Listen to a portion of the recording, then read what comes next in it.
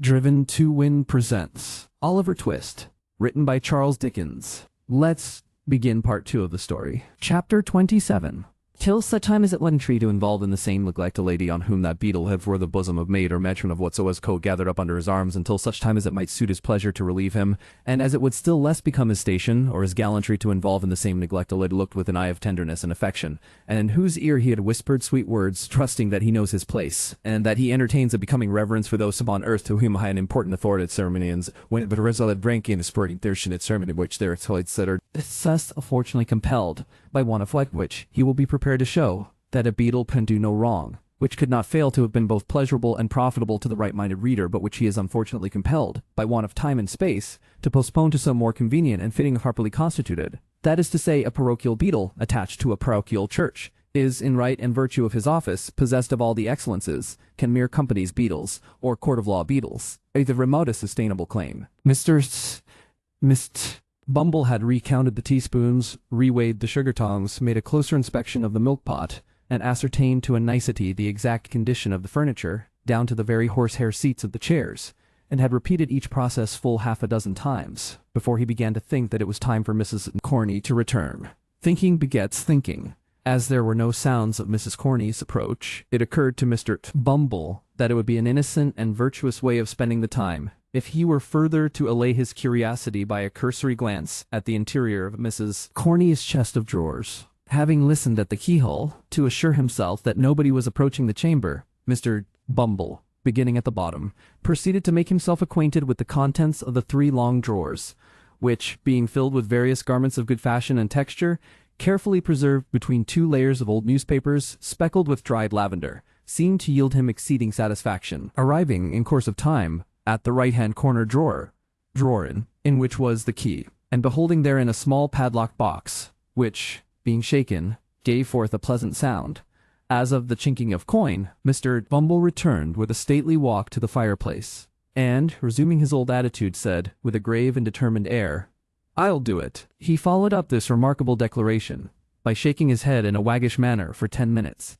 as though he were remonstrating with himself for being such a pleasant dog, and then he took a view of his legs in profile, with much seeming pleasure and interest. He was still placidly engaged in this latter survey, when Mrs. Corney, hurrying into the room, threw herself, in a breathless state, on a chair by the fireside, and covering her eyes with one hand, placed the other over her heart, and gasped for breath. "Mrs. Corney," said Mr. Bumble, stooping over the matron, "what is this, ma'am? Has anything happened, ma'am?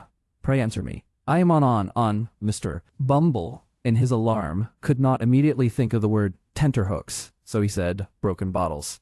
"Oh, Mr. Bumble," cried the lady, "I have been so dreadfully put out." "Put out, ma'am," exclaimed Mr. Bumble. "Who has dared to?" "I know," said Mr. Bumble, checking himself, with native majesty.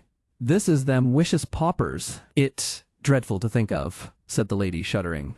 "Then don't think of it, ma," rejoined Mr. Bumble. "I can't help it," whimpered the lady. "Then take something, ma'am," said Mr. Bumble soothingly. "A little of the wine?" "Not for the world," replied Mrs. Corney. "I could the top shelf in the right-hand corner. Oh!" Uttering these words, the good lady pointed, distractedly, to the cupboard, and underwent a convulsion from internal spasms. Mr. Bumble rushed to the closet, and, snatching a pint green glass bottle from the shelf thus incoherently indicated, filled a teacup with its contents, and held it to the lady's lips. "I am better now," said Mrs. Corney, falling back. After drinking half of it, Mr. Bumble raised his eyes piously to the ceiling in thankfulness, and, bringing them down again to the brim of the cup, lifted it to his nose. "Peppermint," exclaimed Mrs. Corney, in a faint voice, smiling gently on the beadle as she spoke. "Try it. There's a little something else in it." Mr. Bumble tasted the medicine with a doubtful look, smacked his lips, took another taste, and put the cup down empty. "It's very comforting," said Mrs. Corney. "Very much so indeed, ma'am," said the beadle. As he spoke, he drew a chair beside the matron, and tenderly inquired what had happened to distress her. "Nothing," replied Mrs. Corney. "I am a foolish, excitable, weak creature." "Not weak, ma'am," retorted Mr. Bumble, drawing his chair a little closer. "Are you a weak creature, Mrs. Corney?" "We are all weak creatures," said Mrs. Corney, laying down a general principle. "So we are," said the beetle. Nothing was said on either side for a minute or two afterwards. By the expiration of that time, Mr. Bumble had illustrated the position by removing his left arm from the back of Mrs. Corney's chair, where it had previously rested, to Mrs. Corney's apron string, round which it gradually became entwined. "We are all weak creatures," said Mr. Bumble. Mrs. Corney sighed. "Don, sigh, Mrs. Corney," said Mr. Bumble. "I can help it," said Mrs. Corney, and she sighed again. "This is a very comfortable room, ma'am," said Mr. Bumble, looking round. "Another room. And this, ma'am, would be a complete thing."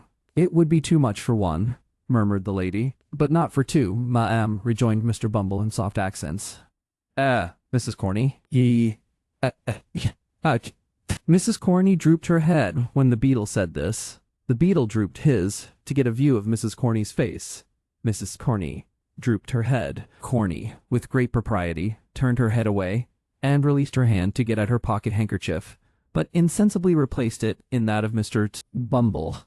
"The board allows you coals, don't they, Mrs. Corney?" inquired the beetle, affectionately pressing her hand. "And candles," replied Mrs. Corney, slightly returning the pressure. "Coals, candles, and house rent free," said Mr. Bumble. "Oh, Mrs. Corney, what an angel you are!" The lady was not proof against this burst of feeling.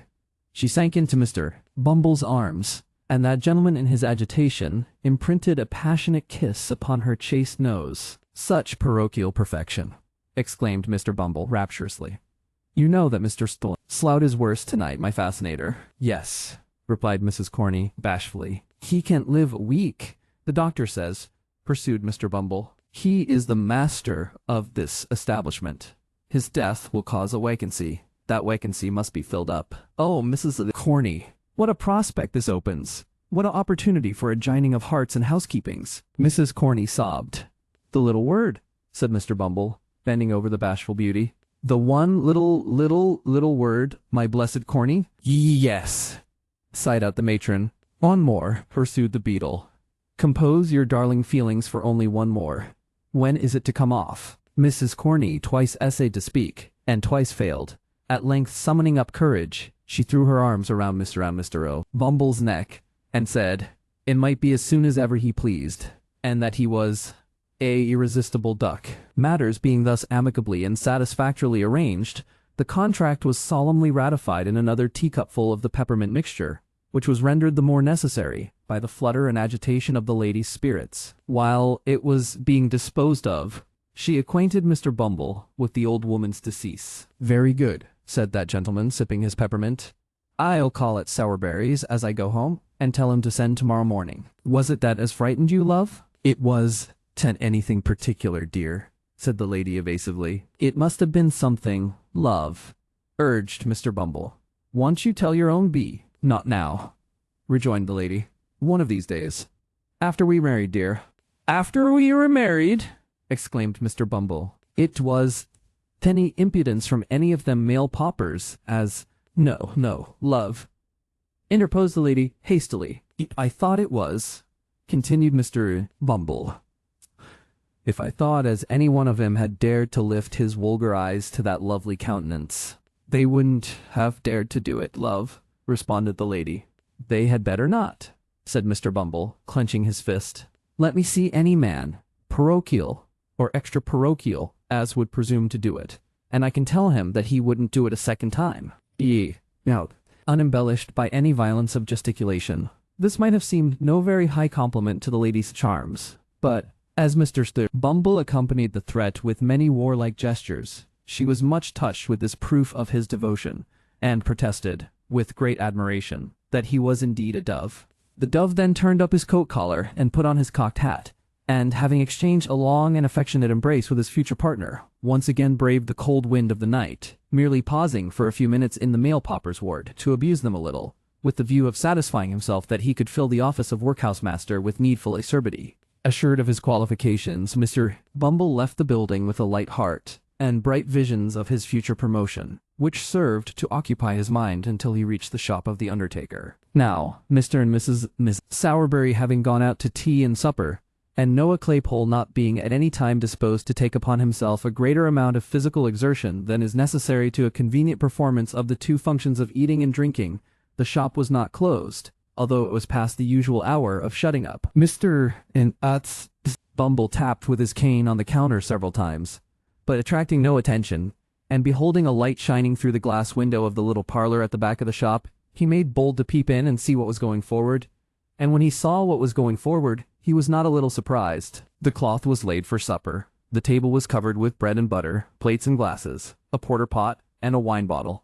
At the upper end of the table, Noah Claypole lolled negligently in an easy chair, with his legs thrown over one of the arms, an open clasp knife in one hand, and a mass of buttered bread in the other. Close beside him stood Charlotte, opening oysters from a barrel, which Mr. Claypole condescended to swallow with remarkable avidity. A more than ordinary redness in the region of the young gentleman's nose, and a kind of fixed wink in his right eye, denoted that he was in a slight degree intoxicated. These symptoms were confirmed by the intense relish with which he took his oysters, for which nothing but a strong appreciation of their cooling properties, in cases of internal fever, could have sufficiently accounted. "Here's a delicious fat one." "Noah, dear," said Charlotte.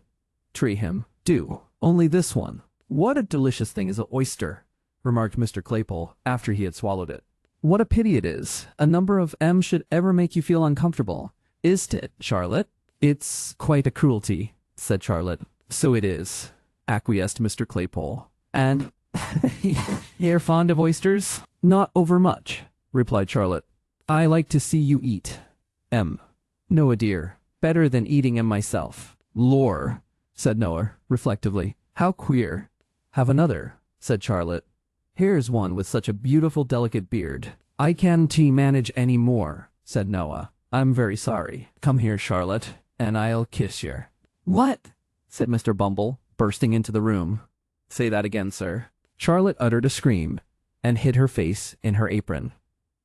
Mr. Claypole, without making any further change in his position than suffering his legs to reach the ground, gazed at the beetle in drunken terror. "Say it again, you vile, audacious fellow," said Mr. Bumble. "How dare you mention such a thing, sir? And how dare you encourage him, you insolent minx?" "Kiss her!" exclaimed Mr. Bumble in strong indignation. "Faugh! Eh? I didn't mean to do it," said Noah, blubbering. "She's always a-kissing of me, whether I like it or not."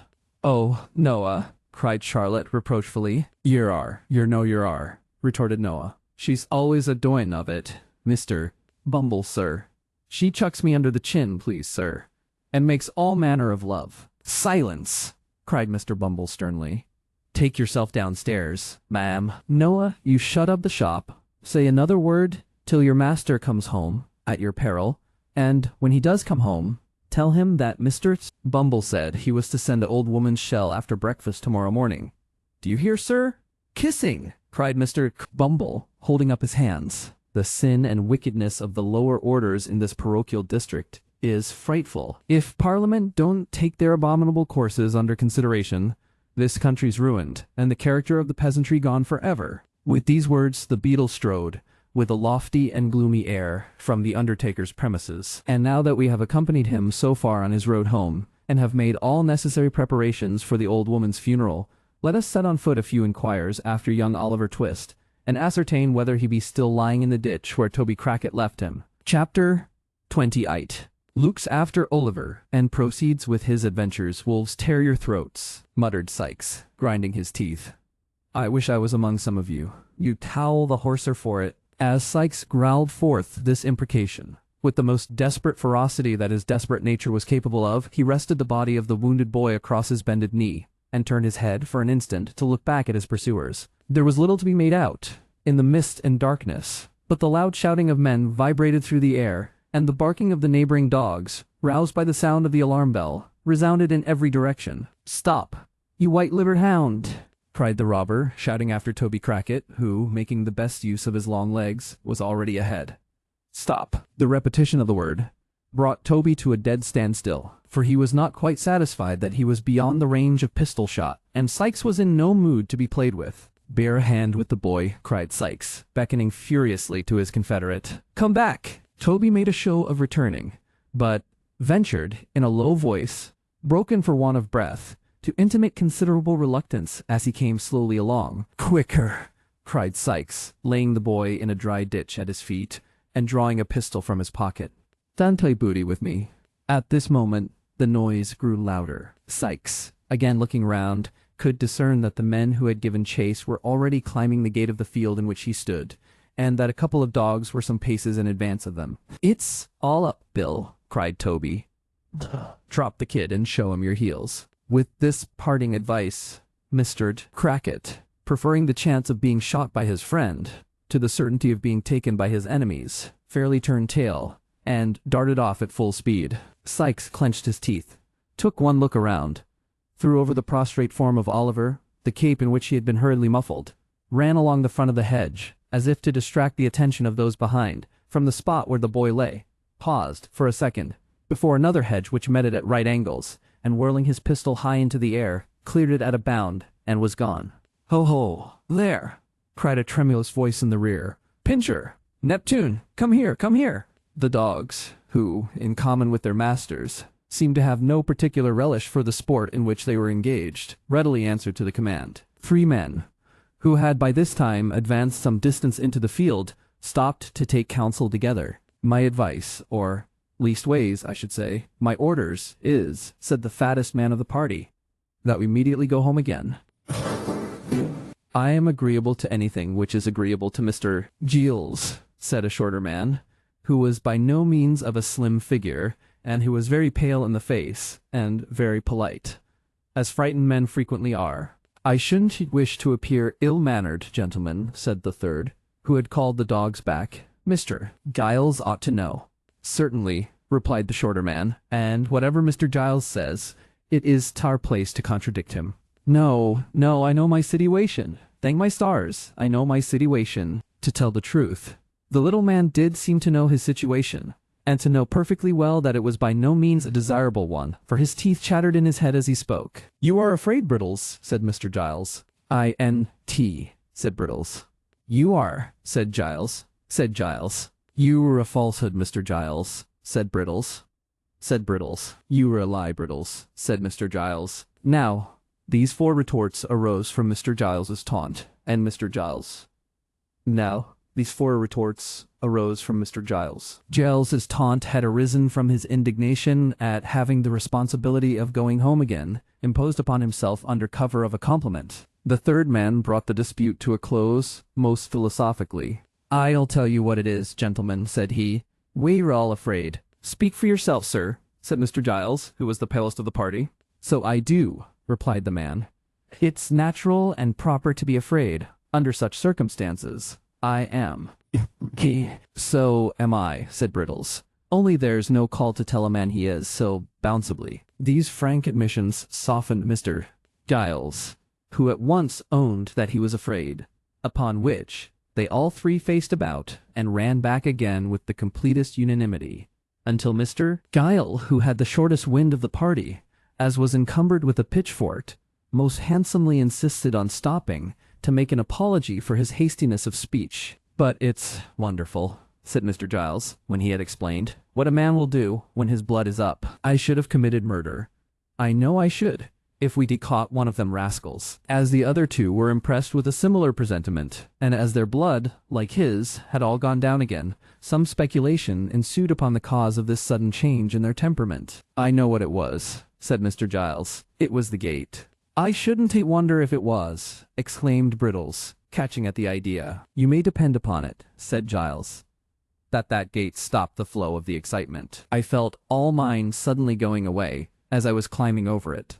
By a remarkable coincidence, the other 2 had been visited with the same unpleasant sensation at that precise moment. It was quite obvious, therefore, that it was the gate, especially as there was no doubt regarding the time at which the change had taken place, because all 3 remembered that they had come in sight of the robbers at the instant of its occurrence. This dialogue was held between the 2 men who had surprised the burglars, and a traveling tinker who had been sleeping in an outhouse, and who had been roused, together with his 2 mongrel curs, to join in the pursuit. Mr.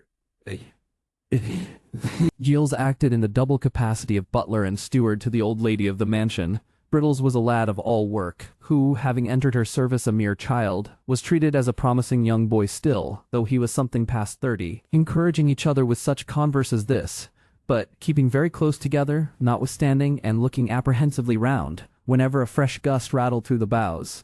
The three men hurried back to a tree, behind which they had left their lantern, lest its light should inform the thieves in what direction to fire. Catching up the light, they made the best of their way home at a good round trot, and long after their dusky forms had ceased to be discernible, the light might have been seen twinkling and dancing in the distance, like some exhalation of the damp and gloomy atmosphere through which it was swiftly borne. The air grew colder, as day came slowly on, and the mist rolled along the ground like a dense cloud of smoke. The grass was wet.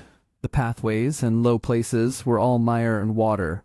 The damp breath of an unwholesome wind went languidly by, with a hollow moaning. Still, Oliver lay motionless and insensible on the spot where Sikes had left him. Morning drew on apace. The air became more sharp and piercing, as its first dull hue, the death of night, rather than the birth of day, glimmered faintly in the sky. The objects which had looked dim and terrible in the darkness grew more and more defined, and gradually resolved into their familiar shapes. The rain came down, thick and fast, and pattered noisily among the leafless bushes. But Oliver felt it not, as it beat against him, for he still lay stretched, helpless and unconscious, on his bed of clay. At length, a low cry of pain broke the stillness that prevailed, and uttering it, the boy awoke. His left arm, rudely bandaged in a shawl, hung heavy and useless at his side.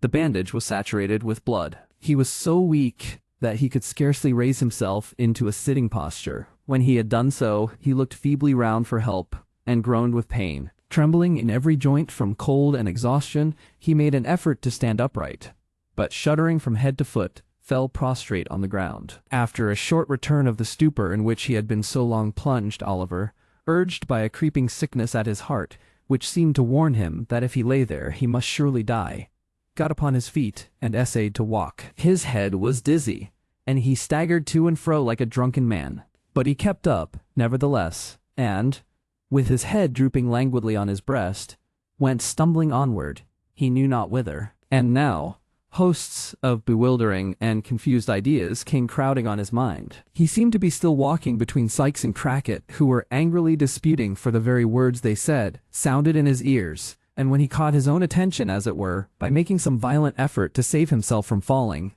he found that he was talking to them. Then he was alone with Sikes, plodding on as on the previous day, and as shadowy people passed them, he felt the robber's grasp upon his wrist. Suddenly, he started back at the report of firearms. There rose into the air loud cries and shouts. Lights gleamed before his eyes. All was noise and tumult, as some unseen hand bore him hurriedly away.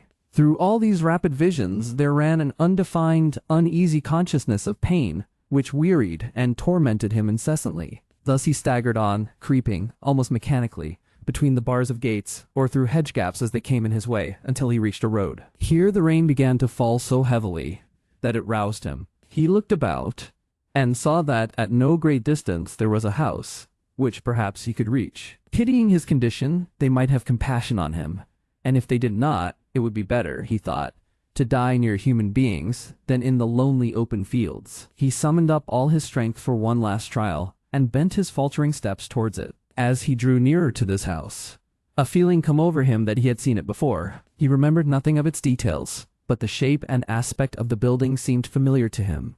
That garden wall! On the grass inside, he had fallen on his knees last night, and prayed the two men's mercy. It was the very house they had attempted to rob. Oliver felt such fear come over him when he recognized the place that, for the instant, he forgot the agony of his wound, and thought only of flight. Flight! He could scarcely stand, and if he were in full possession of all the best powers of his slight and youthful frame, whither could he fly? He pushed against the garden gate. It was unlocked, and swung open on its hinges. He tottered across the lawn, climbed the steps, knocked faintly at the door, and, his whole strength failing him, sunk down against one of the pillars of the little portico. It happened that about this time, Mr. Giles, Brittles, and the tinker were recruiting themselves, after the fatigues and terrors of the night, with tea and sundries in the kitchen. Not that it was Mr. Giles' habit to admit to too great familiarity the humbler servants, towards whom it was rather his wont to deport himself with a lofty affability, which, while it gratified, could not fail to remind them of his superior position in society. But death, fires, and burglary make all men equals. So Mr. Giles sat with his legs stretched out before the kitchen fender, leaning his left arm on the table, while, with his right, he illustrated a circumstantial and minute account of the robbery, to which his hearers, but especially the cook and housemaid, who were of the party, listened with breathless interest. "It was about 2:30, said Mr. Giles, "or I wouldn't swear that it mightn't have been a little nearer 3, when I woke up, and, turning round in my bed, as it might be so, here, Mr. Giles turned round in his chair, and pulled the corner of the tablecloth over him to imitate bedclothes. I fancied I heard a noise. No, at this point of the narrative, the cook turned pale, and asked the housemaid to shut the door. Who asked Brittles, who asked the tinker, who pretended not to hear. Heard a noise, continued Mr. Giles. I says, at first, this is illusion, and was composing myself off to sleep, when I heard the noise again, distinct. What sort of a noise? Asked the cook. Kind of a busting noise, replied Mr. Giles, looking round him. More like the noise of pattering an iron bar on a nutmeg grater, suggested Brittles. It was when you heard it, sir, rejoined Mr. Giles. But, at this time, it had a busting sound. I turned down the clothes, continued Giles, rolling back the tablecloth, sat up in bed, and listened. The cook and housemaid simultaneously ejaculated, "Lor!" and drew their chairs closer together. I heard it now, quite apparent, resumed Mr. Giles. Somebody, I says, is forcing of a door or window. What's to be done? I'll call up that poor lad, Brittles, and save him from being murdered in his bed, or his throat, I says, may be cut from his right ear to his left, without his ever knowing it. Here, all eyes were turned upon Brittles, who fixed his upon the speaker, and stared at him, with his mouth wide open, and his face expressive of the most unmitigated horror. I tossed off the clothes, said Giles, throwing away the tablecloth, and looking very hard at the cook and housemaid, got softly out of bed. Drew on a pair of ladies present. Mr. Giles, murmured the tinker. Of shoes, sir, said Giles, turning upon him, and laying great emphasis on the word. Seized the loaded pistol that always goes upstairs with the plate basket, and walked on tiptoes to his room. Brittles, I says, when I had woke him. Don't be frightened. Don't be frightened. So you did, observed Brittles in a low voice. We were dead men, I think, Brittles, I says, continued Giles. But don't be frightened. Was he frightened? Asked the cook. Not a bit of it, replied Mr. Giles. He was as firm, pretty near as firm as I was. I should have died at once, I'm sure, if it had been me, observed the housemaid. You were a woman, retorted Brittles, plucking up a little. Brittles is right, said Mr. Giles, nodding his head approvingly. From a woman, nothing else was to be expected. We, being men, took a dark lantern that was standing on Brittles' hob, and groped our way downstairs in the pitch dark, as it might be so. Mr. Giles had risen from his seat, and taken 2 steps with his eyes shut, to accompany his description with appropriate action, when he started violently, in common with the rest of the company, and hurried back to his chair. The cook and housemaid screamed. It was a knock, said Mr. Giles, assuming perfect serenity. Open the door, somebody. Nobody moved. It seems a strange sort of a thing, a knock coming at such a time in the morning, said Mr. Giles, surveying the pale faces which surrounded him, and looking very blank himself. But the door must be opened. Do you hear somebody? Mr. Giles, as he spoke, looked at Brittles, but that young man, being naturally modest, probably considered himself nobody, and so held that the inquiry could not have any application to him. At all events, he tendered no reply. Mr. Giles directed an appealing glance at the tinker, but he had suddenly fallen asleep. The women were out of the question. If Brittles would rather open the door, in the presence of witnesses, said Giles, after a short silence, I am ready to make one. So am I, said the tinker, waking up as suddenly as he had fallen asleep. Brittles capitulated on these terms, and the party being somewhat reassured by the discovery made on throwing open the shutters, that it was now broad day, took their way upstairs, with the dogs in front. The 2 women, who were afraid to stay below, brought up the rear. By the advice of Mr. Giles, they all talked very loud, to warn any evil-disposed person outside that they were strong in numbers, and by a masterstroke of policy originating in the brain of the same ingenious gentleman, the dogs' tails were well pinched, in the hall to make them bark savagely. These precautions having been taken, Mr.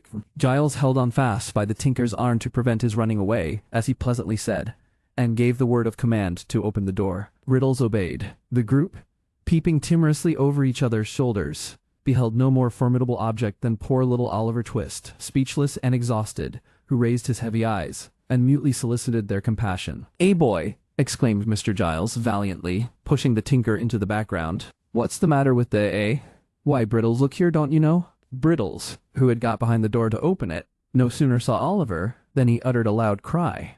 Mr. Giles, seizing the boy by one leg and one arm, fortunately not the broken limb, lugged him straight into the hall, and deposited him at full length on the floor thereof. "Here he is," bawled Giles, calling in a state of great excitement up the staircase. "Here is one of the thieves, ma'am. Here's a thief, miss. Wounded, miss. I shot him, miss." And Brittles held the light. "In a lantern, miss," cried Brittles, applying one hand to the side of his mouth, so that his voice might travel the better. The two women servants ran upstairs to carry the intelligence that Mr. Giles had captured a robber, and the tinker busied himself in endeavoring to restore Oliver, lest he should die before he could be hanged. In the midst of all this noise and commotion, there was heard a sweet female voice, which quelled it in an instant. "Giles," whispered the voice from the stairhead. "I'm here, miss," replied Mr. Giles. "Don't be frightened, miss. I ain't much injured.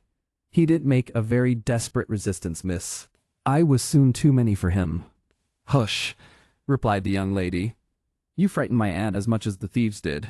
Is the poor creature much hurt?" "And, yeah, wounded desperate, miss," replied Giles, with indescribable complacency. "He looks as if he was a-going, miss," bawled Brittles, in the same manner as before. "Do you like to come and look at him, miss, in case he should?"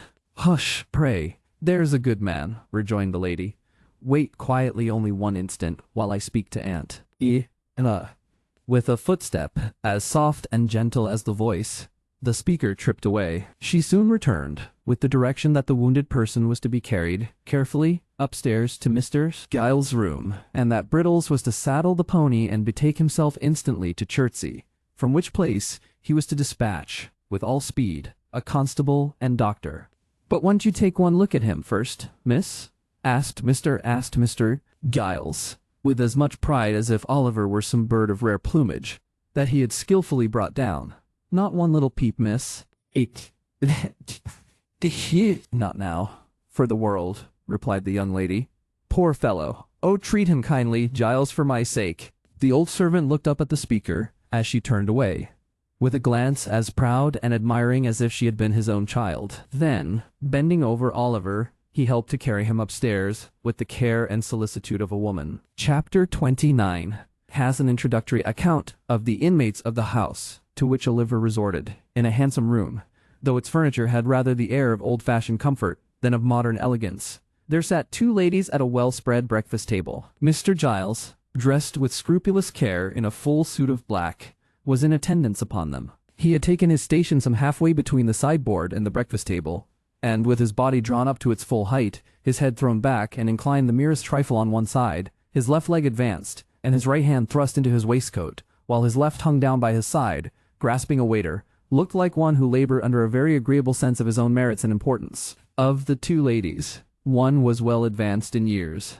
but the high-backed oaken chair in which she sat was not more upright than she. Dressed with the utmost nicety and precision, in a quaint mixture of bygone costume, with some slight concessions to the prevailing taste, which rather served to point the old style pleasantly than to impair its effect, she sat, in a stately manner, with her hands folded on the table before her. Her eyes and age had dimmed, but little of their brightness were attentively upon her young companion. The younger lady was in the lovely bloom and springtime of womanhood, at that age, when, if ever angels be for God's good purposes enthroned in mortal forms, they may be, without impiety, supposed to abide in such as hers. She was not past 17, cast in so slight and exquisite a mould, so mild and gentle, so pure and beautiful, that earth seemed not her element, nor its rough creatures her fit companions. The very intelligence that shone in her deep blue eye, and was stamped upon her noble head, seemed scarcely of her age, or of the world. And yet the changing expression of sweetness and good humor, the thousand lights that played about the face, and left no shadow there, above all, the smile, the cheerful, happy smile, were made for home and fireside peace and happiness. She was busily engaged in the little offices of the table. Chancing to raise her eyes as the elder lady was regarding her, she playfully put back her hair, which was simply braided on her forehead, and threw into her beaming look such an expression of affection and artless loveliness that blessed spirits might have smiled to look upon her. "And Brittles has been gone upwards of an hour, has he?" asked the old lady, after a pause. "An hour and 12 minutes, ma'am," replied Mr. Giles, referring to a silver watch which he drew forth by a black ribbon. "He is always slow," remarked the old lady. "Brittles always was a slow boy, ma'am," replied the attendant. And seeing, by the by, that Brittles had been a slow boy for upwards of 30 years, there appeared no great probability of his ever being a fast one. "He gets worse, instead of better, I think," said the elder lady. "It is very inexcusable in him if he stops to play with any other boys," said the young lady, smiling. Mr. Giles was apparently considering the propriety of indulging in a respectful smile himself, when a gig drove up to the garden gate, out of which there jumped a fat gentleman who ran straight up to the door, and who, getting quickly into the house by some mysterious process, burst into the room, and nearly overturned Mr. and Giles and the breakfast table together. "I never heard of such a thing," exclaimed the fat gentleman. "My dear Mrs. Maylie, bless my soul, in the silence of the night, too, I never heard of such a thing." With these expressions of condolence, the fat gentleman shook hands with both ladies, and drawing up a chair, inquired how they found themselves. "You ought to be dead, positively dead with the fright," said the fat gentleman. "Why did you send?" "Bless me, my man should have come in a minute, and so would I, and my assistant would have been delighted, or anybody, I'm sure, under such circumstances." "Dear, dear, so unexpected. In the silence of the night, too." The doctor seemed especially troubled by the fact of the robbery having been unexpected, and attempted in the night time, as if it were the established custom of gentlemen in the housebreaking way to transact business at noon, and to make an appointment, by post, a day or two previous. "And you, Miss Rose," said the doctor, turning to the young lady. "Oh, very much so, indeed," said Rose, interrupting him. "But there is a poor creature upstairs, whom aunt wishes you to see." "Ah, to be sure," replied the doctor. "So there is. That was your handiwork, Giles, I understand." Mr. Giles, who had been feverishly putting the teacups to rights, blushed very red, and said that he had had that honor. "Honor, eh?" said the doctor. "Well, I don't know. Perhaps it's as honorable to hit a thief in a back kitchen as to hit your man at 12 paces. Fancy that he fired in the air, and you've fought a duel, Giles." Mr.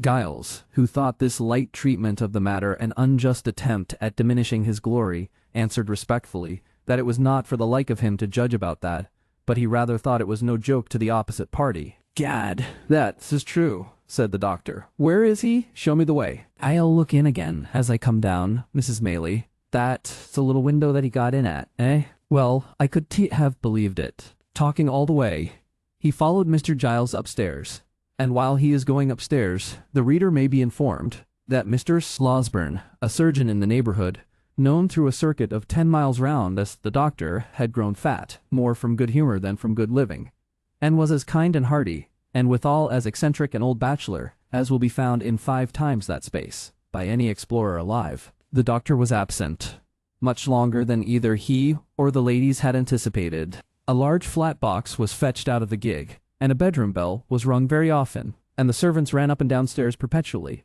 from which tokens it was justly concluded that something important was going on above. At length he returned, and in reply to an anxious inquiry after his patient, looked very mysterious, and closed the door carefully. "This is a very extraordinary thing, Mrs. Maylie," said the doctor, standing with his back to the door, as if to keep it shut. "He is not in danger, I hope," said the old lady. "Why, that would not be an extraordinary thing, under the circumstances," replied the doctor, "though I don't think he is. Have you seen the thief?" "No," rejoined the old lady. "Nor heard anything about him?" "No."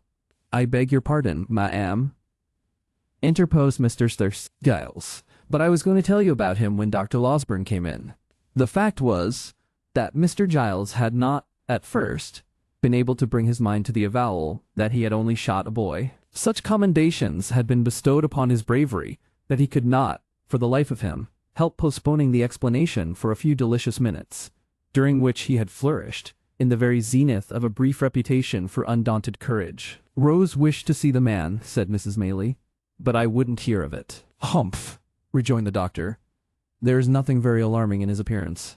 Have you any objection to see him in my presence? If it be necessary, replied the old lady. Certainly not.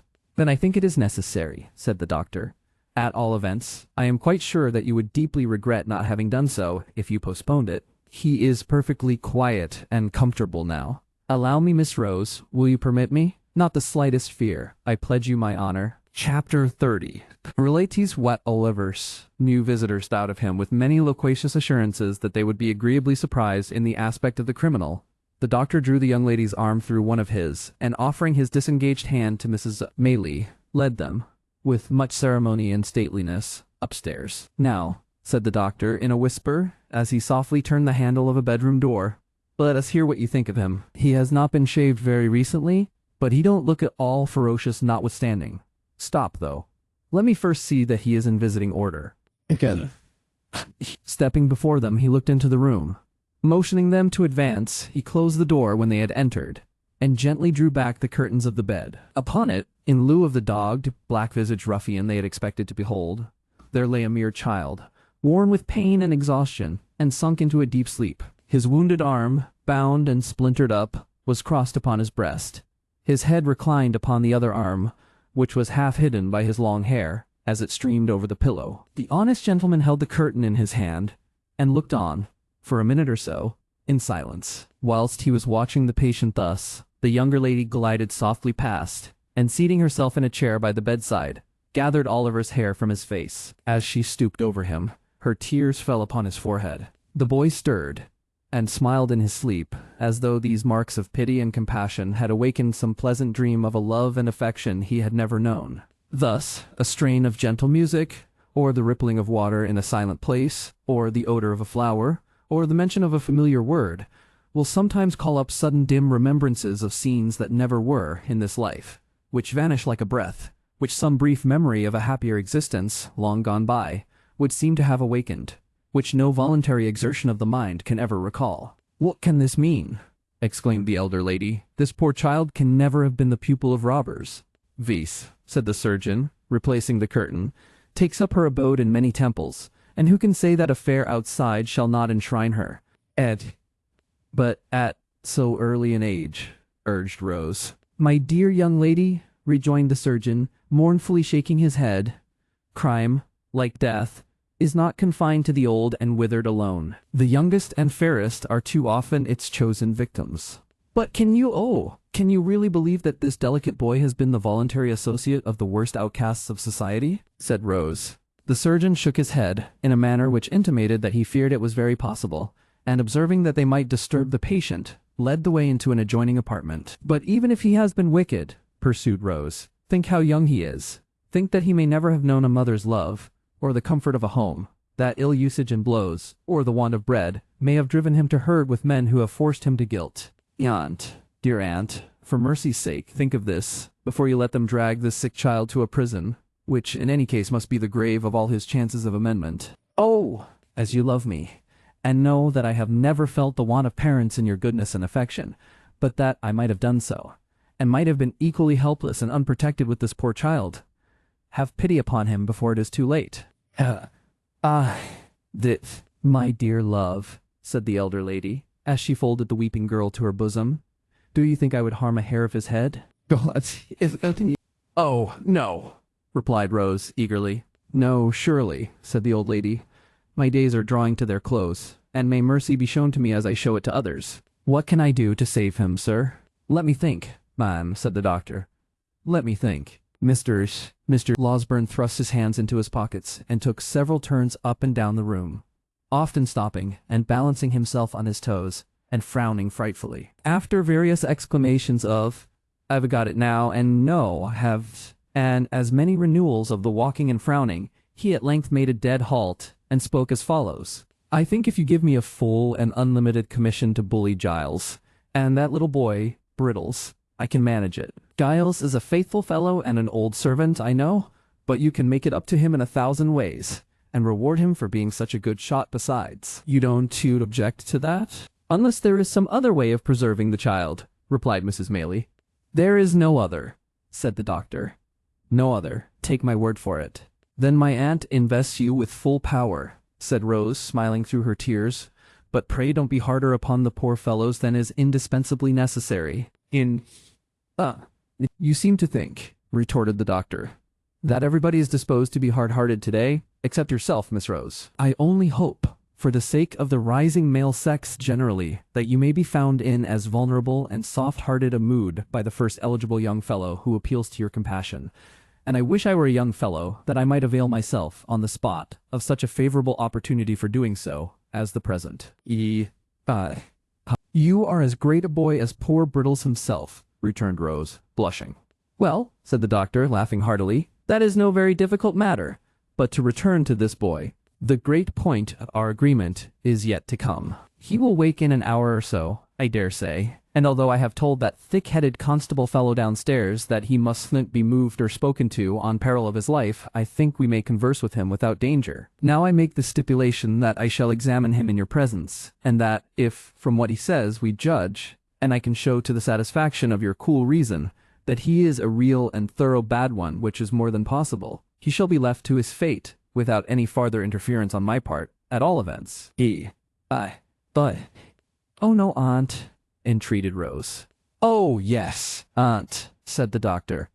"Is it a bargain?" "He cannot be hardened in vice," said Rose. "It is impossible." "Very good," retorted the doctor. "Then so much the more reason for acceding to my proposition." Finally, the treaty was entered into, and the parties thereunto sat down to wait, with some impatience, until Oliver should awake. The patience of the two ladies was destined to undergo a longer trial than Mr. Losberne had led them to expect, for hour after hour passed on, and still Oliver slumbered heavily. It was evening, indeed, before the kind-hearted doctor brought them the intelligence that he was at length sufficiently restored to be spoken to. The boy was very ill, he said, and weak from the loss of blood, but his mind was so troubled with anxiety to disclose something that he deemed it better to give him the opportunity than to insist upon his remaining quiet until next morning, which he should otherwise have done. The conference was a long one. Oliver told them all his simple history and was often compelled to stop by pain and want of strength. It was a solemn thing to hear, in the darkened room, the feeble voice of the sick child recounting a weary catalogue of evils and calamities which hard men had brought upon him. "Oh, if when we oppress and grind our fellow creatures, we bestowed but one thought on the dark evidences of human error, which, like dense and heavy clouds, are rising, slowly it is true, but not less surely, to heaven, to pour thereafter vengeance on our heads. If we heard but one instant, in imagination, the deep testimony of dead men's voices, which no power can stifle, and no pride shut out, where would be the injury and injustice, the suffering, misery, cruelty, and wrong that each day's life brings with it?" Oliver's pillow was smoothed by gentle hands that night, and loveliness and virtue watched him as he slept. He felt calm and happy, and could have died without a murmur. The momentous interview was no sooner concluded, and Oliver composed to rest again, than the doctor, after wiping his eyes, and condemning them for being weak all at once, betook himself downstairs to open upon Mr. Giles. And finding nobody about the parlors, it occurred to him that he could perhaps originate the proceedings with better effect in the kitchen. So into the kitchen he went. There were assembled, in that lower house of the domestic parliament, the women servants, Mr.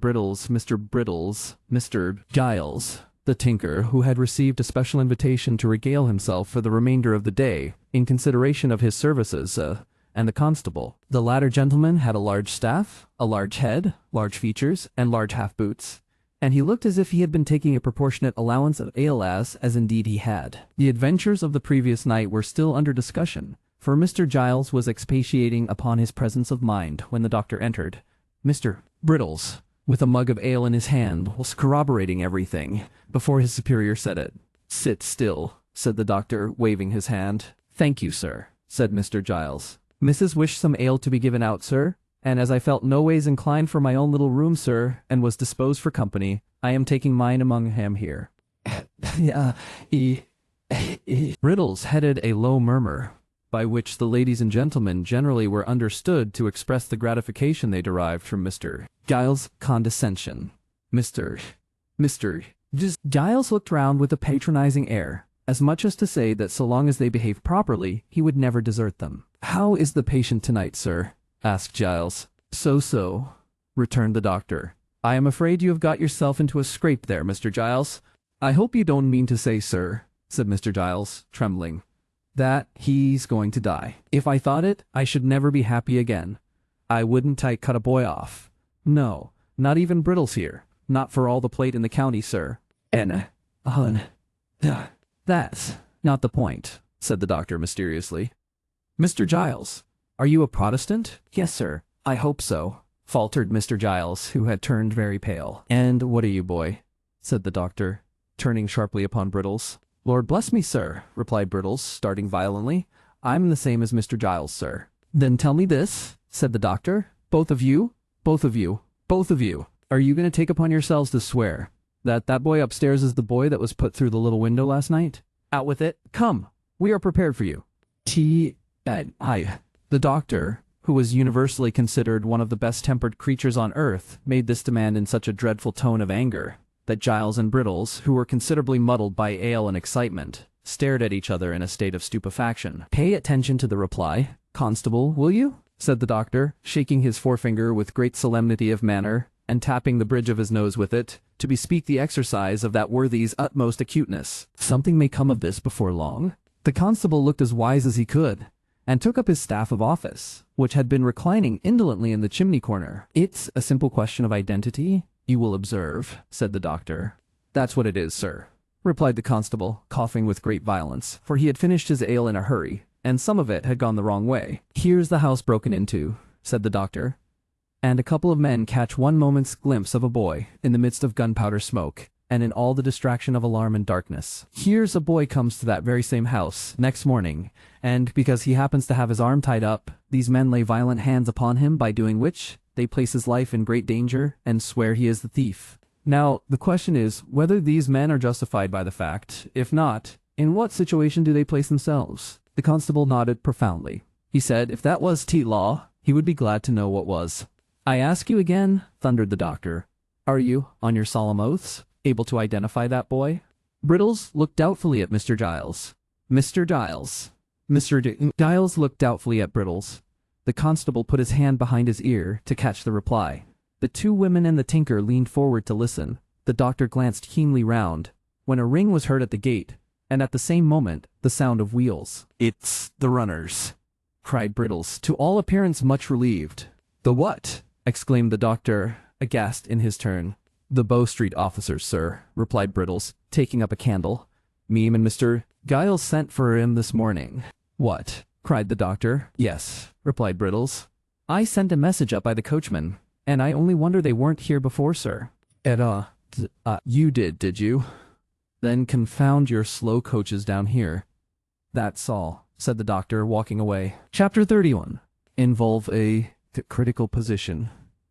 Who's that? Inquired Brittles, opening the door a little way, with the chain up, and peeping out, shading the candle with his hand. Open the door, replied a man outside. It's the officers from Bow Street, as was sent to today. Much comforted by this assurance, Brittles opened the door to its full width, and confronted a portly man in a great coat, who walked in, without saying anything more, and wiped his shoes on the mat, as coolly as if he lived there.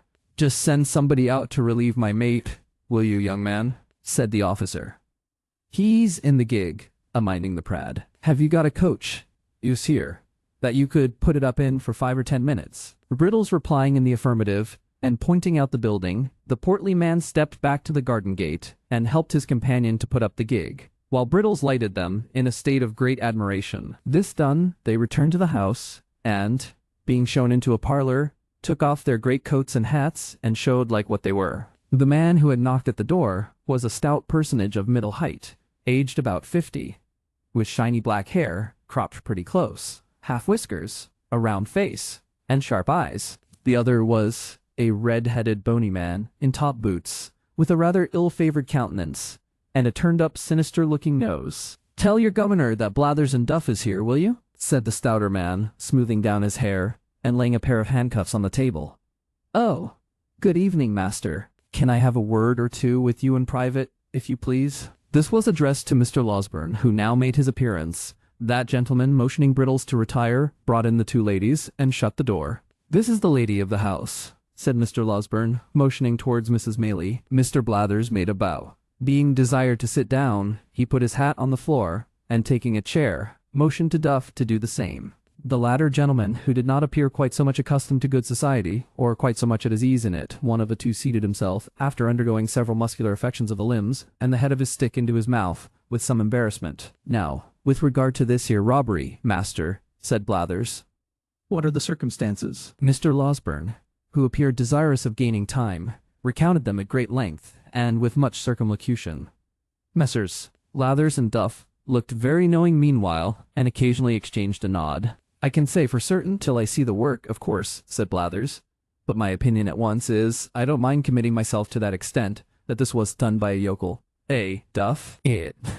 "Certainly not," replied Duff. "And, translating the word yokel for the benefit of the ladies, I apprehend your meaning to be, that this attempt was not made by a countryman?" said Mr. Losberne, with a smile. "That is it, master," replied Blathers. "This is all about the robbery, is it?" "All," replied the doctor. "Now, what is this, about this here boy, that the servants are a-talking on?" said Blathers. "Nothing at all," replied the doctor. "One of the frightened servants chose to take it into his head that he had something to do with this attempt to break into the house. But it's nonsense, sheer absurdity." "Very easy disposed of, if it is," remarked Duff. "What he says is quite correct," observed Blathers, nodding his head in a confirmatory way, and playing carelessly with the handcuffs, as if they were a pair of castanets. "Who is the boy? What account does he give of himself? Where did he come from? He did drop out of the clouds, did he, master?"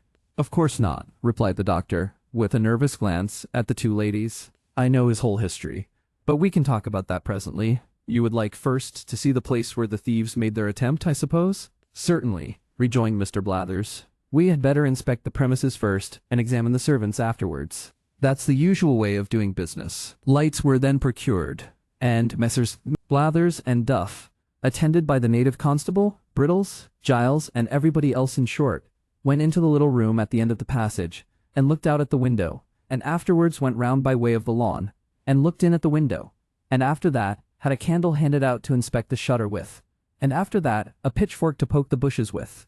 This done, amidst the breathless interest of all beholders, they came in again, and Mr. Giles and Brittles were put through a melodramatic representation of their share in the previous night's adventures, which they performed some 6 times over, contradicting each other, in not more than one important respect, the first time, and in not more than a dozen the last. This consummation being arrived at, Blathers and Duff cleared the room, and held a long council together, compared with which, for secrecy and solemnity, a consultation of great doctors on the knottiest point in medicine would be mere child's play. Meanwhile, the doctor walked up and down the next room in a very uneasy state, and Mrs. Maylie and Rose looked on, with anxious faces.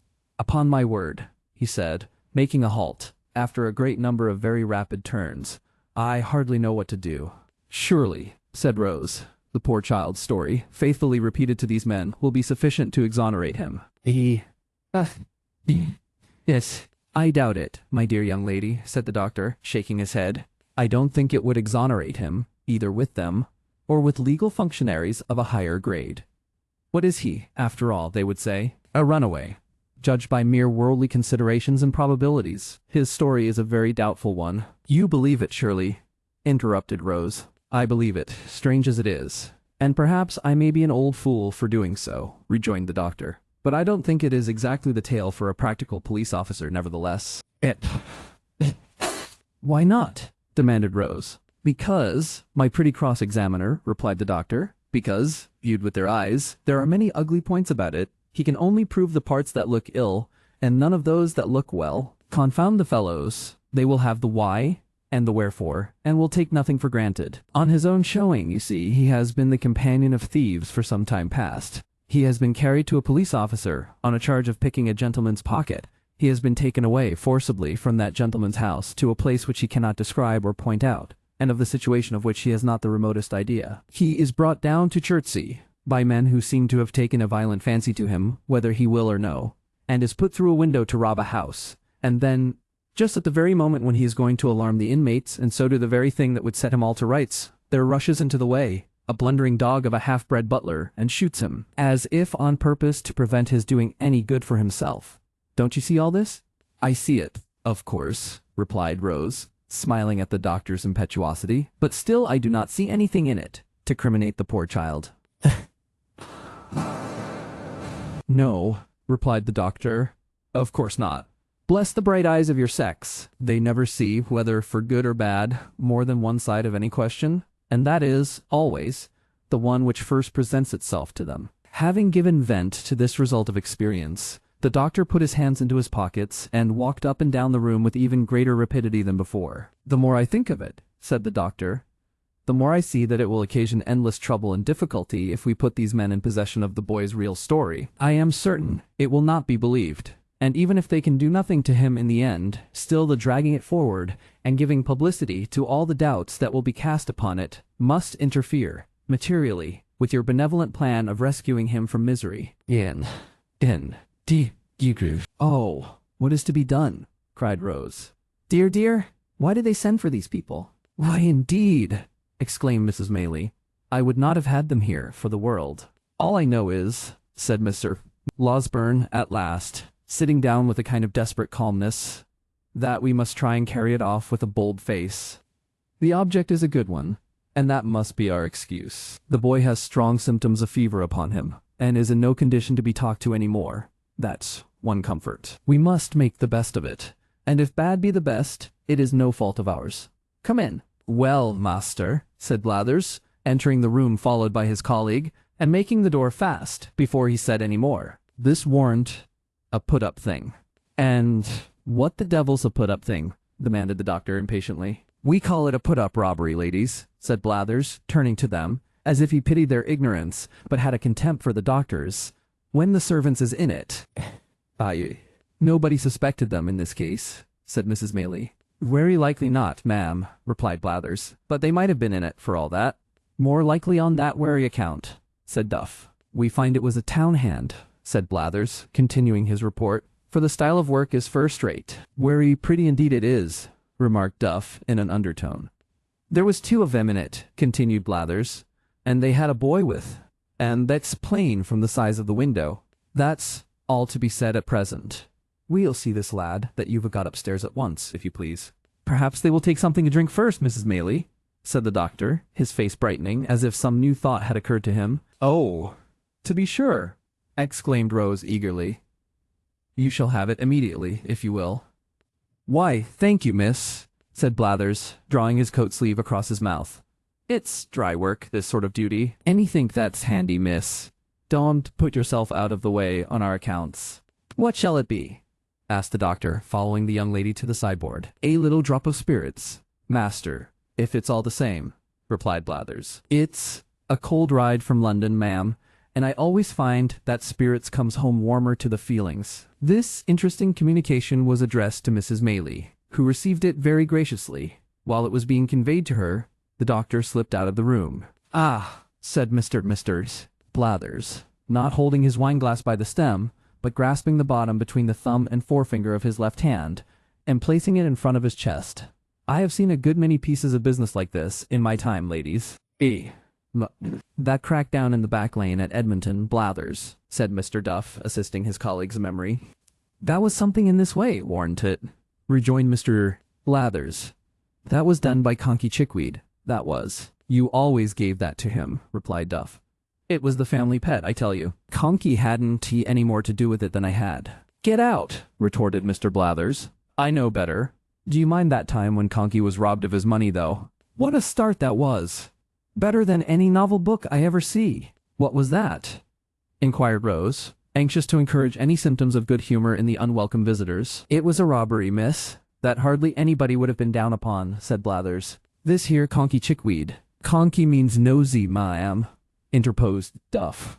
"Of course the lady knows that, don't she?" demanded Mr. Blathers, always interrupting. "You are, partner. This here Conky Chickweed, miss, kept a public house over Battlebridge Way, and he had a cellar, where a good many young lords went to see cock-fighting and badger drawing, and a wary intellectual manner the sports was conducted in, for I've seen 'em often. He warranty one of the family at that time, and one night he was robbed of 327 guineas in a canvas bag, that was stole out of his bedroom in the dead of night, by a tall man with a black patch over his eye who had concealed himself under the bed, and after committing the robbery, jumped slap out of window." which was only a story high. He was very quick about it. But Conky was quick, too, for he fired a blunderbuss arter him and roused the neighborhood. They set up a hue and cry directly, and when they came to look about him, found that Conky had hit the robber, for there was traces of blood all the way to some palings a good distance off, and there they lost him. However, he had made off with the blunt, and, consequently, the name of Mr. Chickweed, licensed whittler, appeared in the Gazette among the other bankrupts, and all manner of benefits and subscriptions, and I don't know what all, was got up for the poor man, who was in a very low state of mind about his loss, and went up and down the streets for 3 or 4 days, a-pulling his hair off in such a desperate manner that many people was afraid he might be going to make away with himself. One day he came up to the office, all in a hurry, and had a private interview with the magistrate, who, after a deal of talk, rings the bell, and orders Jem Spires, and Jem was an active officer, and tells him to go and assist Mr. Sir Chickweed in apprehending the man as robbed his house. "I see him, Spires," said Chickweed. "Passed my house yesterday morning. Why didn't you up and collar him?" says Spires. "I was so struck all of a heap that you might have fractured my skull with a toothpick," says the poor man. "But we were sure to have him, for between 10 and 11 o'clock at night he passed again." Spires no sooner heard this than he put some clean linen and a comb in his pocket in case he should have to stop a day or two, and away he goes and sets himself down at one of the public-house windows behind the little red curtain, with his hat on, all ready to bolt out at a moment's notice. He was smoking his pipe here, late at night, when all of a sudden Chickweed roars out, "Here he is! Stop thief! Murder!" Jem Spires dashes out, and there he sees Chickweed, a-tearing down the street full cry. Away goes Spires. On goes Chickweed. Round turns the people. Everybody roars out, "Thieves!" And Chickweed himself keeps on shouting, all the time, like mad. Spires loses sight of him a minute as he turns a corner, shoots round, sees a little crowd, dives in. "Which is the man?" "Dee me," says Chickweed. "I've lost him again." It was a remarkable occurrence, but he warned to be seen nowhere, so they went back to the public house. Next morning, Spires took his old place and looked out, from behind the curtain, for a tall man with a black patch over his eye, till his own 2 eyes ached again. At last he could help shutting them, to ease him a minute, and the very moment he did so, he hears Chickweed a-roaring out, "Here he is!" Off he starts once more, with Chickweed halfway down the street ahead of him, and after twice as long a run as the yesterday's one, the man's lost again. This was done once or twice more, till one half the neighbors gave out that Mr. Chickweed had been robbed by the devil, who was playing tricks with him arterwards, and the other half, that poor Mr. Chickweed had gone mad with grief. "What did Jem Spires say?" inquired the doctor, who had returned to the room shortly after the commencement of the story. "Jem Spires," resumed the officer, "for a long time said nothing at all, and listened to everything without seeming to, which showed he understood his business. But one morning he walked into the bar, and, taking out his snuff-box, says, 'Chickweed, have you found out who done this here robbery?' 'Have you?' said Chickweed. 'Oh, my dear Spires, only let me have vengeance, and I shall die contented.' 'Oh, my dear Spires, where is the villain?' 'Come,' said Spires, offering him a pinch of snuff. 'None of that gammon. You did it yourself.' So he had, and a good bit of money he had made by it too, and nobody would never have found it out if he hadn't been so precious anxious to keep up appearances," said Mr. Blathers, putting down his wine-glass and clinking the handcuffs together. "Very curious, indeed," observed the doctor.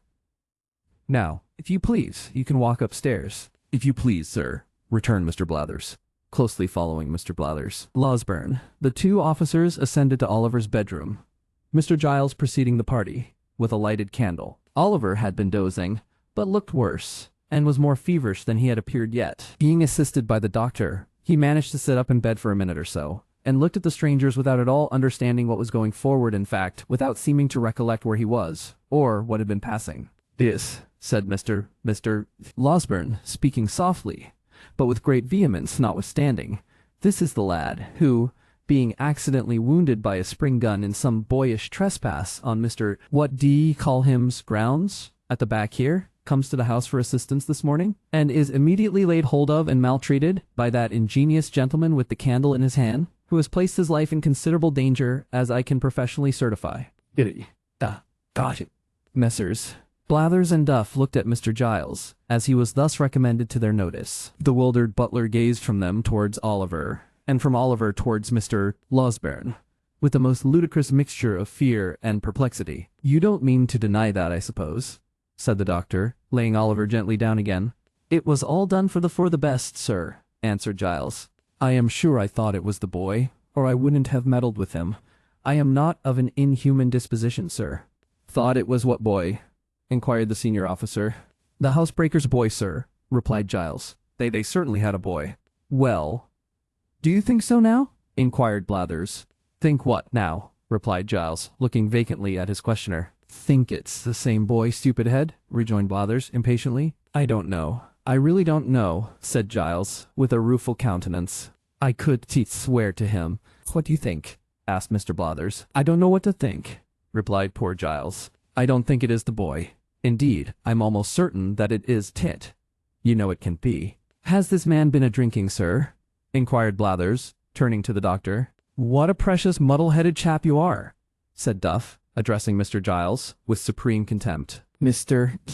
Losberne had been feeling the patient's pulse during this short dialogue, but he now rose from the chair by the bedside and remarked that if the officers had any doubts upon the subject, they would perhaps like to step into the next room and have Brittles before them. Acting upon this suggestion, they adjourned to a neighboring apartment, where Mr. Brittles, being called in, involved himself and his respected superior in such a wonderful maze of fresh contradictions and impossibilities as tended to throw no particular light on anything but the fact of his own strong mystification, except, indeed, his declarations that he shouldn't know the real boy if he were put before him that instant, that he had only taken Oliver to be he because Mr. Giles had said he was, and that Mr.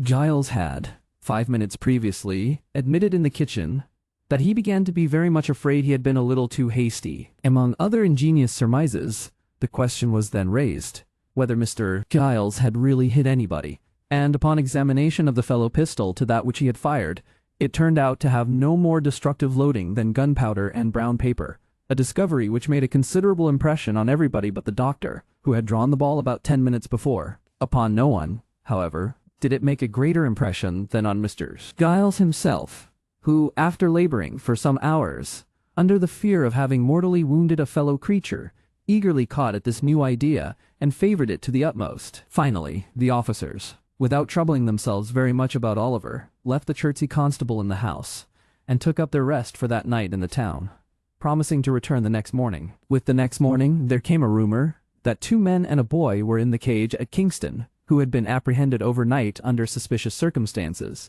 and to Kingston Messrs. Blathers and Duff journeyed accordingly. The suspicious circumstances, however, resolving themselves, on investigation, into the one fact that they had been discovered sleeping under a haystack, which, although a great crime, is only punishable by imprisonment, and is, in the merciful eye of the English law, and its comprehensive love of all the king's subjects, held to be no satisfactory proof, in the absence of all other evidence, that the sleeper, or sleepers, have committed burglary accompanied with violence, and have therefore rendered themselves liable to the punishment of death. Blathers and Duff came back again, as wise as they went. In short, after some more examination and a great deal more conversation, a neighboring magistrate was readily induced to take the joint bail of Mrs. Maylie and Mr.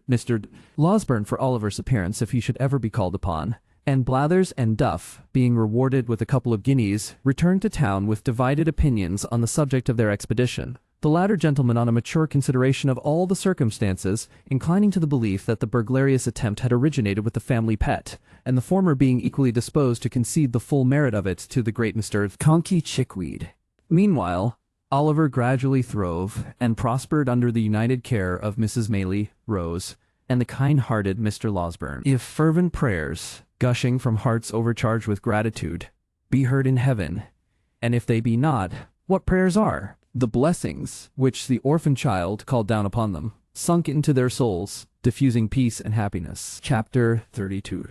Of the happy life Oliver began to lead with his ken friends, Oliver's ailings were neither slight nor few. In addition to the pain and delay attendant on a broken limb, his exposure to the wet and cold had brought on fever and ague, which hung about him for many weeks, and reduced him sadly. But at length he began, by slow degrees, to get better, and to be able to say sometimes, in a few tearful words, how deeply he felt the goodness of the 2 sweet ladies, and how ardently he hoped that when he grew strong and well again, he could do something to show his gratitude, only something which would let them see the love and duty with which his breast was full, something, however slight, which would prove to them that their gentle kindness had not been cast away, but that the poor boy whom their charity had rescued had served them with his whole heart and soul. "Poor fellow," said Rose, when Oliver had been one day feebly endeavoring to utter the words of thankfulness that rose to his pale lips. "You shall have many opportunities of serving us if you will. We are going into the country, and my aunt intends that you shall accompany us. The quiet place, the pure air, and all the pleasure and beauties of spring will restore you in a few days. We will employ you in 100 ways, when you can bear the trouble." "Yeah, the trouble," cried Oliver. "Oh, dear lady, if I could but work for you. If I could only give you pleasure by watering your flowers, or watching your birds, or running up and down the whole day long to make you happy, what would I give to do it?" You shall give nothing at all," said Miss Maylie, smiling, "for, as I told you before, we shall employ you in 100 ways, and if you only take half the trouble to please us, that you promise now, you will make me very happy indeed." "Happy, ma'am," cried Oliver. "How kind of you to say so." "You will make me happier than I can tell you," replied the young lady. "To think that my dear good aunt should have been the means of rescuing anyone from such sad misery as you have described to us, would be an unspeakable pleasure to me. But to know that the object of her goodness and compassion was sincerely grateful and attached in consequence would delight me more than you can well imagine. Do you understand me?" she inquired, watching Oliver's thoughtful face. "Oh yes, ma'am, yes," replied Oliver eagerly. "But I was thinking that I am ungrateful now." "Leave how? To whom?" Inquired the young lady. "To the kind gentleman and the dear old nurse, who took so much care of me before," rejoined Oliver. "If they knew how happy I am, they would be pleased, I am sure." "I am sure they would," rejoined Oliver's benefactress. "And Mr. Losberne has already been kind enough to promise that when you are well enough to bear the journey, he will carry you to see them." "Has he, ma'am?" cried Oliver, his face brightening with pleasure. "I don't know what I shall do for joy when I see their kind faces once again." In a short time, Oliver was sufficiently recovered to undergo the fatigue of this expedition. One morning he and Mr. Losberne set out, accordingly, in a little carriage which belonged to Mrs. Maylie. When they came to Chertsey Bridge, Oliver turned very pale, and uttered a loud exclamation. "What's the matter with the boy?" cried the doctor, as usual, all in a bustle. "Do you see anything, hear anything, feel anything, eh?" "That, sir," cried Oliver, pointing out of the carriage window. "That house!" "Yes. Well, what of it?" "Stop, coachman. Pull up here," cried the doctor. "What of the house, my man, eh?" "The thieves' the house they took me to," whispered Oliver. "The devil it is!" cried the doctor. "Hallo!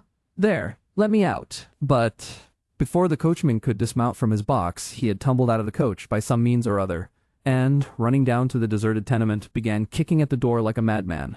"Halloa!" said a little ugly humpbacked man, opening the door so suddenly that the doctor, from the very impetus of his last kick, nearly fell forward into the passage. "What's the matter here?" "Matter!" exclaimed the other, collaring him, without a moment's reflection. "A good deal. Robbery is the matter." "There'll be murder the matter too," replied the humpbacked man coolly, "if you don't take your hands off. You hear me?" "I hear you," said the doctor, giving his captive a hearty shake. "Where? Sid confound the fellow. What is rascally named Sykes? That's it." "Where's Sykes, you thief?" The humpbacked man stared, as if in excess of amazement and indignation, then, twisting himself dexterously from the doctor's grasp, growled forth a volley of horrid oaths, and retired into the house. Before he could shut the door, however, the doctor had passed into the parlor, without a word of parley. He looked anxiously round. Not an article of furniture, not a vestige of anything, animate or inanimate, not even the position of the cupboards, answered Oliver's description. "Now," said the humpbacked man, who had watched him keenly, "what do you mean by coming into my house in this violent way? Do you want to rob me, or to murder me?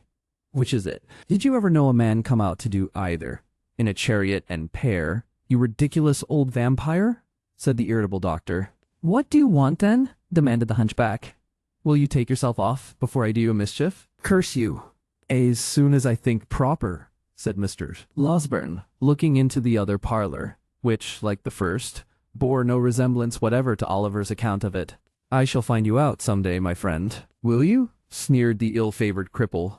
"If you ever want me, I'm here. I haven't lived here mad and all alone for 25 years to be scared by you. You shall pay for this. You shall pay for this.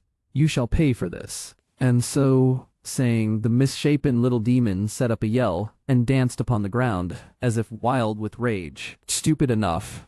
This," muttered the doctor to himself. "The boy must have made a mistake.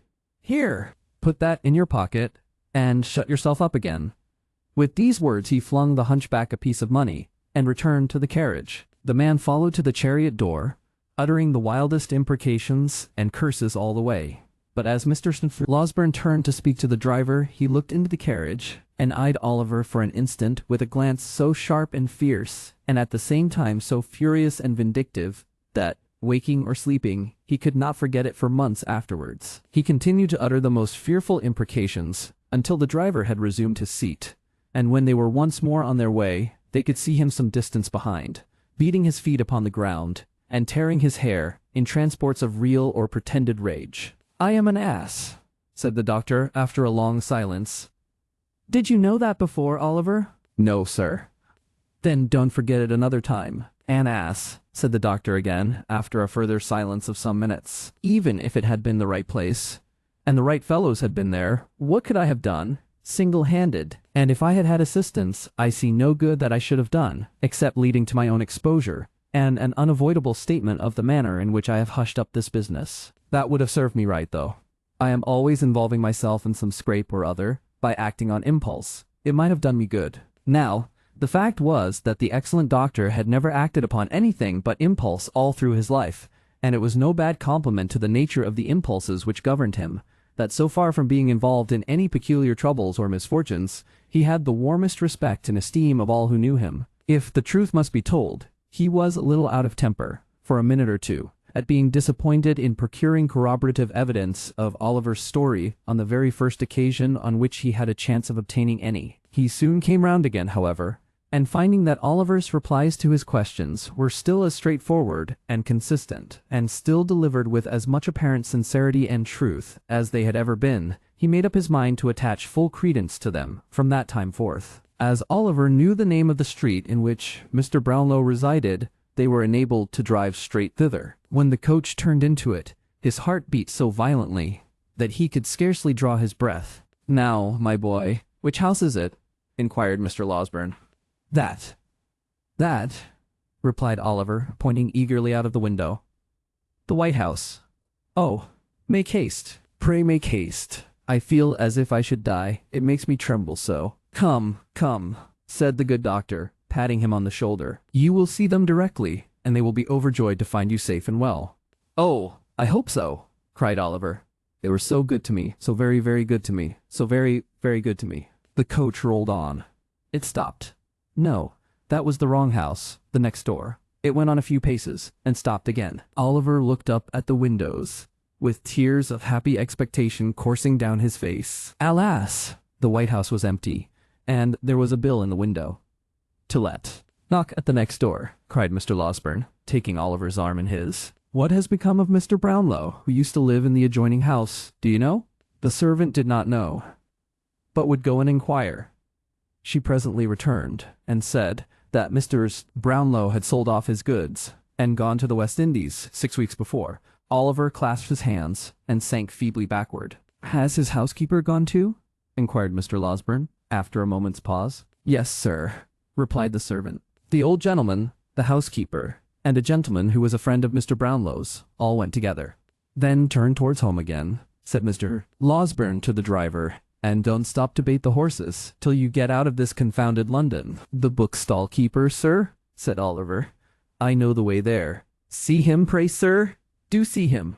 "My poor boy, this is disappointment enough for one day," said the doctor. "Quite enough for both of us. If we go to the bookstall keeper, we shall certainly find that he is dead, or has set his house on fire, or run away. No, home again straight." And, in obedience to the doctor's impulse, home they went. This bitter disappointment caused Oliver much sorrow and grief, even in the midst of his happiness, for he had pleased himself, many times during his illness, with thinking of all that Mr. Brownlow and Mrs. Bedwin would say to him, and what delight it would be to tell them how many long days and nights he had passed in reflecting on what they had done for him, and in bewailing his cruel separation from them. The hope of eventually clearing himself with them too, and explaining how he had been forced away, had buoyed him up, and sustained him under many of his recent trials. And now, the idea that they should have gone so far, and carried with them the belief that he was an impostor and a robber, a belief which might remain uncontradicted to his dying day, was almost more than he could bear. The circumstance occasioned no alteration, however, in the behavior of his benefactors. After another fortnight, when the fine warm weather had fairly begun, and every tree and flower was putting forth its young leaves and rich blossoms, they made preparations for quitting the house at Chertsey for some months, sending the plate, which had so excited Fagin's cupidity, to the bankers, and leaving Giles and another servant in care of the house, they departed to a cottage at some distance in the country, and took Oliver with them. Who can describe the pleasure and delight, the peace of mind and soft tranquillity, the sickly boy felt in the balmy air, and among the green hills and rich woods of an inland village? Who can tell how scenes of peace and quietude sink into the minds of pain-worn dwellers in close and noisy places, and carry their own freshness deep into their jaded hearts? Men who have lived in crowded, pent-up streets through lives of toil, and who have never wished for change. Men to whom custom has indeed been second nature, and who have come almost to love each brick and stone that form the narrow boundaries of their daily walks. Even they, with the hand of death upon them, have been known to yearn at last for one short glimpse of nature's face, and, carried far from the scenes of their old pains and pleasures, have seemed to pass at once into a new state of being. Crawling forth from day to day to some green sunny spot, they have had such memories wakened up within them by the sight of the sky, and hill and plain, and glistening water, that a foretaste of heaven itself has soothed their quick decline, and they have sunk into their tombs, as peacefully as the sun whose setting they watched from their lonely chamber window but a few hours before, faded from their dim and feeble sight. The memories which peaceful country scenes call up are not of this world, nor of its thoughts and hopes. Their gentle influence may teach us how to weave fresh garlands for the graves of those we loved, may purify our thoughts, and bear down before it old enmity and hatred. But beneath all this, there lingers, in the least reflective mind, a vague and half-formed consciousness of having held such feelings long before, in some remote and distant time, which calls up solemn thoughts of distant times to come, and bends down pride and worldliness beneath it. It was a lovely spot to which they repaired. Oliver, whose days had been spent among squalid crowds, and in the midst of noise and brawling, seemed to enter on a new existence there. The rose and honeysuckle clung to the cottage walls, the ivy crept round the trunks of the trees, and the garden flowers perfumed the air with delicious odors. Hard by was a little churchyard, not crowded with tall, unsightly gravestones, but full of humble mounds, covered with fresh turf and moss, beneath which the old people of the village lay at rest. Oliver often wandered here, and, thinking of the wretched grave in which his mother lay, would sometimes sit him down and sob unseen. But when he raised his eyes to the deep sky overhead, he would cease to think of her as lying in the ground, and would weep for her, sadly, but without pain. It was a happy time. The days were peaceful and serene. The nights brought with them neither fear nor care, no languishing in a wretched prison, or associating with wretched men, nothing but pleasant and happy thoughts. Every morning he went to a white-headed old gentleman, who lived near the little church, who taught him to read better, and to write, and who spoke so kindly, and took such pains, that Oliver could never try enough to please him. Then he would walk with Mrs. Maylie and Rose, and hear them talk of books, or perhaps sit near them in some shady place, and listen whilst the young lady read, which he could have done until it grew too dark to see the letters. Then he had his own lesson for the next day to prepare, and at this he would work hard, in a little room which looked into the garden, till evening came slowly on, when the ladies would walk out again, and he with them, listening with such pleasure to all they said, and so happy if they wanted a flower that he could climb to reach, or had forgotten anything he could run to fetch, that he could never be quick enough about it. When it became quite dark, and they returned home, the young lady would sit down to the piano, and play some pleasant air, or sing in a low and gentle voice some old song which it pleased her aunt to hear. There would be no candles lighted at such times as these, and Oliver would sit by one of the windows, listening to the sweet music, in a perfect rapture. And when Sunday came, how differently the day was spent from any way in which he had ever spent it yet, and how happily too, like all the other days in that most happy time. There was the little church, in the morning, with the green leaves fluttering at the windows, the birds singing without, and the sweet-smelling air stealing in at the low porch, and filling the homely building with its fragrance. The poor people were so neat and clean, and knelt so reverently in prayer, that it seemed a pleasure, not a tedious duty, their assembling there together, and though the singing might be rude, it was real, and sounded more musical to Oliver's ears at least than any he had ever heard in church before. Then there were the walks as usual, and many calls at the clean houses of the laboring men. And at night, Oliver read a chapter or two from the Bible, which he had been studying all the week, and in the performance of which duty he felt more proud and pleased than if he had been the clergyman himself. In the morning, Oliver would be afoot by 6 o'clock, roaming the fields and plundering the hedges, far and wide, for nosegays of wild flowers, with which he would return laden home, and which it took great care and consideration to arrange, to the best advantage, for the embellishment of the breakfast table. There was fresh groundsel, too, for Miss Maylie's birds, with which Oliver, who had been studying the subject under the able tuition of the village clerk, would decorate the cages, in the most approved taste. When the birds were made all spruce and smart for the day, there was usually some little commission of charity to execute in the village. Or, failing that, there was rare cricket playing, sometimes, on the green. Or, failing that, there was always something to do in the garden, or about the plants, to which Oliver, who had studied this science also, under the same master, who was a gardener by trade, applied himself with hearty goodwill, until Miss Rose made her appearance, when there were 1,000 commendations to be bestowed on all he had done. So 3 months glided away. 3 months, which, in the life of the most blessed and favored of mortals, might have been unmingled happiness, and which, in Oliver's, were true felicity, with the purest and most amiable generosity on one side, and the truest, warmest, soul-felt gratitude on the other. It is no wonder that, by the end of that short time, Oliver Twist had become completely domesticated with the old lady and her niece, and that the fervent attachment of his young and sensitive heart was repaid by their pride in, an attachment to himself. Chapter 33. Viewing the happiness of Oliver and his friends, experiences a sudden check. Spring flew swiftly by, and summer came. If the village had been beautiful at first, it was now in the full glow and luxuriance of its richness. The great trees, which had looked shrunken and bare in the earlier months, had now burst into strong life and health, and stretching forth their green arms over the thirsty ground, converted open and naked spots into choice nooks, where was a deep and pleasant shade from which to look upon the wide prospect, steeped in sunshine, which lay stretched beyond. The earth had donned her mantle of brightest green, and shed her richest perfumes abroad. It was the prime and vigor of the year. All things were glad and flourishing. Still, the same quiet life went on at the little cottage, and the same cheerful serenity prevailed among its inmates. Oliver had long since grown stout and healthy, but health or sickness made no difference in his warm feelings of a great many people. He was still the same gentle, attached, affectionate creature that he had been when pain and suffering had wasted his strength, and when he was dependent for every slight attention and comfort on those who tended him. One beautiful night, when they had taken a longer walk than was customary with them, for the day had been unusually warm, and there was a brilliant moon, and a light wind had sprung up, which was unusually refreshing. Rose had been in high spirits too, and they had walked on, in merry conversation, until they had far exceeded their ordinary bounds. Mrs. Maylie being fatigued, they returned more slowly home.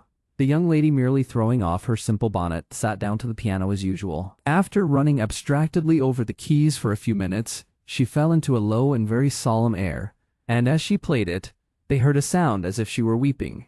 "Rose, my dear," said the elder lady. Rose made no reply, but played a little quicker, as though the words had roused her from some painful thoughts. "Rose, my love," cried Mrs. Maylie, rising hastily, and bending over her. "What is this? In tears, my dear child, what distresses you?" "Nothing, aunt, nothing," replied the young lady. "I don't know what it is. I can't describe it, but I feel—" "Not ill, my love?" interposed Mrs. Maylie. "No, no, oh, not ill," replied Rose, shuddering as though some deadly chillness were passing over her while she spoke. "I shall be better presently. Close the window, pray." Oliver hastened to comply with her request. The young lady, making an effort to recover her cheerfulness, strove to play some livelier tune, but her fingers dropped powerless over the keys. Covering her face with her hands, she sank upon a sofa, and gave vent to the tears which she was now unable to repress. "My child," said the elderly lady, folding her arms about her, "I never saw you so before." "I would not alarm you if I could avoid it," rejoined Rose.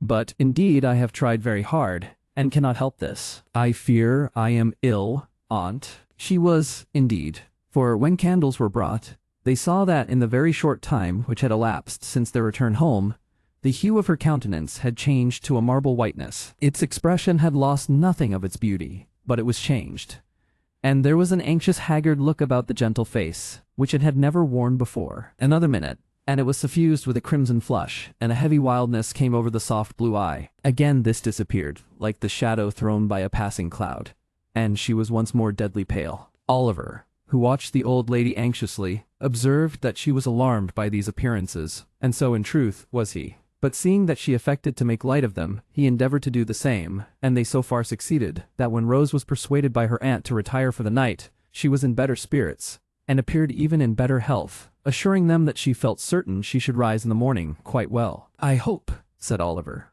when Mrs. Maylie returned, "that nothing is the matter? She don't look well tonight, but—" The old lady motioned to him not to speak, and sitting herself down in a dark corner of the room, remained silent for some time. At length, she said, in a trembling voice, "I hope not, Oliver. I have been very happy with her for some years. Too happy, perhaps. It may be time that I should meet with some misfortune, but I hope it is not this." "What?" inquired Oliver. "The heavy blow," said the old lady, "of losing the dear girl who has so long been my comfort and happiness." "Oh, God forbid!" exclaimed Oliver hastily. "Amen to that, my child," said the old lady, wringing her hands. "Surely there is no danger of anything so dreadful?" said Oliver. "2 hours ago she was quite well." "She is very ill now," rejoined Mrs. Maylie, "and will be worse, I am sure. My dear, dear Rose! Oh, what shall I do without her? She gave way to such great grief that Oliver, suppressing his own emotion, ventured to remonstrate with her, and to beg, earnestly, that, for the sake of the dear young lady herself, she would be more calm.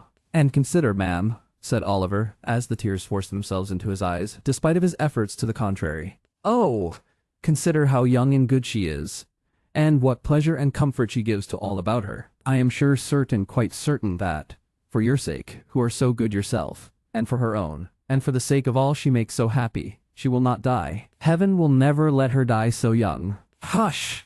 said Mrs. Maylie, laying her hand on Oliver's head. "You think like a child, poor boy.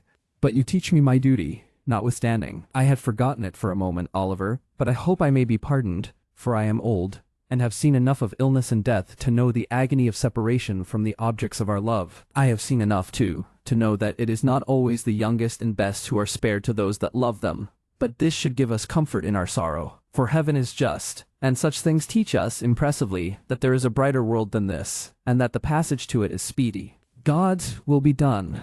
I love her, and he knows how well." Oliver was surprised to see that, as Mrs. Maylie said these words, she checked her lamentations as though by one effort, and drawing herself up as she spoke, became composed and firm. He was still more astonished to find that this firmness lasted, and that, under all the care and watching which ensued, Mrs. Maylie was ever ready and collected, performing all the duties which had devolved upon her, steadily, and, to all external appearances, even cheerfully. But he was young, and did not know what strong minds are capable of, under trying circumstances. How should he, when their possessors so seldom know themselves? An anxious night ensued.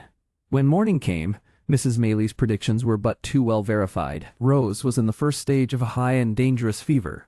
"We must be active, Oliver, and not give way to useless grief," said Mrs. Maylie, laying her finger on her lip, as she looked steadily into his face. "This letter must be sent, with all possible expedition, to Mr. Losberne.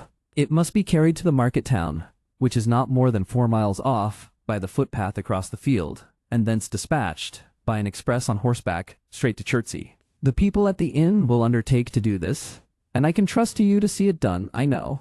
Oliver could make no reply, but looked his anxiety to be gone at once. "Here is another letter," said Mrs. Maylie, pausing to reflect. "But whether to send it now, or wait until I see how Rose goes on, I scarcely know. I would not forward it, unless I feared the worst." "Is it for Chertsey, too, ma'am?" inquired Oliver, impatient to execute his commission, and holding out his trembling hand for the letter. "No," replied the old lady, giving it to him mechanically. Oliver glanced at it, and saw that it was directed to Harry Maylie, Esquire, at some great lord's house in the country, where he could not make out. "Shall it go, ma'am?" asked Oliver, looking up impatiently. "I think not," replied Mrs. Maylie, taking it back. "I will wait until tomorrow." With these words, she gave Oliver her purse, and he started off, without more delay, at the greatest speed he could muster. Swiftly, he ran across the fields, and down the little lanes which sometimes divided them, now almost hidden by the high corn on either side, and now emerging on an open field, where the mowers and haymakers were busy at their work. Nor did he stop once, save now and then for a few seconds to recover breath, until he came, in a great heat, and covered with dust, on the little marketplace of the market town. Here he paused, and looked about for the inn. There were a white bank, and a red brewery, and a yellow town hall, and in one corner there was a large house, with all the wood about it painted green, before which was the sign of the George. To this he hastened, as soon as it caught his eye. He spoke to a postboy who was dozing under the gateway, and who, after hearing what he wanted, referred him to the ostler, who, after hearing all he had to say again, referred him to the landlord, who was a tall gentleman in a blue neckcloth, a white hat, drab breeches, and boots with tops to match, leaning against a pump by the stable door, picking his teeth with a silver toothpick. This gentleman walked with much deliberation into the bar to make out the bill, which took a long time making out, and after it was ready, and paid, a horse had to be saddled, and a man to be dressed, which took up 10 good minutes more. Meanwhile Oliver was in such a desperate state of impatience and anxiety that he felt as if he could have jumped upon the horse himself, and galloped away, full tier, to the next stage. At length, all was ready, and the little parcel having been handed up, with many injunctions and entreaties for its speedy delivery, the man set spurs to his horse, and rattling over the uneven paving of the marketplace, was out of the town, and galloping along the turnpike road in a couple of minutes. As it was something to feel certain that assistance was sent for, and that no time had been lost, Oliver hurried up the inn-yard with a somewhat lighter heart. He was turning out of the gateway when he accidentally stumbled against a tall man wrapped in a cloak, who was at that moment coming out of the inn door. "Ah!" cried the man, fixing his eyes on Oliver, and suddenly recoiling. "What the devil's this?" I beg your pardon, sir," said Oliver. "I was in a great hurry to get home, and did see you were coming." "Hi." "Odd death," muttered the man to himself, glaring at the boy with his large dark eyes. "Who would have thought it? Grind him to ashes. He'd start up from a stone coffin, to come in my way." "I am sorry," stammered Oliver, confused by the strange man's wild look. "I hope I have not hurt you." "Rot you," murmured the man, in a horrible passion, between his clenched teeth. "If I had only had the courage to say the word, I might have been free of you in a night. Curses on your head, and black death on your heart, you imp. What are you doing here?" The man shook his fist. As he uttered these words incoherently, he advanced towards Oliver, as if with the intention of aiming a blow at him, but fell violently on the ground, writhing and foaming in a fit. Oliver gazed, for a moment, at the struggles of the madman, for such he supposed him to be, and then darted into the house for help. Having seen him safely carried into the hotel, he turned his face homewards, running as fast as he could, to make up for lost time, and recalling with a great deal of astonishment and some fear the extraordinary behavior of the person from whom he had just parted. The circumstance did not dwell in his recollection long, however, for when he reached the cottage, there was enough to occupy his mind, and to drive all considerations of self completely from his memory. Rose Maylie had rapidly grown worse. Before midnight she was delirious. A medical practitioner, who resided on the spot, was in constant attendance upon her, and after first seeing the patient, he had taken Mrs. Maylie aside, and pronounced her disorder to be one of a most alarming nature. "In fact," he said, "it would be little short of a miracle if she recovered." How often did Oliver start from his bed that night, and stealing out, with noiseless footstep, to the staircase, listen for the slightest sound from the sick chamber? How often did a tremble shake his frame, and cold drops of terror start upon his brow, when a sudden trampling of feet caused him to fear that something too dreadful to think of had even then occurred? And what had been the fervency of all the prayers he had ever muttered, compared with those he poured forth now, in the agony and passion of his supplication for the life and health of the gentle creature, who was tottering on the deep grave's verge? Oh, the suspense, the fearful, acute suspense, of standing idly by while the life of one we dearly love is trembling in the balance. Oh, the racking thoughts that crowd upon the mind, and make the heart beat violently, and the breath come thick, by the force of the images they conjure up before it. The desperate anxiety to be doing something to relieve the pain or lessen the danger, which we have no power to alleviate. The sinking of soul and spirit which the sad remembrance of our helplessness produces. What tortures can equal these? What reflections or endeavors can allay them? Morning came, and the little cottage was lonely and still. People spoke in whispers. Anxious faces appeared at the gate from time to time. Women and children went away in tears. All the livelong day, and for hours after it had grown dark, Oliver paced softly up and down the garden, raising his eyes every instant to the sick chamber, and shuddering to see the darkened window, looking as if death lay stretched inside. Late that night, Mr. Losberne arrived. "It is hard," said the good doctor, turning away as he spoke. "So young, so much beloved, but there is very little hope." But, another morning. The sun shone brightly as if it looked upon no misery or care, and with every leaf and flower in full bloom about her, with life and health and sounds and sights of joy surrounding her on every side, the fair young creature lay, wasting fast. Oliver crept away to the old churchyard, and sitting down on one of the green mounds, wept and prayed for her, in silence. There was such peace and beauty in the scene, so much of brightness and mirth in the sunny landscape, such blithesome music in the songs of the summer birds, such freedom in the rapid flight of the rook, careering overhead, so much of life and joyousness in all, that when the boy raised his aching eyes and looked about, the thought instinctively occurred to him that this was not a time for death, that Rose could surely never die when humbler things were all so glad and gay, that graves were for cold and cheerless winter. He almost thought that shrouds were for the old and shrunken, and that they never wrapped the young and graceful form in their ghastly folds. A knell from the church bell broke harshly on these youthful thoughts. Another, again,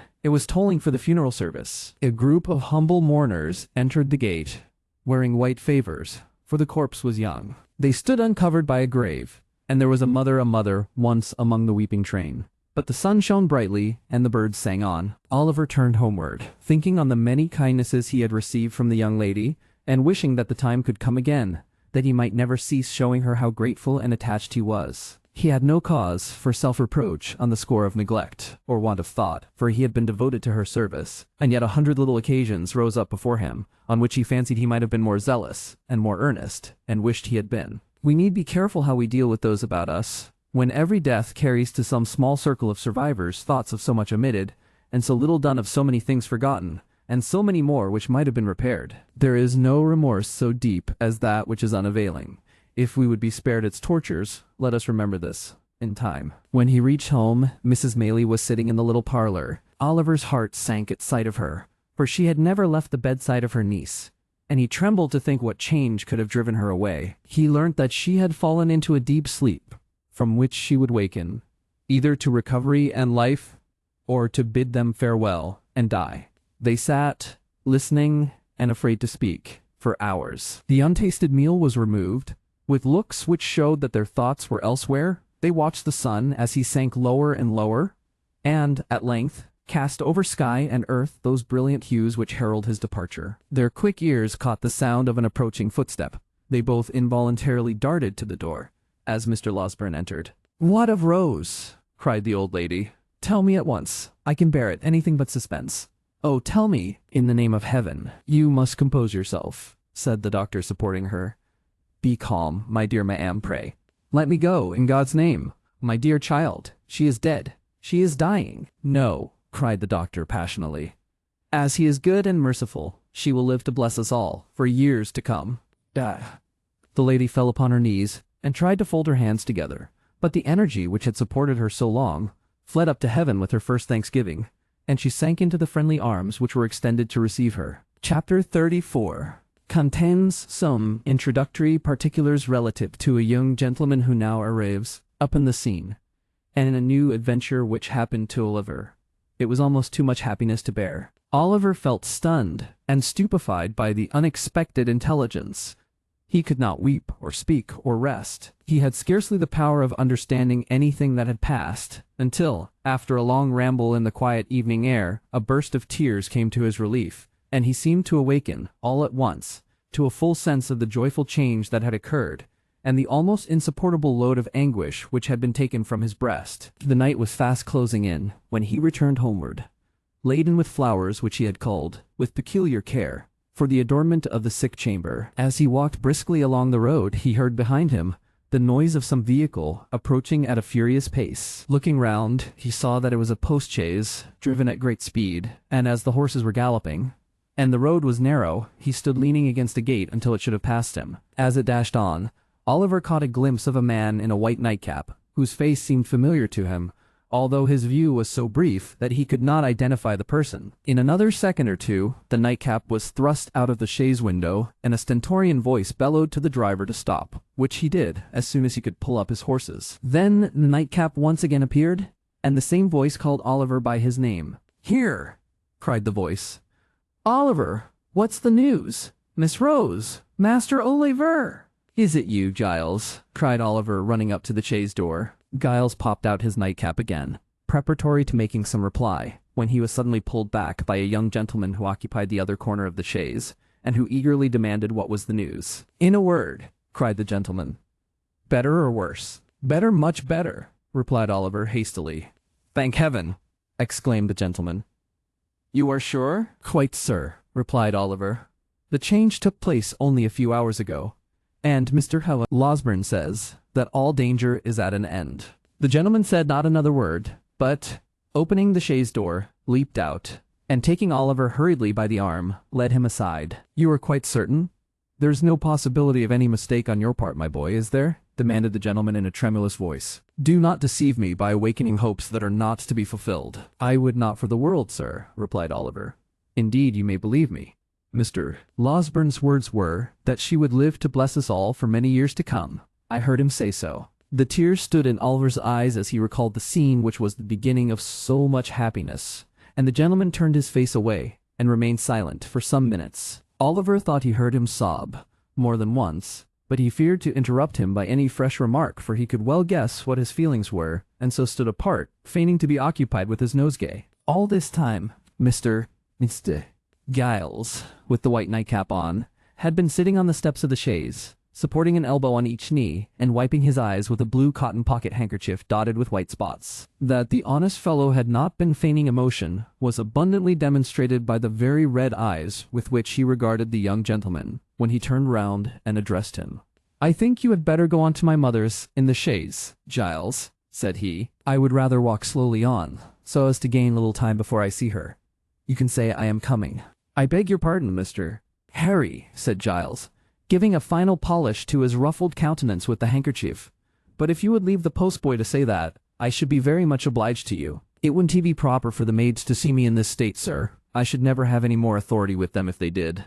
"Well," rejoined Harry Maylie, smiling, "you can do as you like. Let him go on with the luggage, if you wish it, and do follow with us. Only first exchange that nightcap for some more appropriate covering, or we shall be taken for madmen." Mr. Giles, reminded of his unbecoming costume, snatched off and pocketed his nightcap, and substituted a hat of grave and sober shape which he took out of the chaise. This done, the postboy drove off. Giles, Mr. Maylie, and Oliver followed at their leisure. As they walked along, Oliver glanced from time to time with much interest and curiosity at the newcomer. He seemed about 25 years of age, and was of the middle height. His countenance was frank and handsome, and his demeanor easy and prepossessing. Notwithstanding the difference between youth and age, he bore so strong a likeness to the old lady that Oliver would have had no great difficulty in imagining their relationship if he had not already spoken of her as his mother. Mrs. Maylie was anxiously waiting to receive her son when he reached the cottage. The meeting did not take place without great emotion on both sides. "Mother," whispered the young man, "why did you not write before?" "I did," replied Mrs. Maylie, "but, on reflection, I determined to keep back the letter until I had heard Mr. Losberne's opinion." "But why?" said the young man. "Why run the chance of that occurring which so nearly happened? If Rose had, I cannot utter that word now, if this illness had terminated differently, how could you ever have forgiven yourself? How could I ever have no happiness again? If that had been the case, Harry," said Mrs. Maylie, "I fear your happiness would have been effectually blighted, and that your arrival here, a day sooner or a day later, would have been of very, very little import." And who can wonder if it be so, mother?" rejoined the young man. "Or why should I say, if it is, you know it.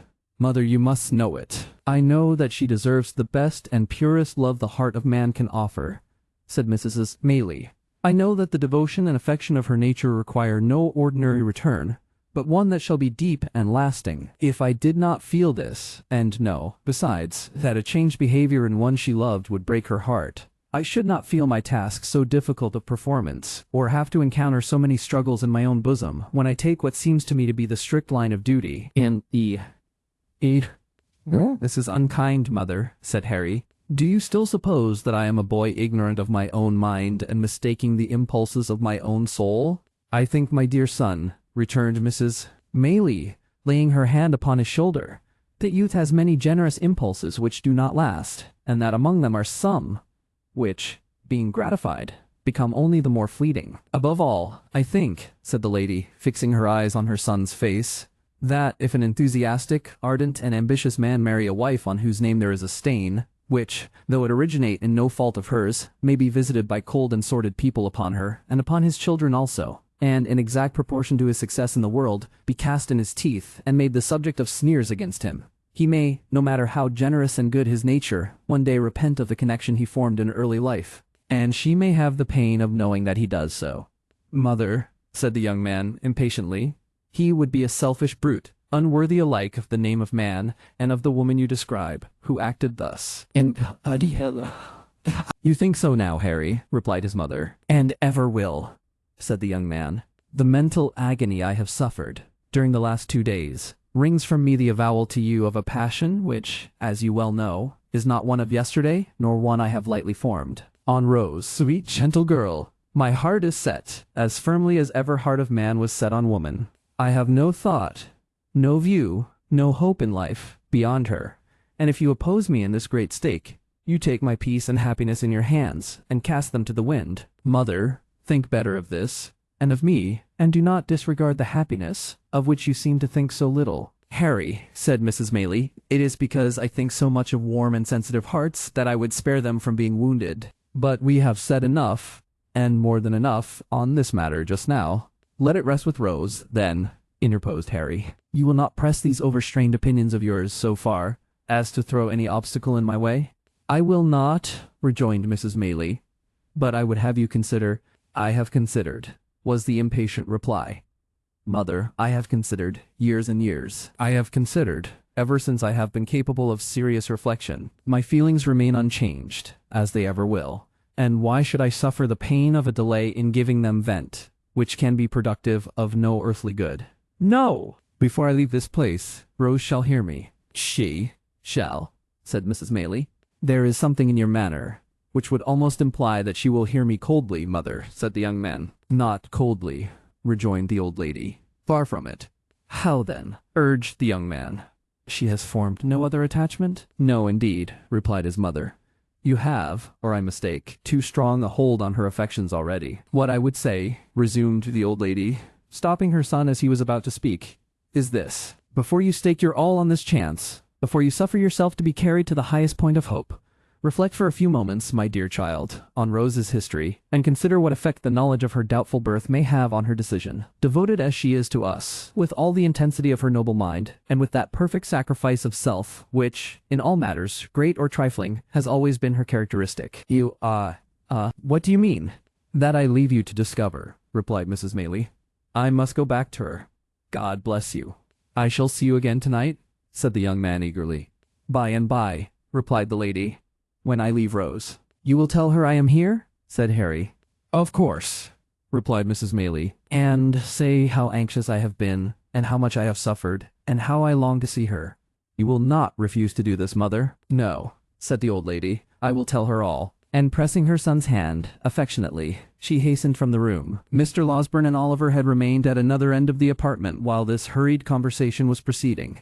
The former now held out his hand to Harry Maylie, and hearty salutations were exchanged between them. The doctor then communicated, in reply to multifarious questions from his young friend, a precise account of his patient's situation, which was quite as consolatory and full of promise as Oliver's statement had encouraged him to hope, and to the whole of which Mr. Giles, who affected to be busy about the luggage, listened with greedy ears. "Have you shot anything particular lately, Giles?" inquired the doctor when he had concluded. "Nothing particular, sir," replied Mr. Giles, coloring up to the eyes. "Nor catching any thieves, nor identifying any housebreakers?" said the doctor. "None at all, sir," replied Mr. Giles, with much gravity. "Well," said the doctor, "I am sorry to hear it, because you do that sort of thing admirably. Pray, how is Brittles?" "The boy is very well, sir," said Mr. Giles, recovering his usual tone of patronage, "and sends his respectful duties, sir." "That's well," said the doctor. "Seeing you here reminds me, Mr. Giles, that on the day before that on which I was called away so hurriedly, I executed, at the request of your good mistress, a small commission in your favor. Just step into this corner a moment, will you?" Mr. Giles walked into the corner with much importance and some wonder, and was honored with a short whispering conference with the doctor, on the termination of which he made a great many bows, and retired with steps of unusual stateliness. The subject matter of this conference was not disclosed in the parlor, but the kitchen was speedily enlightened concerning it, for Mr. Giles walked straight thither, and having called for a mug of ale, announced, with an air of majesty which was highly effective, that it had pleased his mistress, in consideration of his gallant behavior on the occasion of that attempted robbery, to deposit, in the local savings bank, the sum of £25 for his sole use and benefit. At this, the two women servants lifted up their hands and eyes, and supposed that Mr. Giles, pulling out his shirt frill, replied, "No, no," and that if they observed that he was at all haughty to his inferiors, he would thank them to tell him so. And then he made a great many other remarks, no less illustrative of his humility, which were received with equal favor and applause, and were withal as original and as much to the purpose as the remarks of great men commonly are. Above stairs, the remainder of the evening passed cheerfully away, for the doctor was in high spirits, and however fatigued or thoughtful Harry Maylie might have been at first, he was not proof against the worthy gentleman's good humor, which displayed itself in a great variety of sallies and professional recollections, and an abundance of small jokes, which struck Oliver as being the drollest things he had ever heard, and caused him to laugh proportionately, to the evident satisfaction of the doctor, who laughed immoderately at himself, and made Harry laugh almost as heartily.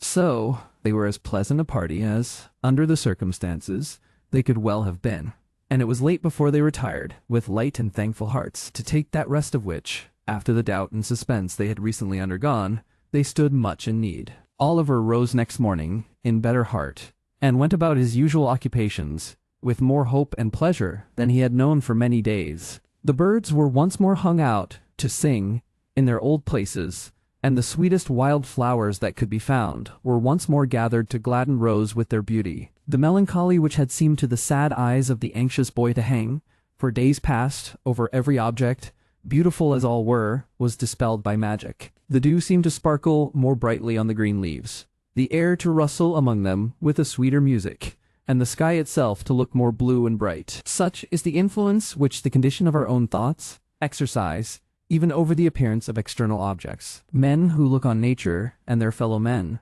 and cry that all is dark and gloomy, are in the right, but the somber colors are reflections from their own jaundiced eyes and hearts. The real hues are delicate, and need a clearer vision. It is worthy of remark, and Oliver did not fail to note it at the time, that his morning expeditions were no longer made alone. Harry Maylie, after the very first morning when he met Oliver coming laden home, was seized with such a passion for flowers, and displayed such a taste in their arrangement, as left his young companion far behind. If Oliver were behindhand in these respects, he knew where the best were to be found, and morning after morning they scoured the country together, and brought home the fairest that blossomed. The window of the young lady's chamber was open now, for she loved to feel the rich summer air stream in, and revive her with its freshness, but there always stood in water, just inside the lattice, one particular little bunch, which was made up with great care every morning. Oliver could not help noticing that the withered flowers were never thrown away, although the little vase was regularly replenished, nor could he help observing that whenever the doctor came into the garden, he invariably cast his eyes up to that particular corner, and nodded his head most expressively, as he set forth on his morning's walk. Pending these observations, the days were flying by, and Rose was rapidly recovering, nor did Oliver's time hang heavy on his hands, although the young lady had not yet left her chamber, and there were no evening walks, save now and then, for a short distance, with Mrs. Maylie. He applied himself, with redoubled assiduity, to the instructions of the white-headed old gentleman, and labored so hard that his quick progress surprised even himself. It was while he was engaged in this pursuit that he was greatly startled and distressed by a most unexpected occurrence. The little room in which he was accustomed to sit, when busy at his books, was on the ground floor, at the back of the house. It was quite a cottage room, with a lattice window, around which were clusters of jessamine and honeysuckle that crept over the casement and filled the place with their delicious perfume. It looked into a garden, whence a wicket gate opened into a small paddock. All beyond was fine meadowland and wood. There was no other dwelling near in that direction, and the prospect it commanded was very extensive. One beautiful evening, when the first shades of twilight were beginning to settle upon the earth, Oliver sat at this window, intent upon his books. He had been poring over them for some time, and, as the day had been uncommonly sultry, and he had exerted himself a great deal, it is no disparagement to the authors, whoever they may have been, to say that gradually, and by slow degrees, he fell asleep. There is a kind of sleep that steals upon us sometimes, which, while it holds the body prisoner, does not free the mind from a sense of things about it, and enable it to ramble at its pleasure. So far as an overpowering heaviness, a prostration of strength, and an utter inability to control our thoughts or power of motion can be called sleep, this is it.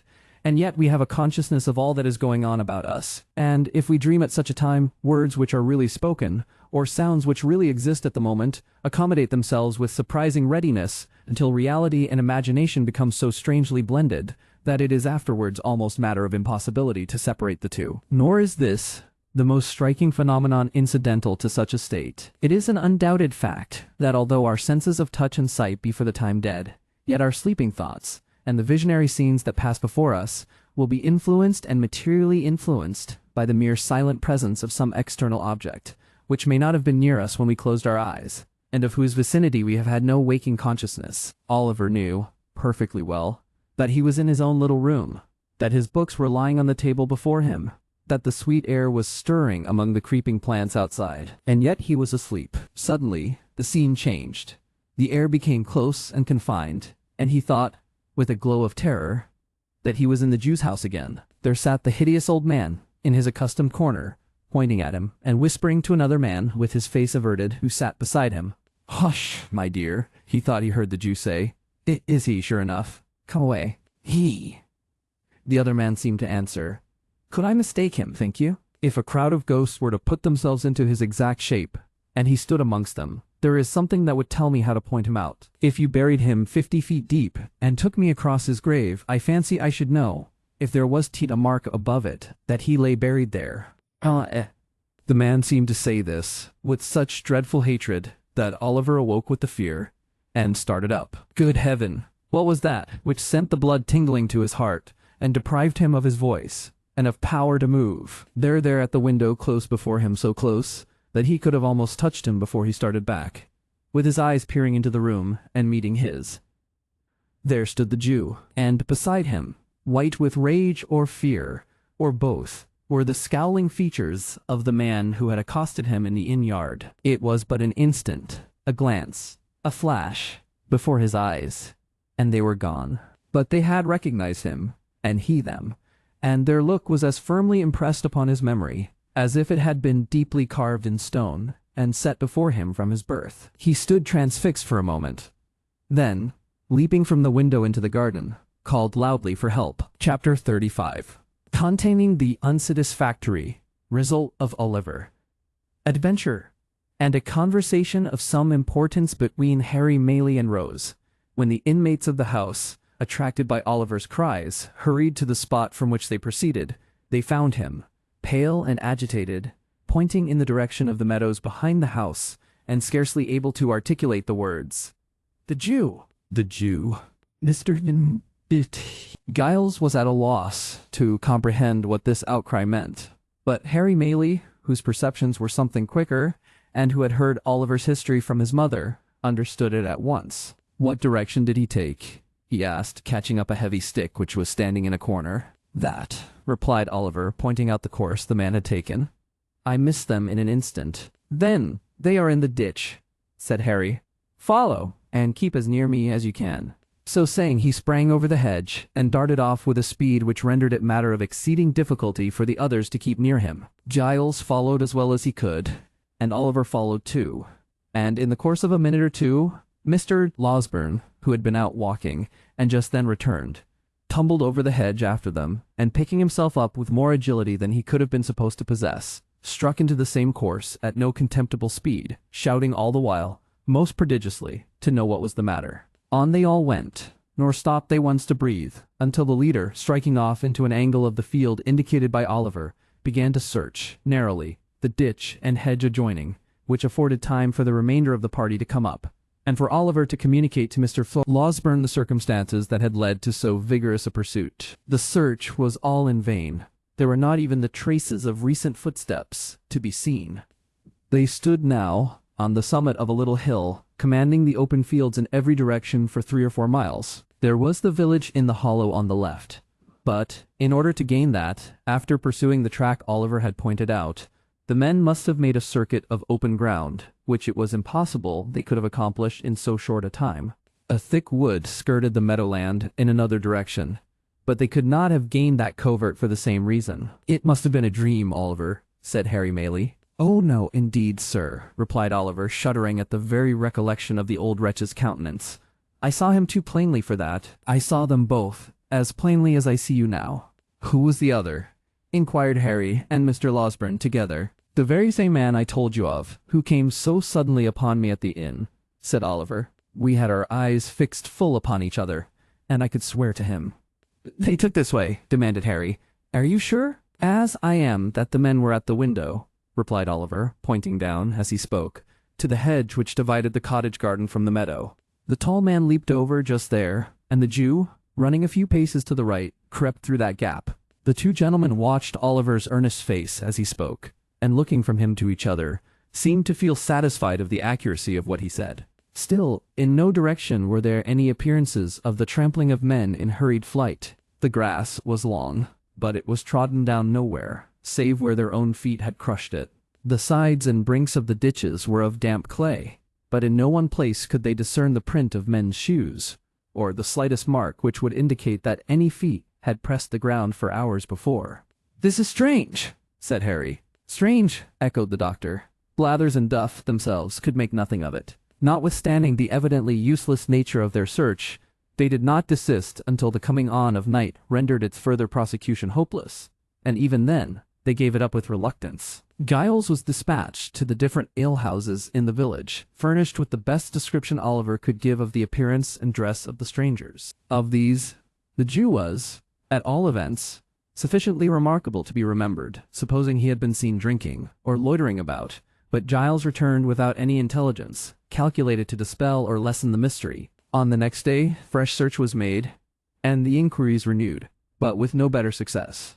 On the day following, Oliver and Mr. Maylie repaired to the market town, in the hope of seeing or hearing something of the men there.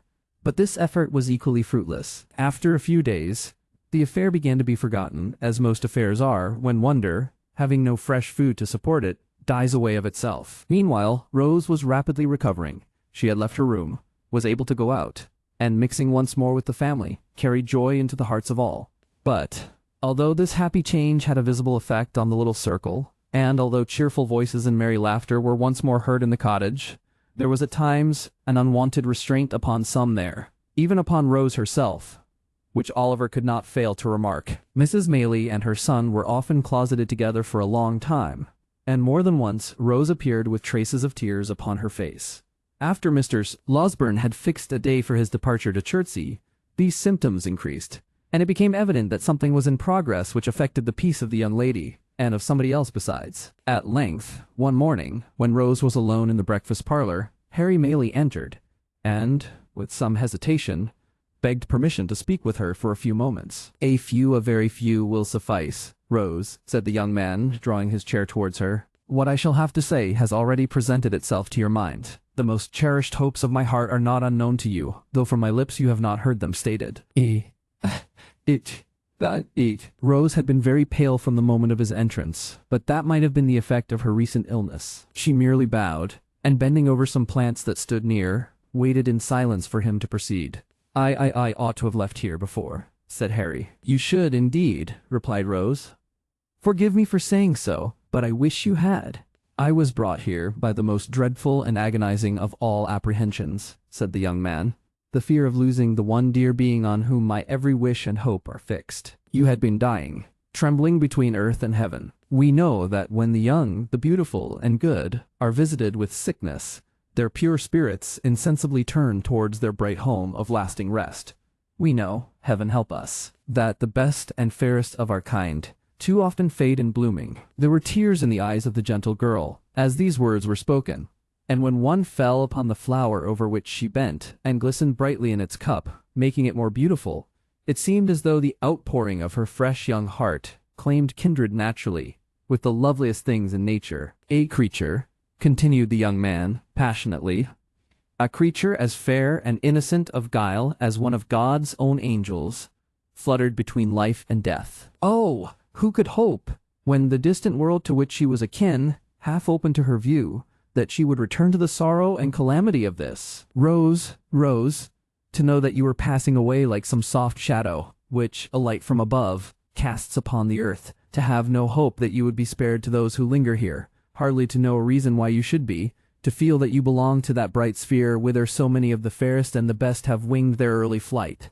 and yet to pray, amid all these consolations, that you might be restored to those who loved you. These were distractions almost too great to bear. They were mine, by day and night, and with them came such a rushing torrent of fears and apprehensions and selfish regrets, lest you should die, and never know how devotedly I loved you, as almost bore down sense and reason in its course. You recovered. Day by day, and almost hour by hour, some drop of health came back, and mingling with the spent and feeble stream of life which circulated languidly within you, swelled it again to a high and rushing tide. I have watched you change, almost from death to life, with eyes that turned blind with their eagerness and deep affection. Do not tell me that you wish I had lost this, for it has softened my heart to all mankind. I did not mean that, said Rose, weeping. I only wish you had left here, that you might have turned to high and noble pursuits again, to pursuits well worthy of you. There is no pursuit more worthy of me, more worthy of the highest nature that exists, than the struggle to win such a heart as yours, said the young man, taking her hand. Rose, my own dear Rose, for years, I have loved you, hoping to win my way to fame, and then come proudly home and tell you it had been pursued only for you to share. Thinking, in my daydreams, how I would remind you, in that happy moment, of the many silent tokens I had given of a boy's attachment, and claim your hand, as in redemption of some old mute contract that had been sealed between us. That time has not arrived, but here, with not fame won, and no young vision realized, I offer you the heart so long your own, and stake my all upon the words with which you greet the offer. Your behavior has ever been kind and noble, said Rose, mastering the emotions by which she was agitated. As you believe that I am not insensible or ungrateful, so hear my answer. It is that I may endeavor to deserve you. It is, dear Rose, it is, replied Rose, that you must endeavor to forget me, not as your old and dearly attached companion, for that would wound me deeply, but as the object of your love. Look into the world. Think how many hearts you would be proud to gain, are there. Confide some other passion to me, if you will. I will be the truest, warmest, and most faithful friend you have. There was a pause, during which Rose, who had covered her face with one hand, gave free vent to her tears. Harry still retained the other. And your reasons, Rose, he said at length in a low voice. Your reasons for this decision? You have a right to know them, rejoined Rose. You can say nothing to alter my resolution. It is a duty that I must perform. I owe it alike to others, and to myself. To yourself? Yes, Harry. I owe it to myself, that I, a friendless, portionless girl, with a blight upon my name, should not give your friends reason to suspect that I had sordidly yielded to your first passion, fastened myself a clog on all your hopes and projects. I owe it to you and yours, to prevent you from opposing, in the warmth of your generous nature, this great obstacle to your progress in the world. If your inclinations chime with your sense of duty. Harry began. They do not, replied Rose, coloring deeply. Then you return my love? Said Harry. Say but that, dear Rose. Say but that, and soften the bitterness of this hard disappointment. If I could have done so, without doing heavy wrong to him I loved, rejoined Rose, I could have received this declaration very differently, said Harry. Do not conceal that from me, at least, Rose. I could, said Rose. Stay, she added, disengaging her hand. Why should we prolong this painful interview? Most painful to me, and yet productive of lasting happiness notwithstanding. For it will be happiness to know that I once held the high place in your regard which I now occupy, and every triumph you achieve in life will animate me with new fortitude and firmness. Farewell, Harry. As we have met today, we meet no more, but in other relations than those in which this conversation have placed us, we may be long and happily entwined, and may every blessing that the prayers of a true and earnest heart can call down from the source of all truth and sincerity cheer and prosper you. Guy. Another word, Rose, said Harry. Your reason in your own words. From your own lips, let me hear it. The prospect before you, answered Rose firmly, is a brilliant one. All the honors to which great talents and powerful connections can help men in public life are in store for you.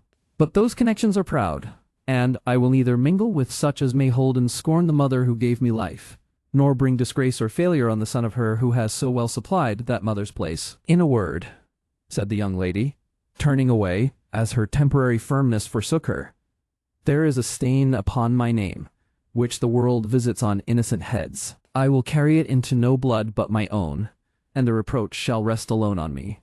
One word more, Rose. Dearest Rose, one more, cried Harry, throwing himself before her. If I had been less fortunate, the world would call it. If some obscure and peaceful life had been my destiny, if I had been poor, sick, helpless, would you have turned from me then? Or has my probable advancement to riches and honor given this scruple birth? Do not press me to reply, answered Rose. The question does not arise, and never will. It is unfair, almost unkind, to urge it. If your answer be what I almost dare to hope it is, retorted Harry, it will shed a gleam of happiness upon my lonely way, and light the path before me. It is not an idle thing to do so much, by the utterance of a few brief words, for one who loves you beyond all else. Oh, Rose, in the name of my ardent and enduring attachment, in the name of all I have suffered for you, and all you doom me to undergo, answer me this one question. Yes. Then, if your lot had been differently cast, rejoined Rose, if you had been even a little, but not so far, above me, if I could have been a help and comfort to you in any humble scene of peace and retirement, and not a blot and drawback in ambitious and distinguished crowds, I should have been spared this trial. I have every reason to be happy, very happy, now. But then, Harry, I own I should have been happier. Easy recollections of old hopes, cherished as a girl, long ago, crowded into the mind of Rose, while making this avowal, but they brought tears with them, as old hopes will when they come back withered, and they relieved her. I cannot help this weakness, and it makes my purpose stronger, said Rose, extending her hand. I must leave you now indeed. I ask one promise, said Harry. Once, and only once more, say within a year. But it may be much sooner. I may speak to you again on this subject, for the last time. Not to press me to alter my right determination, replied Rose, with a melancholy smile. It will be useless. No, said Harry, to hear you repeat it, if you will finally repeat it. I will lay at your feet whatever of station of fortune I may possess, and if you still adhere to your present resolution, will not seek, by word or act, to change it. And, then let it be so, rejoined Rose. It is but one pang the more, and by that time I may be enabled to bear it better.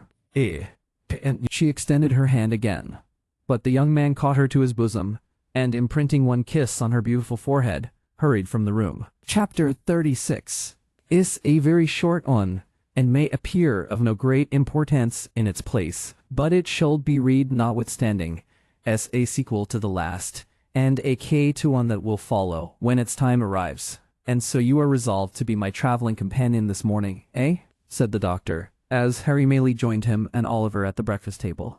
Why, you are not in the same mind or intention 2 half hours together. You will tell me a different tale one of these days, said Harry, coloring without any perceptible reason. I hope I may have good cause to do so, replied Mr. Losberne, though I confess I don't think I shall. But yesterday morning you had made up your mind, in a great hurry, to stay here, and to accompany your mother, like a dutiful son, to the seaside. Before noon, you announced that you were going to do me the honor of accompanying me as far as I go, on your road to London. And at night, you urge me, with great mystery, to start before the ladies are stirring. The consequence of which is that young Oliver here is pinned down to his breakfast when he ought to be ranging the meadows after botanical phenomena of all kinds. Too bad, isn't it, Oliver? I should have been very sorry not to have been at home when you and Mr. Maylie went away, sir, rejoined Oliver. That's a fine fellow, said the doctor. You shall come and see me when you return. But to speak seriously, Harry, has any communication from the great Nobbs produced this sudden anxiety on your part to be gone? The great Nobbs, replied Harry, Under which designation, I presume, you include my most stately uncle, have not communicated with me at all, since I have been here. Nor at this time of the year is it likely that anything would occur to render necessary my immediate attendance among them. Chew. Ah, well, said the doctor, you are a queer fellow. But of course they will get you into Parliament at the election before Christmas, and these sudden shiftings and changes are no bad preparation for political life. There's something in that. Good training is always desirable, whether the race be for place, cup, or sweepstakes. Harry Maylie looked as if he could have followed up this short dialogue by one or two remarks that would have staggered the doctor not a little, but he contented himself with saying, "We shall see," and pursued the subject no farther. The post-chaise drove up to the door shortly afterwards, and Giles coming in for the luggage, the good doctor bustled out to see it packed. "Oliver," said Harry Maylie in a low voice, "let me speak a word with you." Oliver walked into the window recess to which Mr. Maylie beckoned him, much surprised at the mixture of sadness and boisterous spirits which his whole behavior displayed. "You can write well now," said Harry, laying his hand upon his arm. "I hope so, sir," replied Oliver. "I shall not be at home again, perhaps for some time. I wish you would write to me, say once a fortnight, every alternate Monday, to the General Post Office in London. Will you?" "Oh, certainly, sir. I shall be proud to do it," exclaimed Oliver, greatly delighted with the commission. "I should like to know how my mother and Miss Maylie are," said the young man. "And you can fill up a sheet by telling me what walks you take, and what you talk about, and whether seem happy and quite well. You understand me?" "Oh, quite, sir, quite," replied Oliver. "I would rather you did not mention it to them," said Harry, hurrying over his words, "because it might make my mother anxious to write to me oftener, and it is a trouble and worry to her. Let it be a secret between you and me, and mind you tell me everything. I depend upon you." Oliver, quite elated and honored by a sense of his importance, faithfully promised to be secret and explicit in his communications. Mr. Maylie took leave of him, with many assurances of his regard and protection. The doctor was in the chaise. Giles, who it had been arranged should be left behind, held the door open in his hand, and the women servants were in the garden looking on. Harry cast one slight glance at the latticed window, and jumped into the carriage. "Drive on!" he cried. "Hard, fast, full gallop. Nothing short of flying will keep pace with me today." "Halloa!" cried the doctor, letting down the front glass in a great hurry, and shouting to the postilion. "Something very short of flying will keep pace with me. Do you hear?" Jingling and clattering till distance rendered its noise inaudible, and its rapid progress only perceptible to the eye, the vehicle wound its way along the road, almost hidden in a cloud of dust, now wholly disappearing, and now becoming visible again, as intervening objects or the intricacies of the way permitted. It was not until even the dusty cloud was no longer to be seen that the gazers dispersed, and there was one looker-on who remained with eyes fixed upon the spot where the carriage had disappeared, long after it was many miles away, for behind the white curtain which had shrouded her from view when Harry raised his eyes towards the window, sat Rose herself. "He seems in high spirits and happy," she said, at length. "I feared for a time he might be otherwise. I was mistaken. I am very, very glad." Tears are signs of gladness as well as grief, but those which coursed down Rose's face, as she sat pensively at the window, still gazing in the same direction, seemed to tell more of sorrow than of joy. Chapter 37, in which the reader may perceive a contrast not uncommon in matrimonial cases. Mr. Bumble sat in the workhouse parlour, with his eyes moodily fixed on the cheerless grate, whence, as it was summer-time, no brighter gleam proceeded than the reflection of certain sickly rays of the sun, which were sent back from its cold and shining surface. A bare fly-cage dangled from the ceiling, to which he occasionally raised his eyes in gloomy thought, and, as the heedless insects hovered round the gaudy network, Mr. Bumble would heave a deep sigh, while a more gloomy shadow overspread his countenance. Mr. Bumble was meditating. It might be that the insects brought to mind some painful passage in his own past life. Nor was Mr. Bumble's gloom the only thing calculated to awaken a pleasing melancholy in the bosom of a spectator. There were not wanting other appearances, and those closely connected with his own person, which announced that a great change had taken place in the position of his affairs. The laced coat and the cocked hat. Where were they? He still wore knee breeches, and dark cotton stockings on his nether limbs, but they were not the breeches. The coat was wide-skirted, and in that respect like the coat, but, oh, how different. The mighty cocked hat was replaced by a modest round one. Mr. Bumble was no longer a beetle. There are some promotions in life which, independent of the more substantial rewards they offer, require peculiar value and dignity from the coats and waistcoats connected with them. A field marshal has his uniform, a bishop his silk apron, a counselor his silk gown, a beadle his cocked hat. Strip the bishop of his apron, or the beadle of his hat and lace. What are they? Men. Mere men. Dignity, and even holiness too, sometimes, are more questions of coat and waistcoat than some people imagine. Mr. Bumble had married Mrs. Corney, and was master of the workhouse. Another beadle had come into power. On him the cocked hat, gold-laced coat, and staff had all three descended. And tomorrow 2 months it was done, said Mr. Bumble with a sigh. It seems a age. It seems a age. Mr.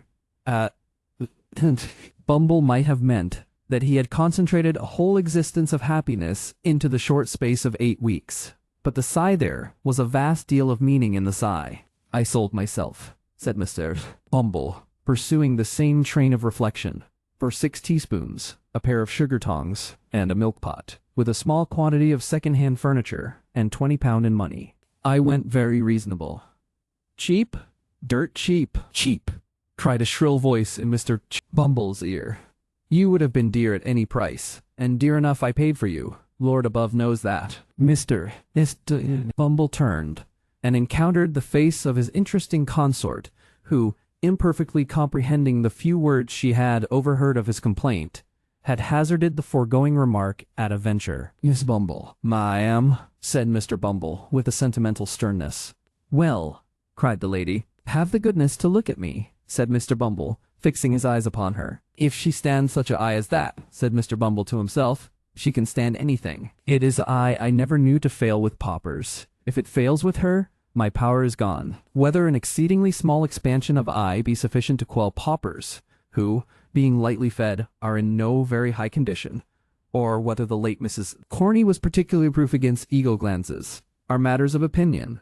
The matter of fact is that the matron was in no way overpowered by Mr. Bumble's scowl, but, on the contrary, treated it with great disdain, and even raised a laugh thereat, which sounded as though it were genuine. On hearing this most unexpected sound, Mr. Bumble looked, first incredulous, and afterwards amazed. He then relapsed into his former state, nor did he rouse himself until his attention was again awakened by the voice of his partner. Are you going to sit snoring there all day? Inquired Mrs. Bumble. I am going to sit here, as long as I think proper, ma'am, rejoined Mr.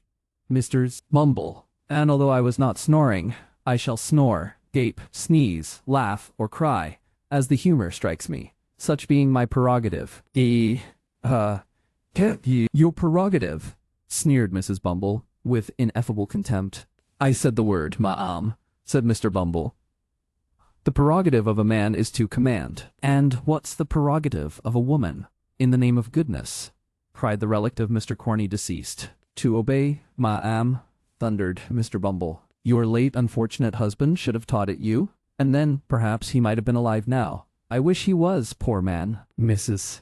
Bumble, seeing at a glance that the decisive moment had now arrived, and that a blow struck for the mastership on one side or other must necessarily be final and conclusive, no sooner heard this allusion to the dead and gone than she dropped into a chair, and with a loud scream that Mr. Bumble was a hard-hearted brute, fell into a paroxysm of tears. But tears were not the things to find their way to Mr. Bumble's soul. His heart was waterproof. Like washable beaver hats that improve with rain, his nerves were rendered stouter and more vigorous by showers of tears, which, being tokens of weakness, and so far tacit admissions of his own power, pleased and exalted him. He eyed his good lady with looks of great satisfaction, and begged, in an encouraging manner, that she should cry her hardest, the exercise being looked upon, by the faculty, as strongly conducive to health. It opens the lungs, washes the countenance, exercises the eyes, and softens down the temper, said Mr. Bumble. So cry away. As he discharged himself of this pleasantry, Mr. Bumble took his hat from a peg, and putting it on, rather rakishly, on one side, as a man might, who felt he had asserted his superiority in a becoming manner, thrust his hands into his pockets, and sauntered towards the door, with much ease and waggishness depicted in his whole appearance. Now, Mrs. Corney, that was, had tried the tears, because they were less troublesome than a manual assault. But she was quite prepared to make trial of the latter mode of proceeding, as Mr. Bumble was not long in discovering. The first proof he experienced of the fact was conveyed in a hollow sound, immediately succeeded by the sudden flying off of his hat to the opposite end of the room. This preliminary proceeding laying bare his head, the expert lady, clasping him tightly round the throat with one hand, inflicted a shower of blows, dealt with singular vigor and dexterity upon it with the other. This done, she created a little variety by scratching his face and tearing his hair, and having by this time inflicted as much punishment as she deemed necessary for the offense, she pushed him over a chair, which was luckily well situated for the purpose, and defied him to talk about his prerogative again if he dared. "Get up," said Mrs. Bumble, in a voice of command, "and take yourself away from here unless you want me to do something desperate." Mr. Bumble rose with a very rueful countenance, wondering much what something desperate might be. Picking up his hat, he looked towards the door. "Are you going?" demanded Mrs. Bumble. "Certainly, my dear, certainly," rejoined Mr. Bumble, making a quicker motion towards the door. "I didn't intend to. I'm going, my dear. You are so very violent that really I—" At this instant, Mrs. Bumble stepped hastily forward to replace the carpet which had been kicked up in the scuffle. Mr. Bumble immediately darted out of the room, without bestowing another thought on his unfinished sentence, leaving the late Mrs. Corney in full possession of the field. Mr. Bumble was fairly taken by surprise, and fairly beaten. He had a decided propensity for bullying, derived no inconsiderable pleasure from the exercise of petty cruelty, and, consequently, what it is needless to say, a coward. This is by no means a disparagement to his character, for many official personages, who are held in high respect and admiration, are the victims of similar infirmities. The remark is made, indeed, rather in his favor than otherwise, and with a view of impressing the reader with a just sense of his qualifications for office. But the measure of his degradation was not yet full. After making a tour of the house, and thinking, for the first time, that the poor laws really were too hard on people, and that men who ran away from their wives, leaving them chargeable to the parish, ought, in justice, to be visited with no punishment at all, but rather rewarded as meritorious individuals who had suffered much, Mr. Bumble came to a room where some of the female paupers were usually employed in washing the parish linen, when the sound of voices in conversation now proceeded. "Hem!" said Mr. Bumble, summoning up all his native dignity. "These women at least shall continue to respect the prerogative. Hello, hello there. What do you mean by this noise, you hussies?" With these words, Mr. Bumble opened the door and walked in with a very fierce and angry manner, which was at once exchanged for a most humiliated and cowering air as his eyes unexpectedly rested on the form of his lady wife. "My dear," said Mr. Bumble, "I didn't know you were here." "Didn't know I was here?" repeated Mrs. Bumble. "What do you do here?" "I thought they were talking rather too much to be doing their work properly, my dear," replied Mr. Bumble, glancing distractedly at a couple of old women at the washtub, who were comparing notes of admiration at the workhouse master's humility. "You thought they were talking too much," said Mrs. Bumble. "What business is it of yours?" "Why, my dear," urged Mr. Bumble submissively. "What business is it of yours?" demanded Mrs. Bumble again. "It's very true. You're a matron here, my dear," submitted Mr. Bumble. "But I thought you mightn't be in the way just then." "I'll tell you what, Mr. Bumble," returned his lady. "We don't want any of your interference. You're a great deal too fond of poking your nose into things that don't concern you, making everybody in the house laugh the moment your back is turned, and making yourself look like a fool every hour in the day. Be off. Come, Mr. Bumble," seeing with excruciating feelings the delight of the two old paupers, who were tittering together most rapturously, hesitated for an instant. Mrs. Bumble, whose patience brooked no delay, caught up a bowl of soapsuds, and motioning him towards the door, ordered him instantly to depart, on pain of receiving the contents upon his portly person. What could Mr. Bumble do? He looked dejectedly round, and slunk away. And as he reached the door, the titterings of the paupers broke into a shrill chuckle of irrepressible delight. It wanted but this. He was degraded in their eyes. He had lost caste and station before the very paupers. He had fallen from all the height and pomp of beadleship to the lowest depth of the most snubbed henpeckery. "All in 2 months," said Mr. Bumble, filled with dismal thoughts. 2 months. No more than 2 months ago I was not only my own master, but everybody else, so far as the parochial workhouse was concerned. And now, it was too much. Mr. Bumble boxed the ears of the boy who opened the gate for him, for he had reached the portal in his reverie, and walked distractedly into the street. He walked up one street, and down another, until exercise had abated the first passion of his grief, and then the revulsion of feeling made him thirsty. He passed a great many public houses, but at length paused before one in a byway, whose parlor, as he gathered from a hasty peep over the blinds, was deserted, save by one solitary customer. It began to rain heavily at the moment. This determined him. Bumble stepped in, and ordering something to drink, as he passed the bar, entered the apartment into which he had looked from the street. The man who was seated there was tall and dark, and wore a large cloak. He had the air of a stranger, and seemed, by a certain haggardness in his look, as well as by the dusty soils on his dress, to have travelled some distance. He eyed Bumble askance as he entered, but scarcely deigned to nod his head in acknowledgment of his salutation. Bumble had quite dignity enough for two, supposing even that the stranger had been more familiar, so he drank his gin and water in silence, and read the paper with great show of pomp and circumstance. It so happened, however, as it will happen very often, when men fall into company under such circumstances, that Mr. Bumble felt, every now and then, a powerful inducement, which he could not resist, to steal a look at the stranger, and that whenever he did so, he withdrew his eyes, in some confusion, to find that the stranger was at that moment stealing a look at him. Bumble's awkwardness was enhanced by the very remarkable expression of the stranger's eye, which was keen and bright, but shadowed by a scowl of distrust and suspicion, unlike anything he had ever observed before, and repulsive to behold. When they had encountered each other's glance several times in this way, the stranger, in a harsh, deep voice, broke silence. "Were you looking for me?" he said, "when you peered in at the window?" "Not that I am aware of, unless you were Mr.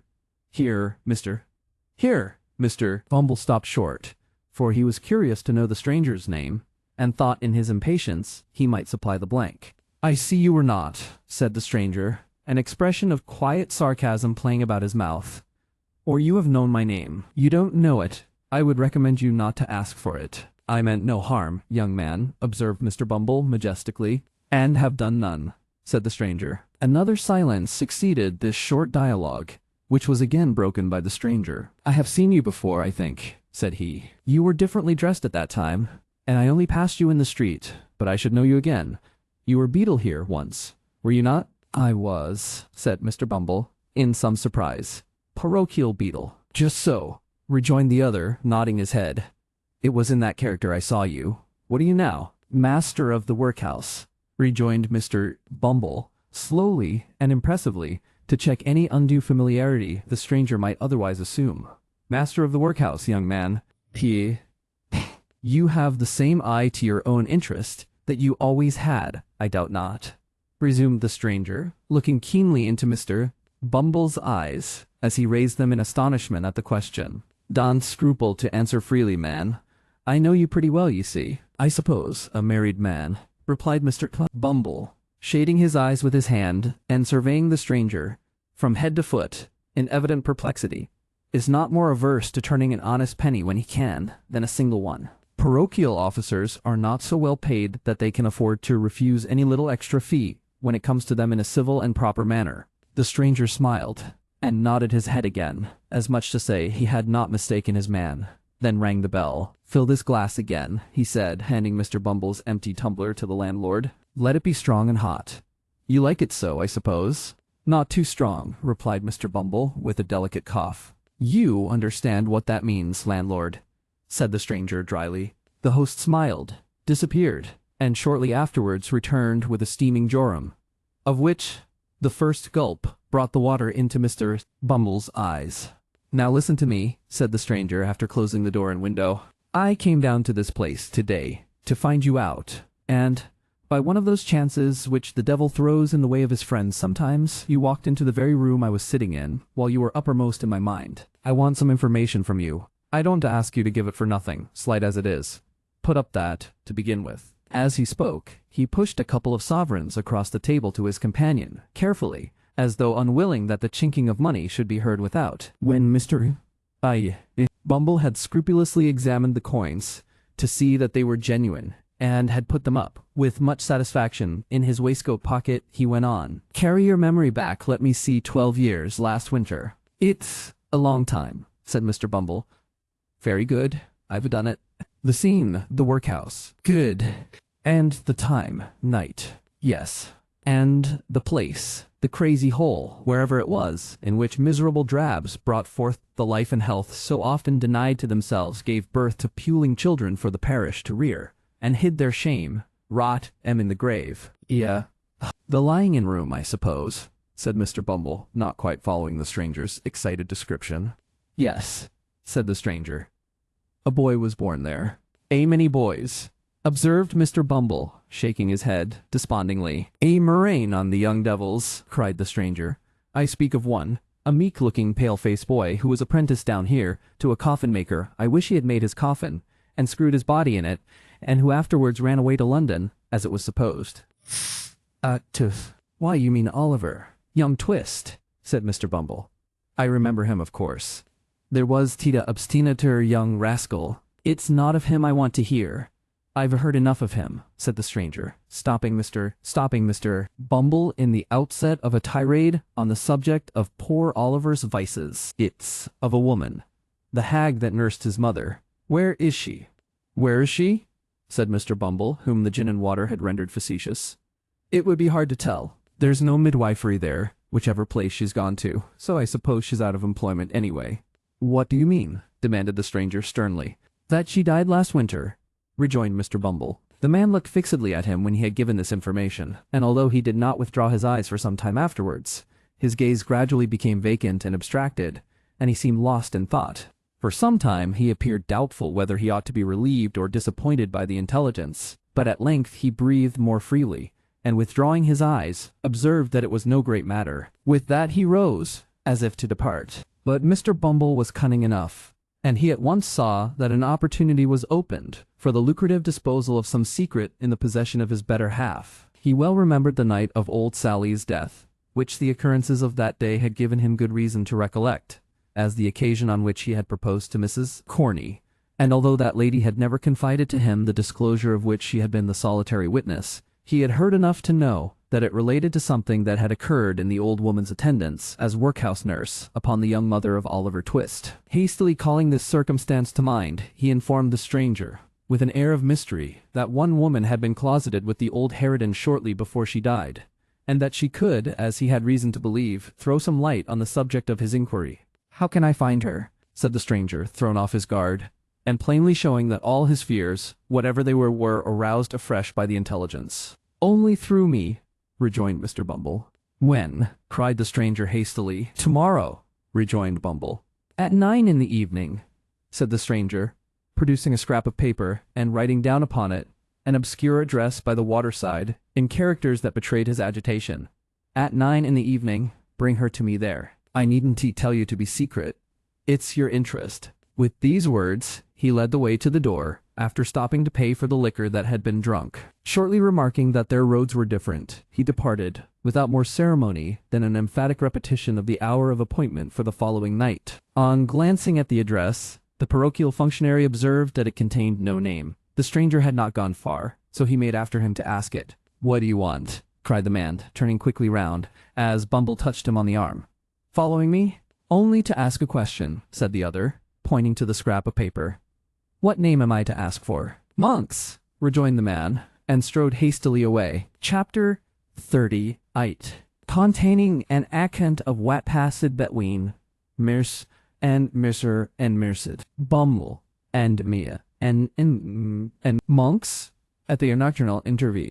It was a dull, close, overcast summer evening. The clouds, which had been threatening all day, spread out in a dense and sluggish mass of vapor, already yielded large drops of rain, and seemed to presage a violent thunderstorm, when Mr. and Mrs.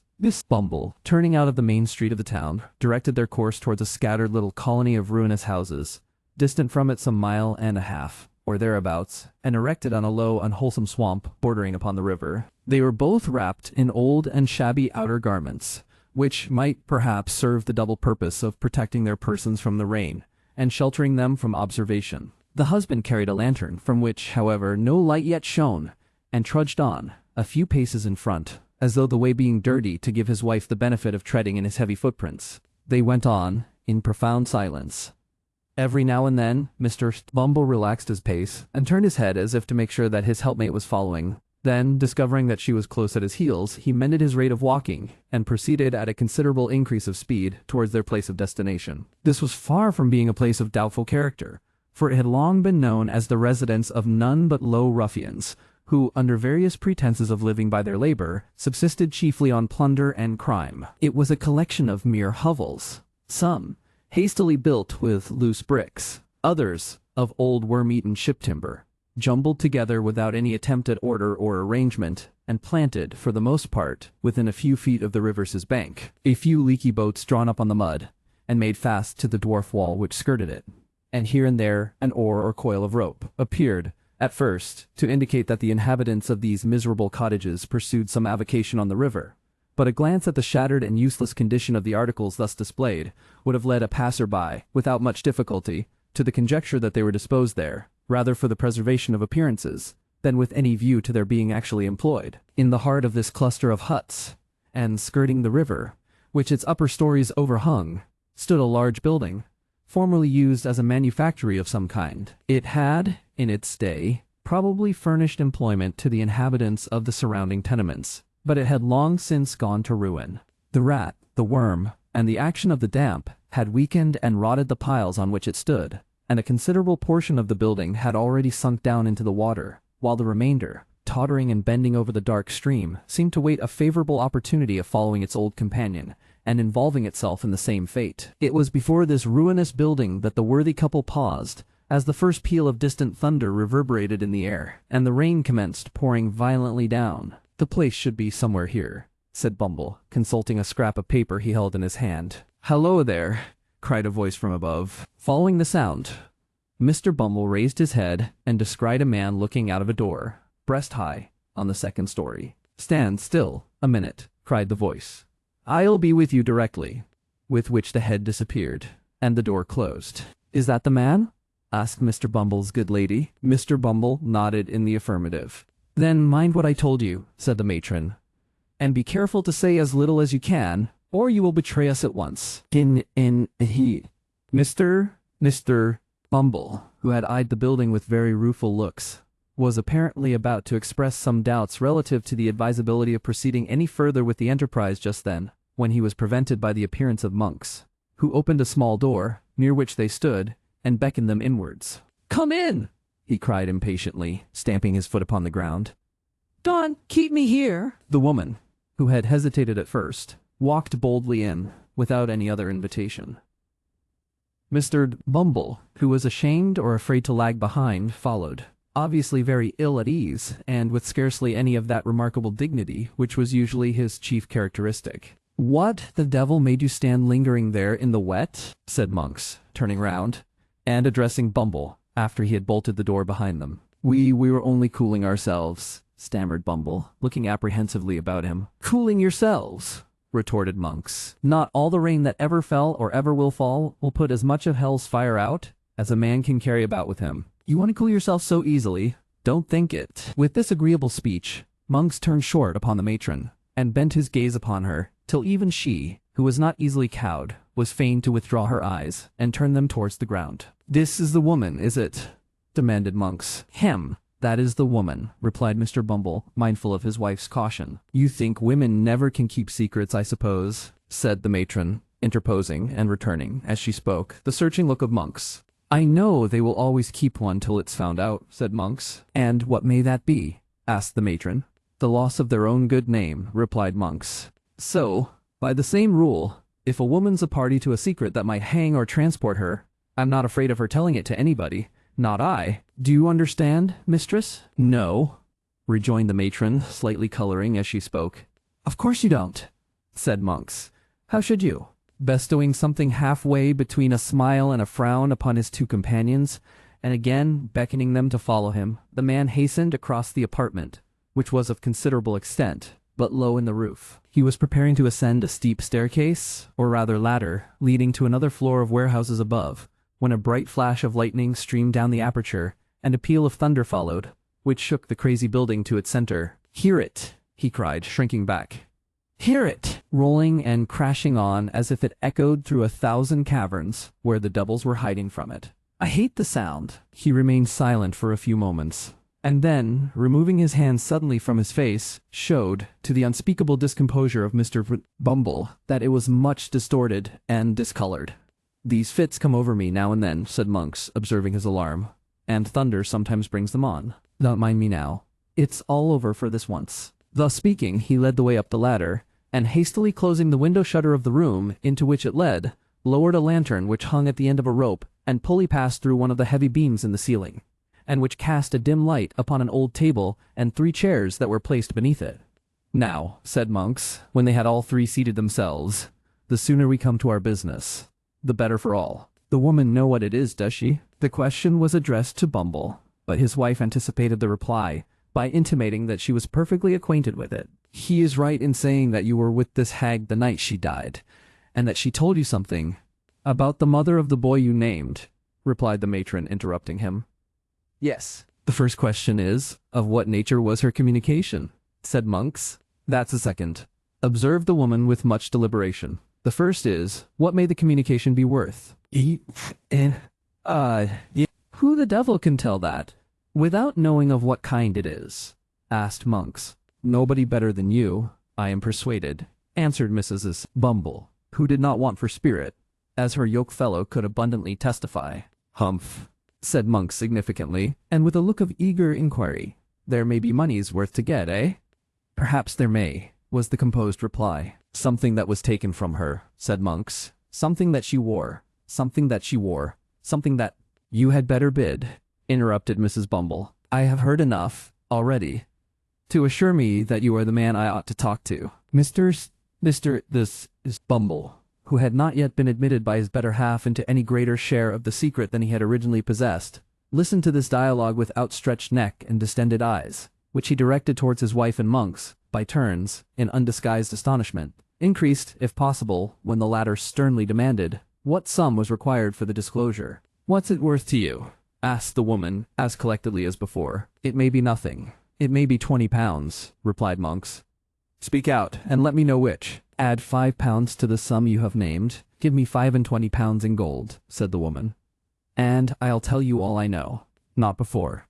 £25, exclaimed Monks, drawing back. "I spoke as plainly as I could," replied Mrs. Bumble. "It's not a large sum, either."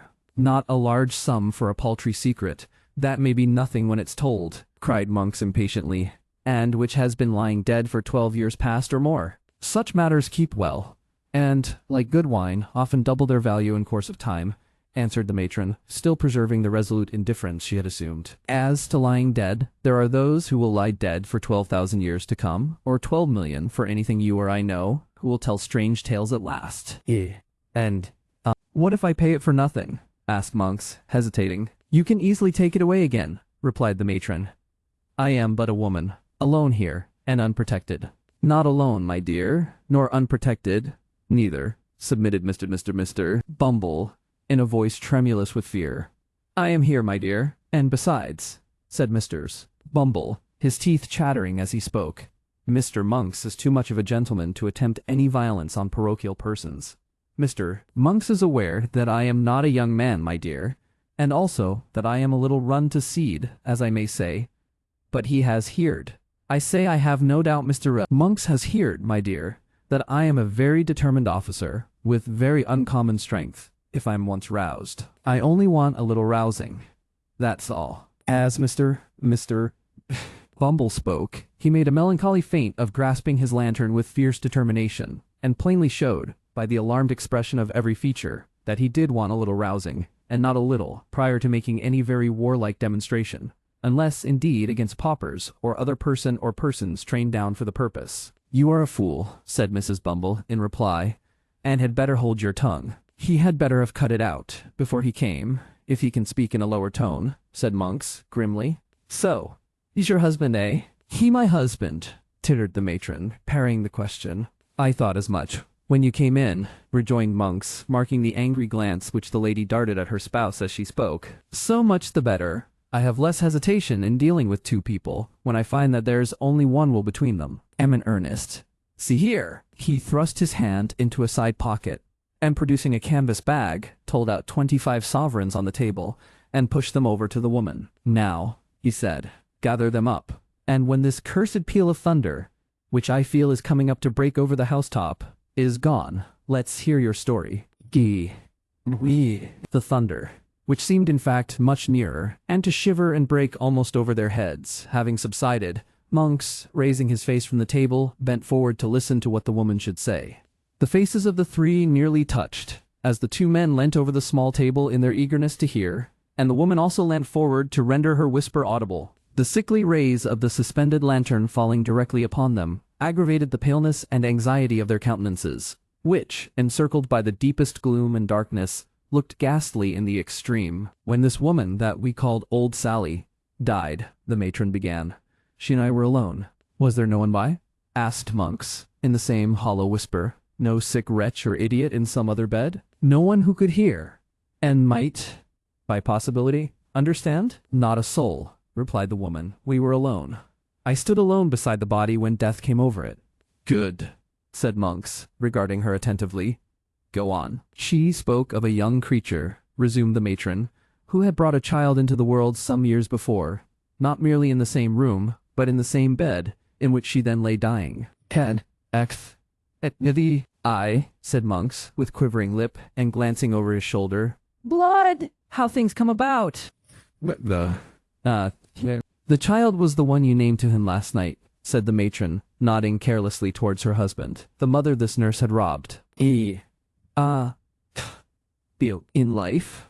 Asked Monks. In death, replied the woman, with something like a shudder. She stole from the corpse, when it had hardly turned to one, that which the dead mother had prayed her, with her last breath, to keep for the infant's sake. She sold it, cried Monks, with desperate eagerness. Did she sell it? Where? When? To whom? How long before? As she told me, with great difficulty, that she had done this, said the matron. She fell back and died. Without saying more, cried Monks, in a voice which, from its very suppression, seemed only the more furious. It's a lie. I'll not be played with. She said more. I'll tear the life out of you both, but I'll know what it was. She did utter another word, said the woman, to all appearance unmoved, as Mr. Smith Bumble was very far from being by the strange man's violence. But she clutched my gown violently with one hand, which was partly closed. And when I saw that she was dead, and so removed the hand by force, I found it clasped a scrap of dirty paper. Which contained, interposed Monks, stretching forward. Nothing, replied the woman. It was a pawnbroker's duplicate. For what? Demanded Monks. In good time, I'll tell you, said the woman. I judged that she had kept the trinket, for some time, in the hope of turning it to better account, and then had pawned it, and had saved or scraped together money to pay the pawnbroker's interest year by year, and prevent its running out, so that if anything came of it, it could still be redeemed. Nothing had come of it, and, as I tell you, she died with the scrap of paper, all worn and tattered, in her hand. The time was out in 2 days. I thought something might one day come of it too, and so redeemed the pledge. Where is it now? Asked Monks quickly. There, replied the woman. And, as if glad to be relieved of it, she hastily threw upon the table a small kid bag scarcely large enough for a French watch, which Monks, pouncing upon, tore open with trembling hands. It contained a little gold locket, in which were 2 locks of hair, and a plain gold wedding ring.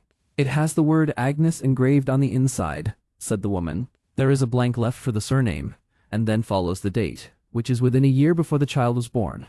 I found out that. And this is all, said Monks, after a close and eager scrutiny of the contents of the little packet. All, replied the woman. Mr. Bumble drew a long breath, as if he were glad to find that the story was over, and no mention made of taking the £25 back again. And now he took courage to wipe the perspiration which had been trickling over his nose, unchecked, during the whole of the previous dialogue. I know nothing of the story, beyond what I can guess at, said his wife, addressing Monks, after a short silence. And I want to know nothing, for it's safe or not. But I may ask you 2 questions, may I? You may ask, said Monks, with some show of surprise. But whether I answer or not is another question. Which makes 3, observed Mr. Bumble, essaying a stroke of facetiousness. Is that what you expected to get from me? Demanded the matron. It is, replied Monks. The other question? What do you propose to do with it? Can it be used against me? Never, rejoined Monks. Nor against me either. See here. But Don't he move a step forward, or your life is not worth a bulrush." With these words, he suddenly wheeled the table aside, and pulling an iron ring in the boarding, threw back a large trapdoor, which opened close at Mr. Bumble's feet, and caused that gentleman to retire several paces backward, with great precipitation. "Look down," said Monks, lowering the lantern into the gulf. "Don't fear me. I could have let you down quietly enough when you were seated over it, if that had been my game." Thus encouraged, the matron drew near to the brink, and even Mr. Bumble himself, impelled by curiosity, ventured to do the same. The turbid water, swollen by the heavy rain, was rushing rapidly on below, and all other sounds were lost in the noise of its plashing and eddying against the green and slimy piles. There had once been a watermill beneath, the tide foaming and chafing round the few rotten stakes and fragments of machinery that yet remained, seemed to dart onward, with a new impulse, when freed from the obstacles which had unavailingly attempted to stem its headlong course. "If you flung a man's body down there, where would it be tomorrow morning?" said Monks, swinging the lantern to and fro in the dark well. 12 miles down the river, and cut to pieces besides," replied Bumble, recoiling at the thought. Monks drew the little packet from his breast, where he had hurriedly thrust it, and tying it to a leaden weight, which had formed a part of some pulley, and was lying on the floor, dropped it into the stream. It fell straight, and true as a die, clove the water with a scarcely audible splash, and was gone. The three, looking into each other's faces, seemed to breathe more freely. "There," said Monks, closing the trapdoor, which fell heavily back into its former position. "If the sea ever gives up its dead, as books say it will keep its gold and silver to itself, and that trash among it. We have nothing more to say, and may break up our pleasant party." "By all means," observed Mr. Bumble, with great alacrity. "You keep a quiet tongue in your head, will you?" said Monks, with a threatening look. "I am not afraid of your wife." "You may depend upon me, young man," answered Mr. Bumble, bowing himself gradually towards the ladder, with excessive politeness. "On everybody's account, young man. On my own, you know, Mr. Monks." "I am glad, for your sake, to hear it," remarked Monks. "Light your lantern, and get away from here as fast as you can." "I do."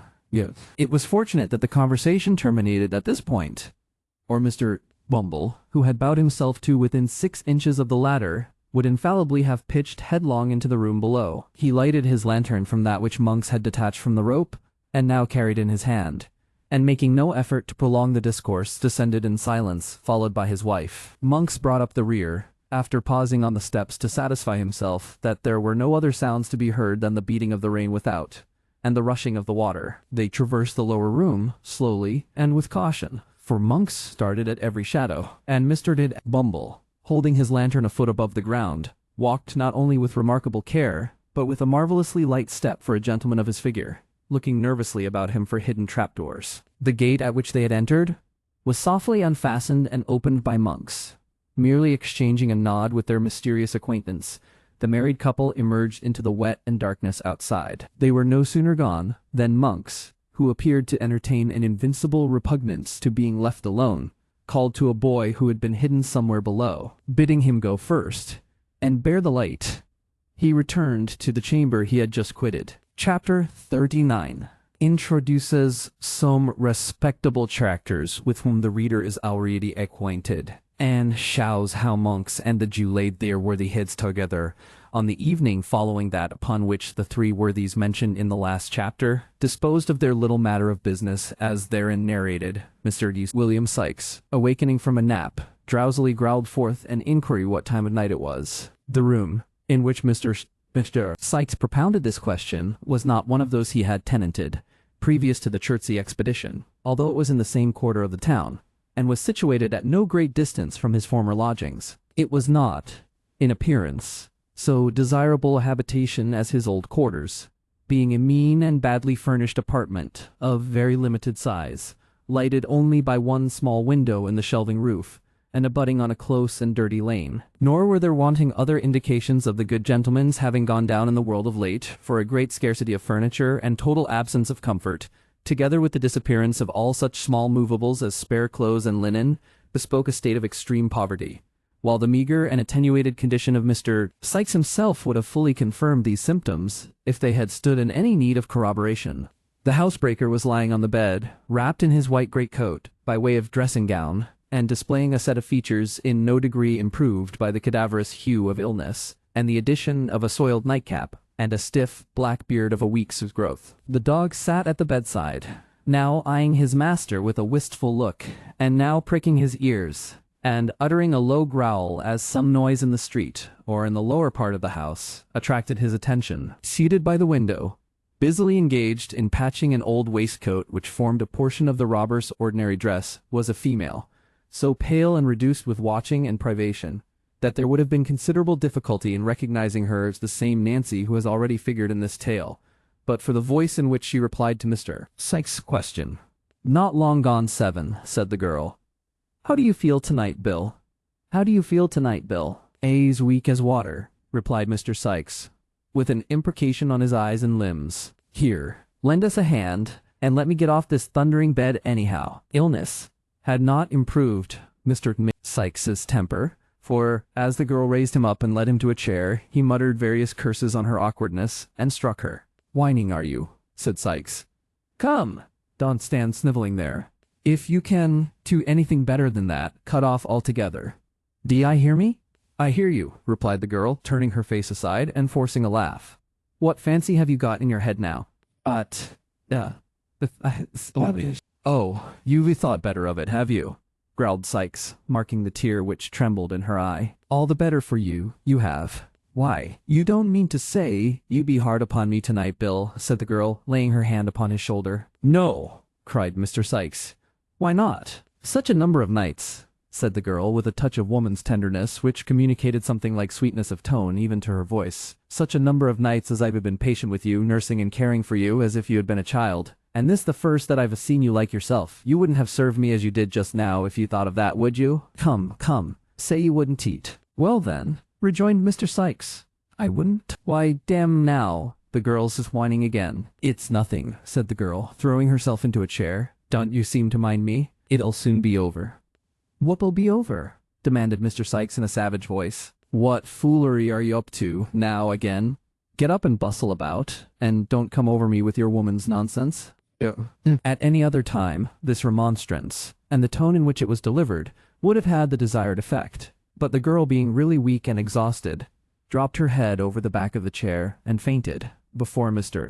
Sykes could get out a few of the appropriate oaths with which, on similar occasions, he was accustomed to garnish his threats, not knowing very well what to do in this uncommon emergency, for Miss Nancy's hysterics were usually of that violent kind which the patient fights and struggles out of without much assistance.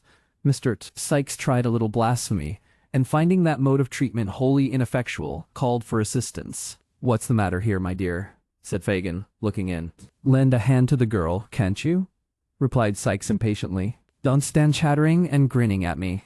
With an exclamation of surprise, Fagin hastened to the girl's assistance, while Mr. John Dawkins, otherwise the Artful Dodger, who had followed his venerable friend into the room, hastily deposited on the floor a bundle with which he was laden, and snatching a bottle from the grasp of Master Charles Bates, who came close at his heels, uncorked it in a twinkling with his teeth, and poured a portion of its contents down the patient's throat, previously taking a taste himself to prevent mistakes. "Give her a whiff of fresh air with the bellows, Charlie," said Mr. Dawkins. "And you slap her hands, Fagin, while Bill undoes the petticoats." These united restoratives, administered with great energy, especially that department consigned to Master Bates, who appeared to consider his share in the proceedings a piece of unexampled pleasantry, were not long in producing the desired effect. The girl gradually recovered her senses, and, staggering to a chair by the bedside, hid her face upon the pillow, leaving Mr. Sykes to confront the newcomers in some astonishment at their unlooked-for appearance. "Why, what evil wind has blowed you here?" he asked Fagin.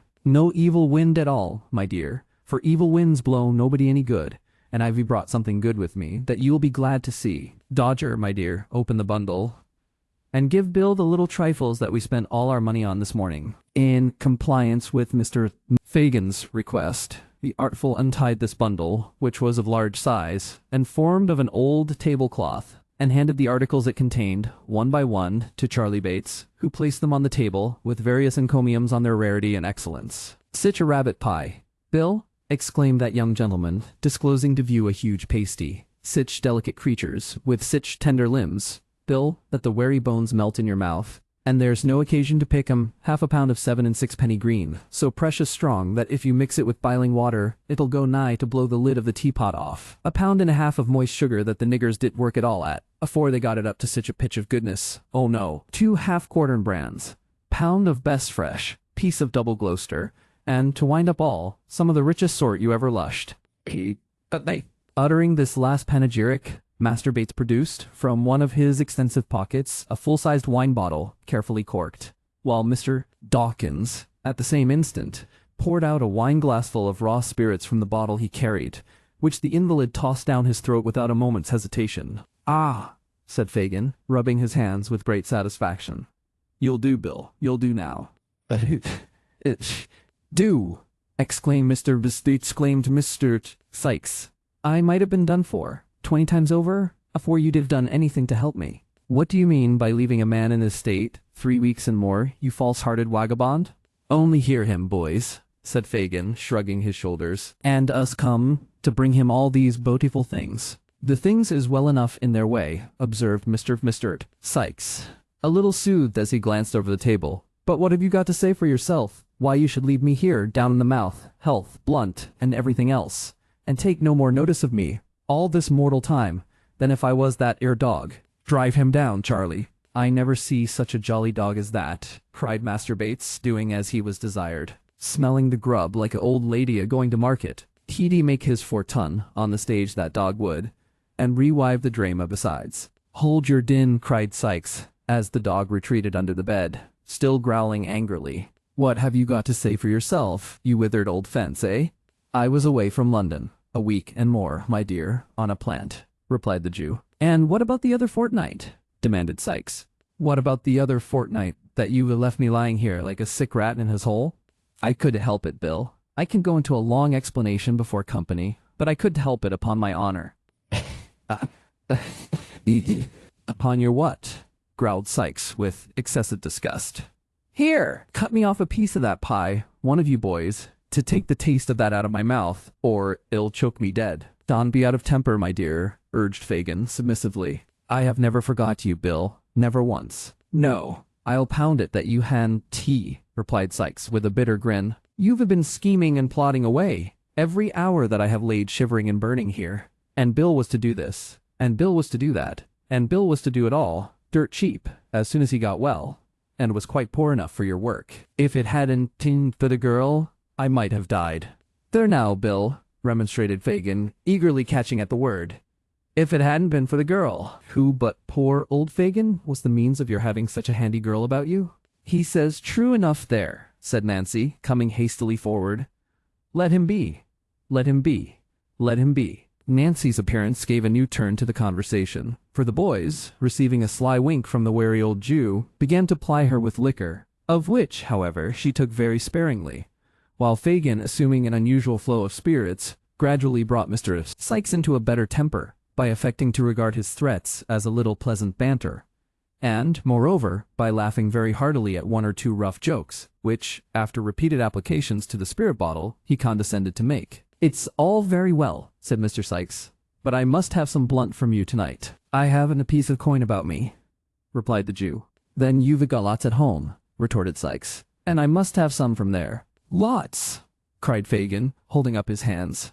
"I haven't so much as would. I don't know how much you've got, and I dare say you hardly know yourself, as it would take a pretty long time to count it," said Sykes. "But I must have some tonight, and that's flat." "Well, well," said Fagin, with a sigh, "I'll send the artful round presently." "You won't do nothing of the kind," rejoined Mr. Sykes. "The artful's a deal too artful, and would forget to come, or lose his way, or get dodged by traps and so be perwented, or anything for an excuse, if you put him up to it. Nancy shall go to the ken and fetch it, to make all sure, and I'll lie down and have a snooze while she's gone." After a great deal of haggling and squabbling, Fagin beat down the amount of the required advance from £5 to £3 4 and 6 pence, protesting with many solemn asseverations that that would only leave him 18 pence to keep house with. Mr. Sykes sullenly remarking that if he could get any more he must accompany him home, with the Dodger and Master Bates put the eatables in the cupboard. The Jew then, taking leave of his affectionate friend, returned homeward, attended by Nancy and the boys. Mr. Sykes, meanwhile, flinging himself on the bed, and composing himself to sleep away the time until the young lady's return. In due course, they arrived at Fagin's abode, where they found Toby Crackit and Mr. Chitling intent upon their 15th game at cribbage, which it is scarcely necessary to say the latter gentleman lost, and with it, his 15th and last sixpence, much to the amusement of his young friends. Mr. Crackit, apparently somewhat ashamed at being found relaxing himself with a gentleman so much his inferior in station and mental endowments, yawned, and inquiring after Sykes, took up his hat to go. "Hath nobody been, Toby?" asked Fagin. "Not a living leg," answered Mr. Crackit, pulling up his collar. "It's been as dull as swipes. You ought to stand something handsome, Fagin, to recompense me for keeping house so long. Damn, I am as flat as a juryman, and should have gone to sleep as fast as Newgate if I hadn't had the good nature to amuse this youngster. Horrid dull. I'm blessed if I and..." With these and other ejaculations of the same kind, Mr. Toby Crackit swept up his winnings and crammed them into his waistcoat pocket with a haughty air, as though such small pieces of silver were wholly beneath the consideration of a man of his figure. This done, he swaggered out of the room with so much elegance and gentility that Mr. Chitling, bestowing numerous admiring glances on his legs and boots till they were out of sight, assured the company that he considered his acquaintance cheap at 15 sixpences an interview, and that he did value his losses the snap of his little finger. "What a rum chap you are, Tom," said Master Bates, highly amused by this declaration. "Not a bit of it," replied Mr. Chitling. "Am I, Fagin? A very clever fellow, my dear," said Fagin, patting him on the shoulder, and winking to his other pupils. "And Mr. Crackit is a heavy swell." "And he, Fagin?" asked Tom. "No doubt at all of that, my dear. And it is a creditable thing to have his acquaintance." "And it, Fagin?" pursued Tom. "Very much so, indeed, my dear. They were only jealous, Tom, because he wanted to give it to them." "Ah!" cried Tom triumphantly. "That's is where it is. He has cleaned me out. But I can go and earn some more, when I like. Can't I, Fagin?" "To be sure you can, and the sooner you go the better, Tom, so make up your loss at once, and don't lose any more time. Dodger, Charlie, it's time you were on the lay. Come! It's near 10, and nothing done yet." In obedience to this hint, the boys, nodding to Nancy, took up their hats and left the room, the Dodger and his vivacious friend indulging, as they went, in many witticisms at the expense of Mr. Chitling, in whose conduct, it is but justice to say, there was nothing very conspicuous or peculiar, inasmuch as there are a great number of spirited young bloods upon town who pay a much higher price than Mr. Chitling for being seen in good society, and a great number of fine gentlemen composing the good society aforesaid who establish their reputation upon very much the same footing as Flash Toby Crackit. "Now," said Fagin, when they had left the room, "I'll go and get you that cash, Nancy. This is only the key of a little cupboard where I keep a few odd things the boys get. My dear, I never lock up my money, for I've got none to lock up, my dear, ha ha ha ha, none to lock up. It's a poor trade, Nancy, and no thanks, but I'm fond of seeing the young people about me, and I bear it all, I bear it all, I bear it all." "Hush!" he said, hastily concealing the key in his breast. "Who's that? Listen!" The girl, who was sitting at the table with her arms folded, appeared in no way interested in the arrival, or to care whether the person, whoever he was, came or went, until the murmur of a man's voice reached her ears. The instant she caught the sound, she tore off her bonnet and shawl, with the rapidity of lightning, and thrust them under the table. The Jew, turning round immediately afterwards, she muttered a complaint of the heat, in a tone of languor that contrasted, very remarkably, with the extreme haste and violence of this action, which, however, had been unobserved by Fagin, who had his back towards her at the time. "Bah!" he whispered, as though nettled by the interruption. "It's the man I expected before. He's coming downstairs. Not a word about the money while he's here, Nance. He won't stop long.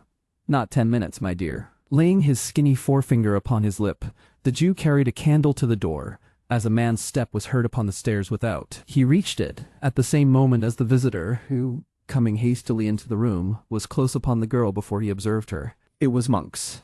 "Only one of my young people," said Fagin, observing that Monks drew back on beholding a stranger. "Don't move, Nancy." The girl drew closer to the table, and glancing at Monks with an air of careless levity, withdrew her eyes. But as he turned towards Fagin, she stole another look, so keen and searching and full of purpose that if there had been any bystander to observe the change, he could hardly have believed the two looks to have proceeded from the same person. "Any news?" inquired Fagin. "Great. And good?" asked Fagin, hesitating as though he feared to vex the other man by being too sanguine. Not bad, anyway, replied Monks with a smile. I have been prompt enough this time. Let me have a word with you. The girl drew closer to the table and made no offer to leave the room, although she could see that Monks was pointing to her. The Jew, perhaps fearing she might say something aloud about the money if he endeavored to get rid of her, pointed upward and took Monks out of the room. Not that infernal hole we were in before, she could hear the man say as they went upstairs. Fagin laughed, and making some reply which did not reach her, seemed, by the creaking of the boards, to lead his companion to the second story. Before the sound of their footsteps had ceased to echo through the house, the girl had slipped off her shoes, and drawing her gown loosely over her head and muffling her arms in it, stood at the door, listening with breathless interest. The moment the noise ceased, she glided from the room, ascended the stairs with incredible softness and silence, and was lost in the gloom above. The room remained deserted for a quarter of an hour or more. The girl glided back with the same unearthly tread, and immediately afterwards, the two men were heard descending. Monks went at once into the street, and the Jew crawled upstairs again for the money. When he returned, the girl was adjusting her shawl and bonnet, as if preparing to be gone. "Why, Nance!" exclaimed the Jew, starting back as he put down the candle. "How pale you are!" "Pale!" echoed the girl, shading her eyes with her hands, as if to look steadily at him. "Quite horrible. What have you been doing to yourself?" "Nothing that I know of, except sitting in this close place for I don't know how long and all," replied the girl carelessly. "Come, let me get back. That's a dear." With a sigh for every piece of money, Fagin told the amount into her hand. They parted without more conversation, merely interchanging a good night.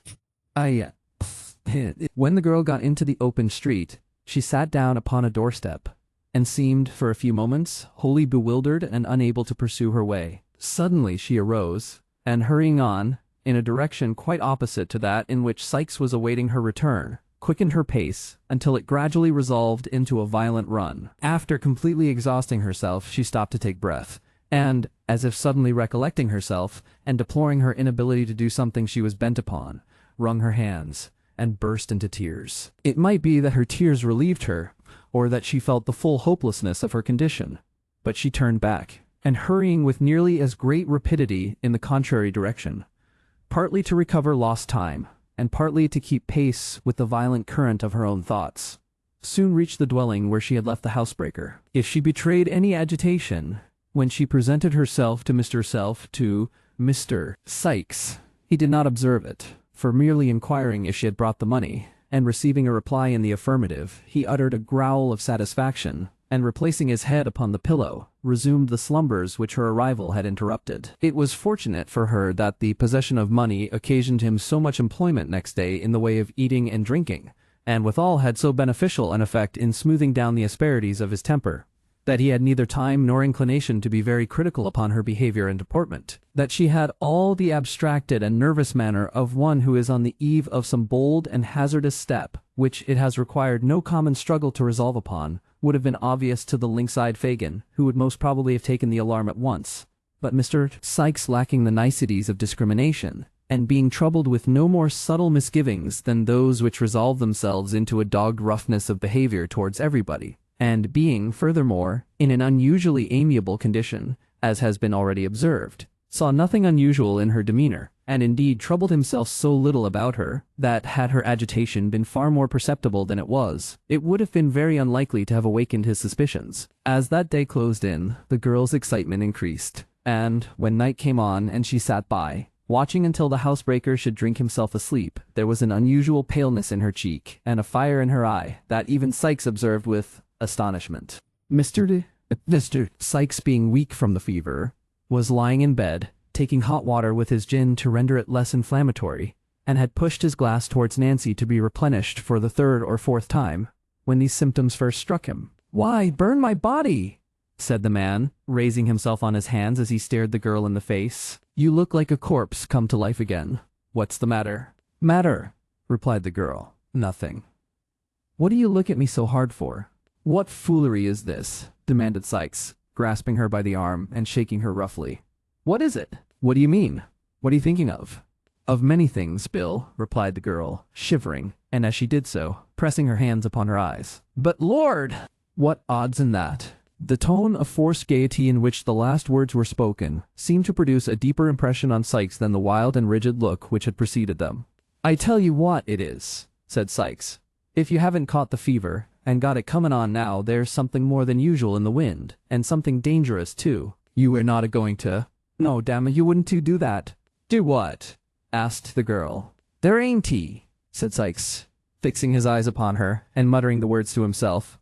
"There ain't a stauncher-hearted gal going, or I'd have cut her throat 3 months ago. She's got the fever coming on, that's it." Fortifying himself with this assurance, Sykes drained the glass to the bottom, and then, with many grumbling oaths, called for his physic. The girl jumped up, with great alacrity, poured it quickly out, but with her back towards him, and held the vessel to his lips, while he drank off the contents. "Now," said the robber, "come and sit aside of me, and put on your own face, or I'll alter it so that you won't know it again when you do want it." The girl obeyed. Sykes, locking her hand in his, fell back upon the pillow, turning his eyes upon her face. They closed, opened again, closed once more, again opened. He shifted his position restlessly, and, after dozing again and again for 2 or 3 minutes, and as often springing up with a look of terror, and gazing vacantly about him, was suddenly stricken, as it were, while in the very attitude of rising, into a deep and heavy sleep. The grasp of his hand relaxed. The upraised arm fell languidly by his side, and he lay like one in a profound trance. "The laudanum has taken effect at last," murmured the girl, as she rose from the bedside. "I may be too late, even now." She hastily dressed herself in her bonnet and shawl, looking fearfully round from time to time, as if, despite the sleeping draught, she expected every moment to feel the pressure of Sykes' heavy hand upon her shoulder. Then, stooping softly over the bed, she kissed the robber's lips, and then opening and closing the room door with noiseless touch, hurried from the house. A watchman was crying 9:30 down a dark passage through which she had to pass, in gaining the main thoroughfare. "Has it long gone the half hour?" asked the girl. "It'll strike the hour in another quarter," said the man, raising his lantern to her face. "And I cannot get there in less than an hour or more," muttered Nancy, brushing swiftly past him and gliding rapidly down the street. Many of the shops were already closing in the back lanes and avenues through which she tracked her way, in making from Spitalfields towards the West End of London. The clock struck 10, increasing her impatience. She tore along the narrow pavement, elbowing the passengers from side to side, and darting almost under the horses' heads, crossed crowded streets, where clusters of persons were eagerly watching their opportunity to do the like. "The woman is mad," said the people, turning to look after her as she rushed away. When she reached the more wealthy quarter of the town, the streets were comparatively deserted, and here her headlong progress excited a still greater curiosity in the stragglers whom she hurried past. Some quickened their pace behind, as though to see whither she was hastening at such an unusual rate, and a few made head upon her, and looked back, surprised at her undiminished speed, but they fell off one by one, and when she neared her place of destination, she was alone. It was a family hotel, in a quiet but handsome street near Hyde Park. As the brilliant light of the lamp which burnt before its door guided her to the spot, the clock struck 11. She had loitered for a few paces as though irresolute, and making up her mind to advance, but the sound determined her, and she stepped into the hall. The porter's seat was vacant. She looked round with an air of incertitude, and advanced towards the stairs. "Now, young woman," said a smartly dressed female, looking out from a door behind her, "who do you want here?" "A lady who is stopping in this house," answered the girl. "Aye," was the reply, accompanied with a scornful look. "What lady?" "Miss Maylie," said Nancy. The young woman, who had by this time noted her appearance, replied only by a look of virtuous disdain, and summoned a man to answer her. To him, Nancy repeated her request. "What name am I to say?" asked the waiter. "It's of no use saying any," replied Nancy. "Nor business," said the man. "No, nor that neither," rejoined the girl.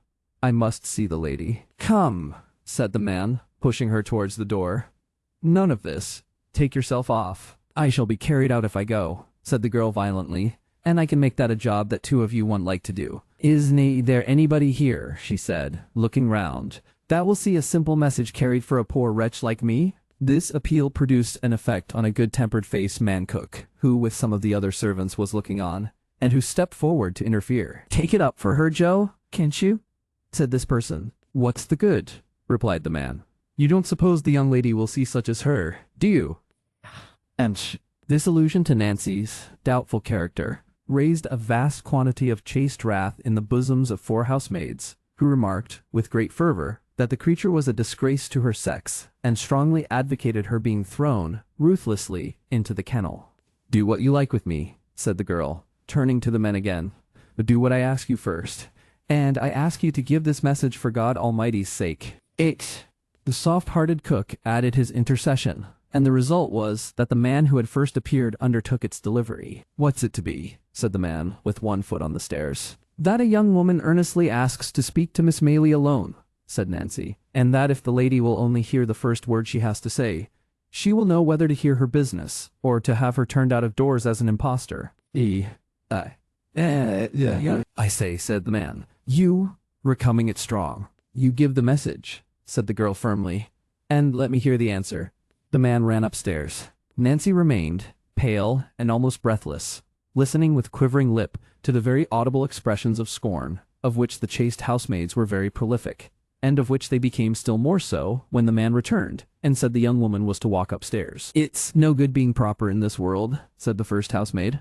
"Brass can do better than the gold what has stood the fire," said the second.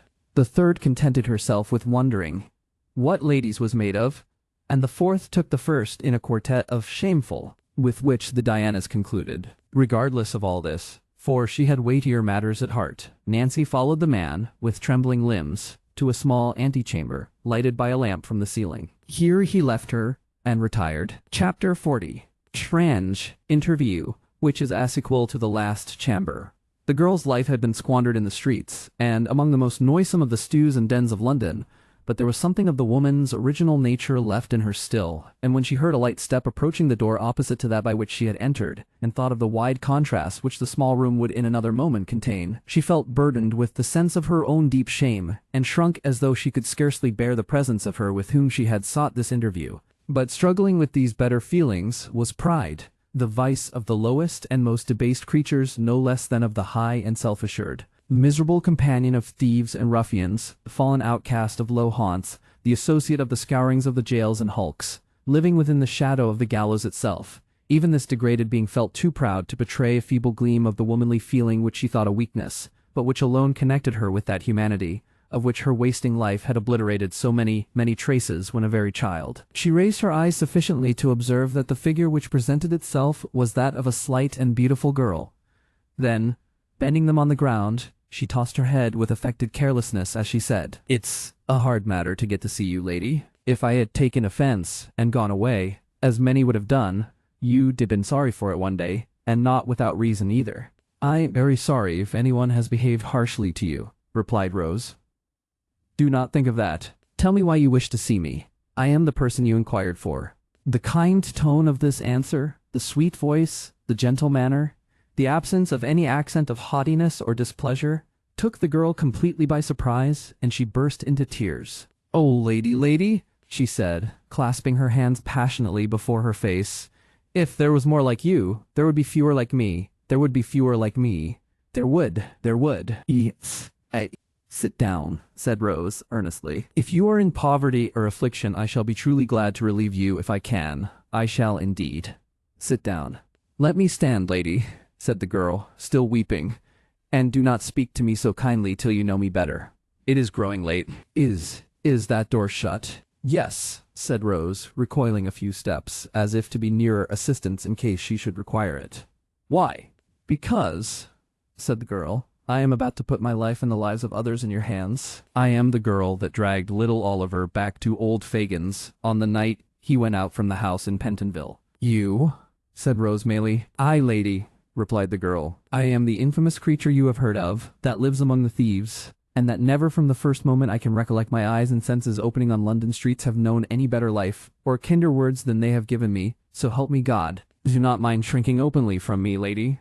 I am younger than you would think, to look at me, but I am well used to it. The poorest women fall back, as I make my way along the crowded pavement." "What dreadful things are these?" said Rose, involuntarily falling from her strange companion.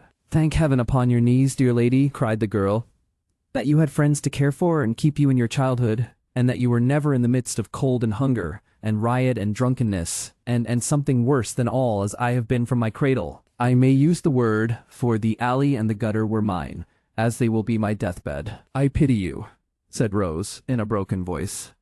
It wrings my heart to hear you. Heaven bless you for your goodness, rejoined the girl. If you knew what I am sometimes, you would pity me, indeed. But I have stolen away from those who would surely murder me, if they knew I had been here, to tell you what I have overheard. Do you know a man named Monks? No, said Rose. Rose.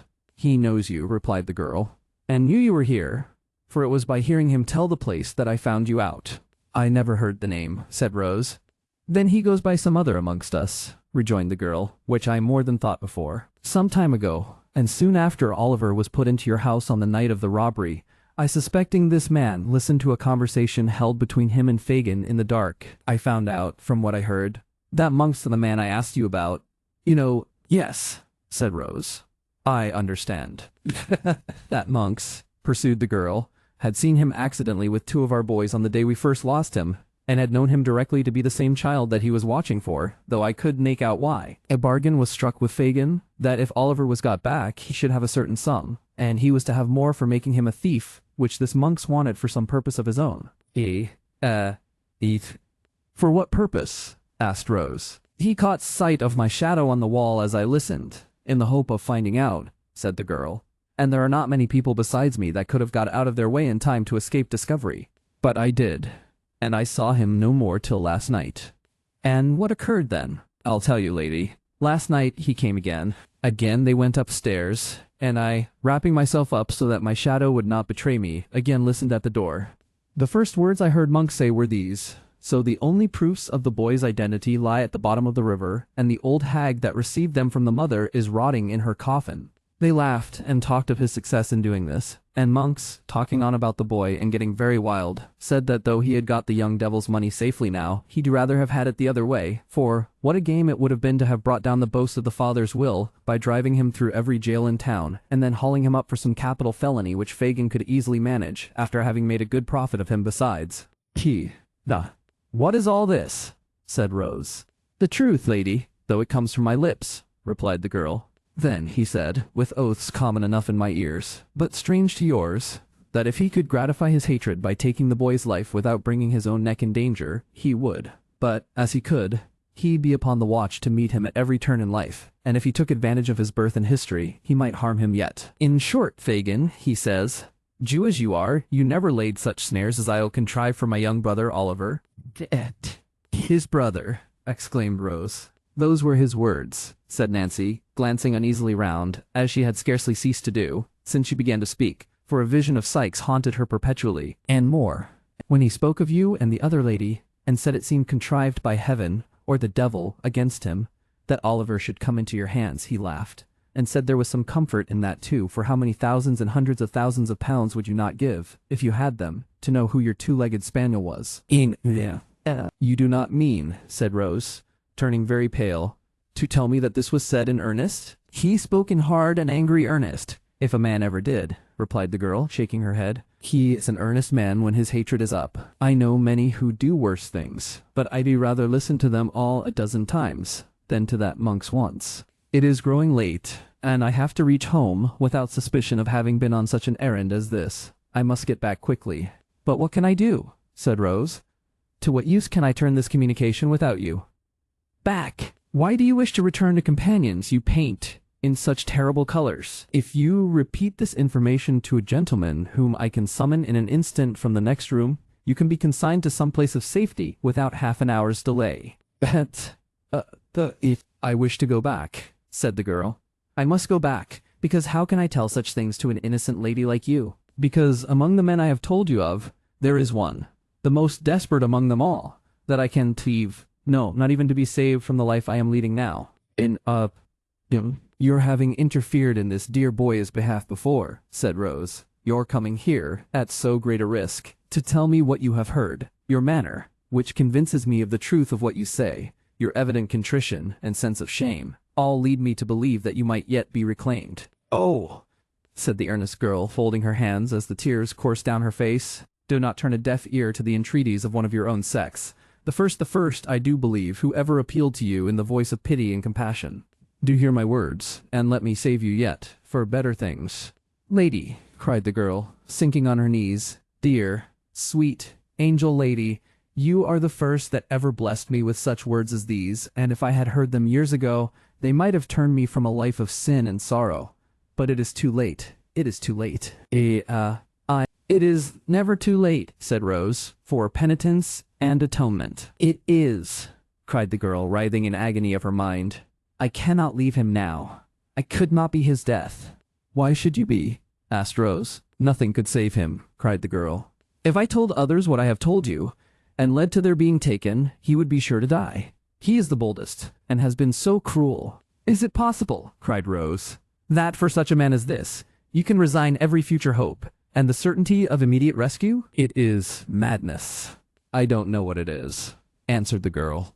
I only know that it is so, and not with me alone, but with hundreds of others as bad and wretched as myself. I must go back.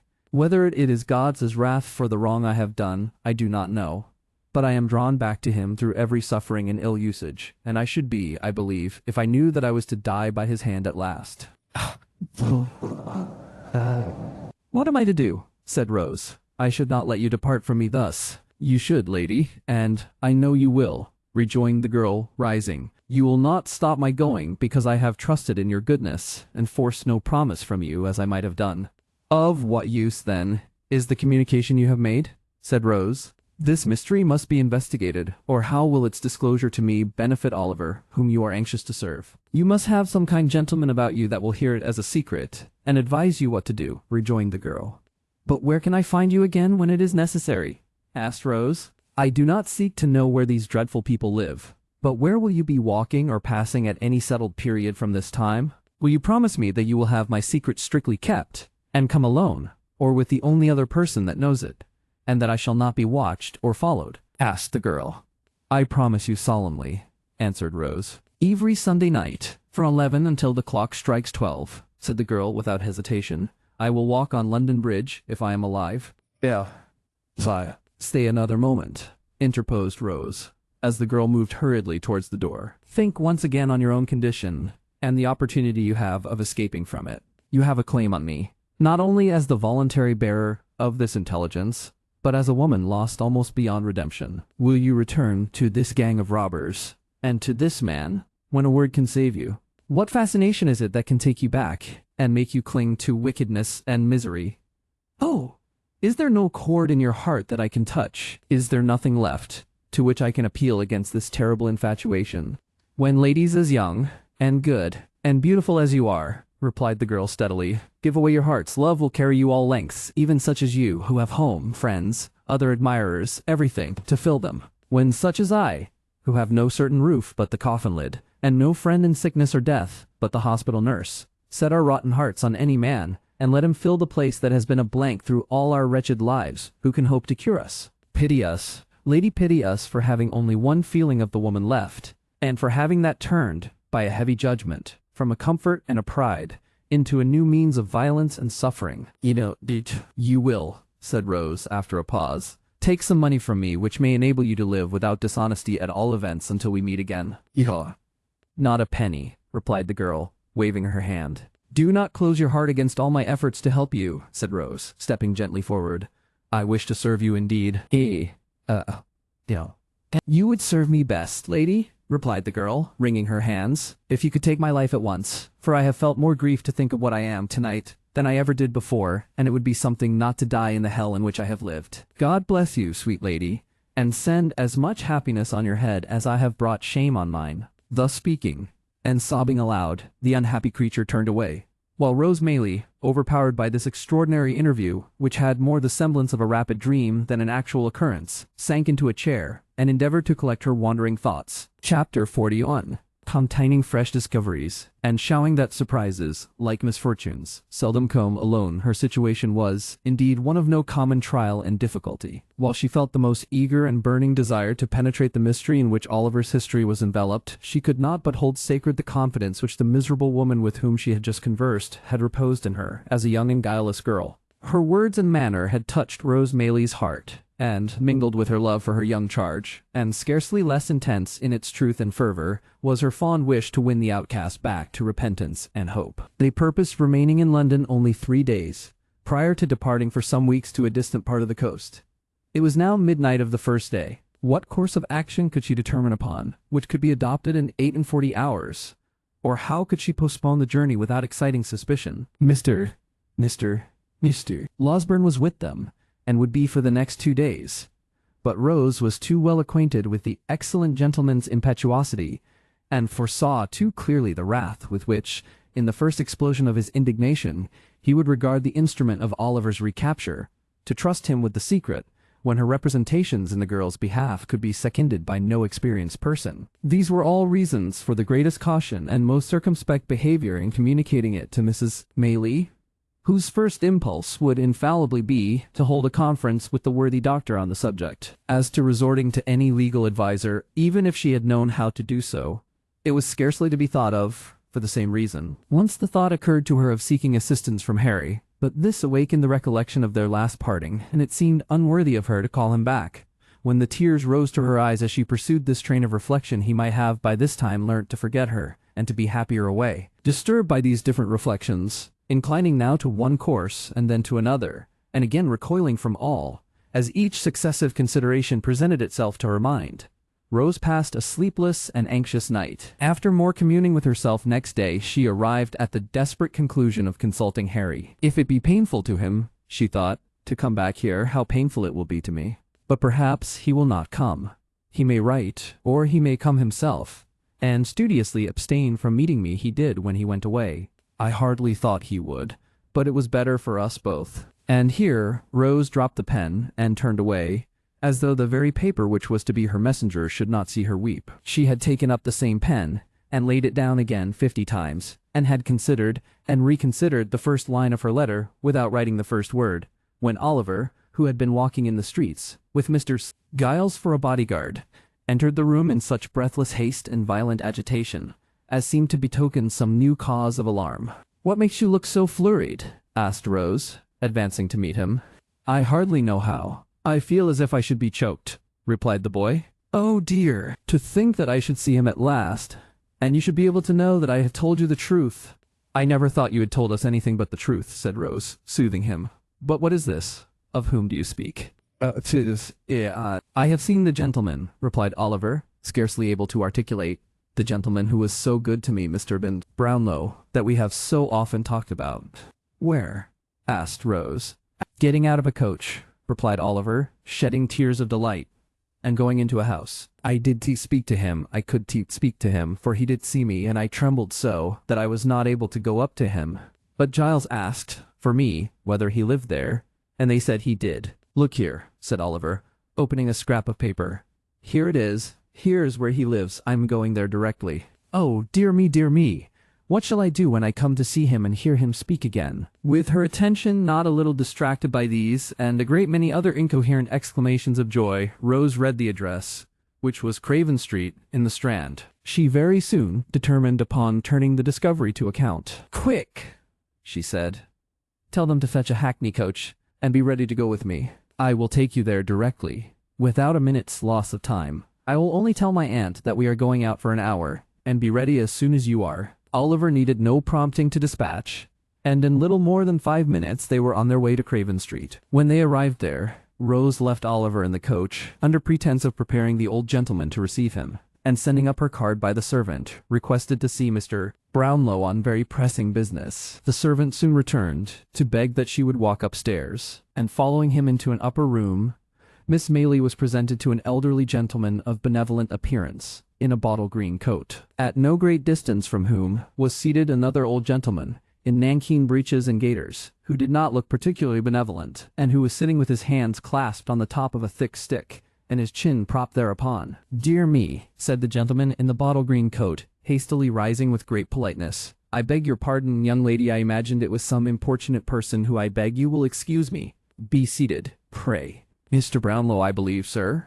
said Rose, glancing from the other gentleman to the one who had spoken. "That is my name," said the old gentleman. "This is my friend, Mr. Grimwig." "Grimwig, will you leave us for a few minutes?" "I believe," interposed Miss Maylie, "that at this period of our interview, I need not give that gentleman the trouble of going away. If I am correctly informed, he is cognizant of the business on which I wish to speak to you." Mr. Brownlow inclined his head. Grimwig, who had made one very stiff bow, and risen from his chair, made another very stiff bow, and dropped into it again. "I shall surprise you very much, I have no doubt," said Rose, naturally embarrassed, "but you once showed great benevolence and goodness to a very dear young friend of mine, and I am sure you will take an interest in hearing of him again." "Indeed," said Mr. Brownlow. "Oliver Twist, you knew him as," replied Rose. The words no sooner escaped her lips than Mr. Grimwig, who had been affecting to dip into a large book that lay on the table, upset it with a great crash, and falling back in his chair, discharged from his features every expression but one of unmitigated wonder, and indulged in a prolonged and vacant stare. Then, as if ashamed of having betrayed so much emotion, he jerked himself, as it were, by a convulsion into his former attitude, and looking out straight before him emitted a long deep whistle, which seemed, at last, not to be discharged on empty air, but to die away in the innermost recesses of his stomach. Mr. Brownlow was no less surprised, although his astonishment was not expressed in the same eccentric manner. He drew his chair nearer to Miss Maylie's, and said, "Do me the favor, my dear young lady, to leave entirely out of the question that goodness and benevolence of which you speak, and of which nobody else knows anything.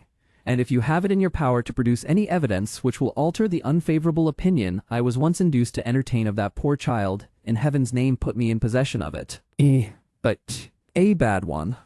"I'll eat my head, if he is not a bad one," growled Mr. Grimwig, speaking by some ventriloquial power, without moving a muscle of his face. "He is a child of a noble nature and a warm heart," said Rose, coloring, "and that power which has thought fit to try him beyond his years has planted in his breast affections and feelings which would do honor to many who have numbered his days 6 times over."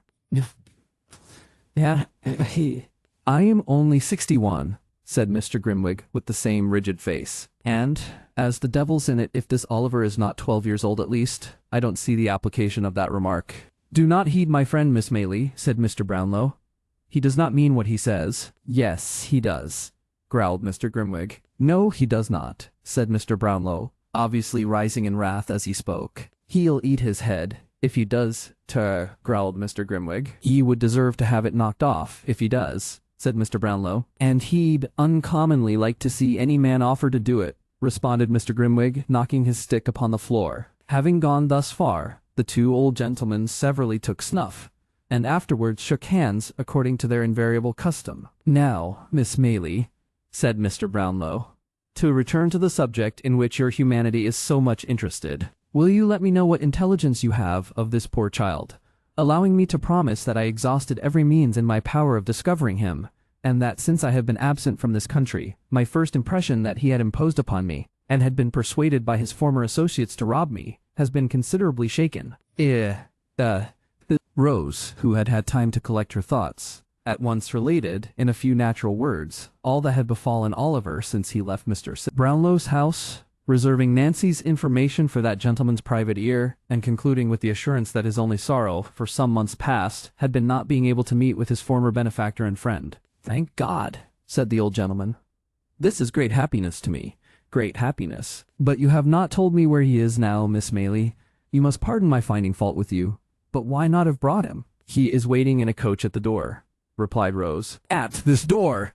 cried the old gentleman, with which he hurried out of the room, down the stairs, up the coach steps, and into the coach, without another word. When the room door closed behind him, Mr.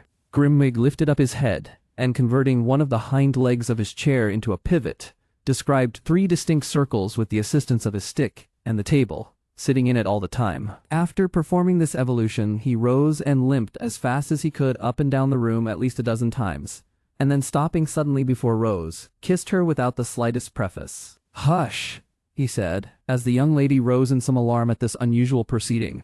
"Don't be afraid. I am old enough to be your grandfather. You were a sweet girl. I like you. Here they are." In fact, as he threw himself at one dexterous dive into his former seat, Mr. Brownlow returned, accompanied by Oliver, whom Mr. Grimwig received very graciously. And if the gratification of that moment had been the only reward for all her anxiety and care in Oliver's behalf, Rose Maylie would have been well repaid. "There is somebody else who should not be forgotten, by the by," said Mr. Brownlow, ringing the bell. Send Mrs. Bedouin here, if you please." The old housekeeper answered the summons with all dispatch, and dropping a curtsy at the door, waited for orders. "Why, you get blinder every day, Bedouin," said Mr. Brownlow, rather testily. "Well, that I do, sir," replied the old lady. "People's eyes, at my time of life, don't improve with age, sir." "I could have told you that," rejoined Mr. Brownlow. "But put on your glasses and see if you can find out what you were wanted for, will you?" The old lady began to rummage in her pocket for her spectacles, but Oliver's patience was not proof against this new trial, and yielding to his first impulse, he sprang into her arms. "God be good to me!" cried the old lady, embracing him. "It is my innocent boy." "My dear old nurse," cried Oliver. "He would come back." "I knew he would," said the old lady, holding him in her arms. "How well he looks, and how like a gentleman's son he is dressed again. Where have you been this long, long while? Ah, the same sweet face, but not so pale. The same soft eye, but not so sad. I have never forgotten them or his quiet smile, but have seen them every day, side by side with those of my own dear children, dead and gone since I was a lightsome young creature." Running on thus, and now holding Oliver from her to mark how he had grown, now clasping him to her and passing her fingers fondly through his hair, the good soul laughed and wept upon his neck by turns. Leaving her and Oliver to compare notes at leisure, Mr. Brownlow led the way into another room, and there heard from Rose a full narration of her interview with Nancy, which occasioned him no little surprise and perplexity. Rose also explained her reasons for not confiding in her friend Mr. Losberne in the first instance. The old gentleman considered that she had acted prudently, and readily undertook to hold solemn conference with the worthy doctor himself, to afford him an early opportunity for the execution of this design. It was arranged that he should call at the hotel at 8 o'clock that evening, and that in the meantime, Mrs. Maylie should be cautiously informed of all that had occurred. These preliminaries adjusted, Rose and Oliver returned home. Rose had by no means overrated the measure of the good doctor's wrath. Nancy's history was no sooner unfolded to him than he poured forth a shower of mingled threats and execrations, threatened to make her the first victim of the combined ingenuity of Messrs. Blathers and Duff, and actually put on his hat preparatory to sallying forth to obtain the assistance of those worthies. And doubtless he would, in this first outbreak, have carried the intention into effect without a moment's consideration of the consequences, if he had not been restrained, in part, by corresponding violence on the side of Mr. Brownlow, who was himself of an irascible temperament, and partly by such arguments and representations as seemed best calculated to dissuade him from his hot-brained purpose. "Then what the devil is to be done?" said the impetuous doctor, when they had rejoined the two ladies. "Are we to pass a vote of thanks to all these vagabonds, male and female, and beg them to accept £100 or so apiece as a trifling mark of our esteem, and some slight acknowledgment of their kindness to Oliver?" "Not exactly that," rejoined Mr. Brownlow, laughing, "but we must proceed gently and with great care." "Gentleness and care," exclaimed the doctor. "I'd send them one and all to—" "Never mind where," interposed Mr. Brownlow, "but reflect whether sending them anywhere is likely to attain the object we have in view." "What object?" asked the doctor. "Simply the discovery of Oliver's parentage, and regaining for him the inheritance of which, if this story be true, he has been fraudulently deprived." "Ah," said Mr. Losberne, cooling himself with his pocket-handkerchief, "I almost forgot that. You see," pursued Miss Brownlow, placing this poor girl entirely out of the question, and supposing it were possible to bring these scoundrels to justice without compromising her safety, what good should we bring about? "Hanging a few of them at least, in all probability," suggested the doctor, "and transporting the rest." "Very good," replied Miss Brownlow, smiling. "But no doubt they will bring that about for themselves in the fullness of time, and if we step in to forestall them, it seems to me that we shall be performing a very quixotic act, in direct opposition to our own interest, or at least to Oliver's, which is the same thing." But how?" inquired the doctor. "Thus. It is quite clear that we shall have extreme difficulty in getting to the bottom of this mystery, unless we can bring this man, Monks, upon his knees. That can only be done by stratagem, and by catching him when he is not surrounded by these people. For, suppose he were apprehended, we have no proof against him. He is not even, so far as we know, or as the facts appear to us, concerned with the gang in any of their robberies. If he were not discharged, It is very unlikely that he could receive any further punishment than being committed to prison as a rogue and vagabond, and of course ever afterwards his mouth would be so obstinately closed that he might as well, for our purposes, be deaf, dumb, blind, and an idiot.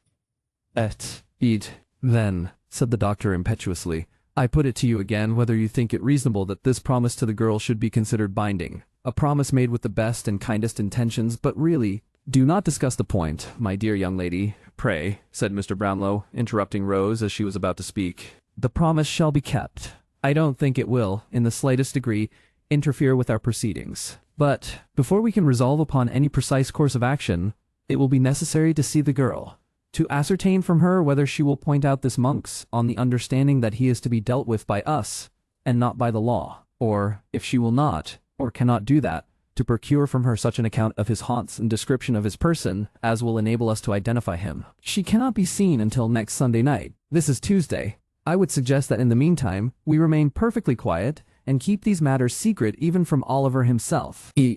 Although Mr. F. Losberne received with many wry faces a proposal involving a delay of 5 whole days, he was fain to admit that no better course occurred to him just then, and as both Rose and Mrs. Maylie sided very strongly with Mr. Brownlow, that gentleman's proposition was carried unanimously. I should like, he said, to call in the aid of my friend Grimwig. He is a strange creature, but a shrewd one, and might prove of material assistance to us. I should say that he was bred a lawyer, and quitted the bar in disgust because he had only one brief and emotion, of course, in 20 years, though whether that is recommendation or not, you must determine for yourselves. I have no objection to your calling in your friend if I may call in mine, said the doctor. We must put it to the vote, replied Mr. Brownlow. Who may he be? That lady's son, and this young lady's very old friend, said the doctor, motioning towards Mrs. Maylie, and concluding with an expressive glance at her niece. Rose blushed deeply, but she did not make any audible objection to this motion. Possibly she felt in a hopeless minority, and Harry Maylie and Mr. Grimwig were accordingly added to the committee. We stay in town, of course, said Mrs. Maylie, while there remains the slightest prospect of prosecuting this inquiry with a chance of success. I will spare neither trouble nor expense in behalf of the object in which we are all so deeply interested, and I am content to remain here, if it be for 12 months, so long as you assure me that any hope remains. Good, rejoined Mr. Brownlow, and as I see on the faces about me, a disposition to inquire how it happened that I was not in the way to corroborate Oliver's tale, and had so suddenly left the kingdom, let me stipulate that I shall be asked no questions until such time as I may deem it expedient to forestall them by telling my own story. Believe me, I make this request with good reason, for I might otherwise excite hopes destined never to be realized, and only increase difficulties and disappointments already quite numerous enough. Come, supper has been announced, and young Oliver, who is all alone in the next room, will have begun to think, by this time, that we have wearied of his company, and entered into some dark conspiracy to thrust him forth upon the world. With these words, the old gentleman gave his hand to Mrs. Maylie, and escorted her into the supper-room. Mr. Losberne followed, leading Rose, and the council was, for the present, effectually broken up. Chapter 42. An old acquaintance of Oliver's, exhibiting decided marks of genius, becomes a public character in the metropolis upon the night when Nancy, having lulled Mr. Sikes to sleep, hurried on her self-imposed mission to Rose Maylie, there advanced towards London by the Great North Road 2 persons, upon whom it is expedient that this history should bestow some attention. They were a man and woman, or perhaps they would be better described as a male and female, for the former was one of those long-limbed, knock-kneed, shambling, bony people to whom it is difficult to assign any precise age, looking as they do, when they are yet boys, like undergrown men, and when they are almost men, like overgrown boys. The woman was young, but of a robust and hearty make, as she need have been to bear the weight of the heavy bundle which was strapped to her back. Her companion was not encumbered with much luggage, as there merely dangled from a stick, which he carried over his shoulder, a small parcel wrapped in a common handkerchief, and apparently light enough. This circumstance, added to the length of his legs, which were of unusual extent, enabled him with much ease to keep some 6 paces in advance of his companion, to whom he occasionally turned with an impatient jerk of the head, as if reproaching her tardiness and urging her to greater exertion. Thus they had toiled along the dusty road, taking little heed of any object within sight, save when they stepped aside to allow a wider passage for the mail coaches which were whirling out of town, until they passed through Highgate Archway, when the foremost traveler stopped and called impatiently to his companion. "Come on, can yer? What a lazybones you are, Charlotte." "It's a heavy load, I can tell you," said the female, coming up, almost breathless with fatigue. "Heavy? What are you talking about? What are you made for?" rejoined the male traveler, changing his own little bundle as he spoke, to the other shoulder. "Oh, there you are, resting again. Well, if you ain't enough to tire anybody's patience out, I don't know what is." "Is it much farther?" asked the woman, resting herself against the bank and looking up with the perspiration streaming from her face. "Much farther. You're as good as there," said the long-legged tramper, pointing out before him. "Look there. Those are the lights of London." "They were a good 2 mile off, at least," said the woman despondingly. "Never mind whether they were 2 mile off or 20, said Noah Claypole, for he it was. "But get up and come on, or I'll kick yer, and so I give yer notice." As Noah's red nose grew redder with anger, and as he crossed the road while speaking, as if fully prepared to put his threat into execution, the woman rose without any further remark, and trudged onward by his side. "Where do you mean to stop for the night, Noah?" she asked after they had walked a few hundred yards. "How should I know?" replied Noah, whose temper had been considerably impaired by walking. "Near, I hope," said Charlotte. "No, not near," replied Mr. Claypole. "There. Not near, so don't think it." "Why not?" "Oh, when I tell you that I don't mean to do a thing, that's enough, without any why or because either," replied Mr. Claypole with dignity. "Well, you needn't be so cross," said his companion. "A pretty thing it would be, wouldn't it, to go and stop at the very first public house outside the town, so that Sowerberry, if he come up after us, might poke in his old nose, and have us taken back in a cart with handcuffs on," said Mr. Claypole in a jeering tone. "No! I shall go and lose myself among the narrowest streets I can find, and not stop till we come to the very out-of-the-wayest house I can set eyes on. Cod, yer may thanks your stars I've got ahead, for if we hadn't gone, at first, the wrong road o' purpose, and come back across country, you'd have been locked up hard and fast a week ago, my lady, and serve yer right for being a fool." "I know I ain't as cunning as you are," replied Charlotte, "but don't put all the blame on me and say I should have been locked up. You would have been, if I had been, anyway." "Yer took the money from the till, yer know yer did," said Mr. Claypole. "I took it for you." "Noah, dear," rejoined Charlotte. "Did I keep it?" asked Mr. Claypole. "No. You trusted in me, and let me carry it like a dear. And so you are," said the lady, chucking him under the chin, and drawing her arm through his. This was indeed the case, but as it was not Mr. Claypole's habit to repose a blind and foolish confidence in anybody, it should be observed, in justice to that gentleman, that he had trusted Charlotte to this extent, in order that, if they were pursued, the money might be found on her, which would leave him an opportunity of asserting his innocence of any theft, and would greatly facilitate his chances of escape.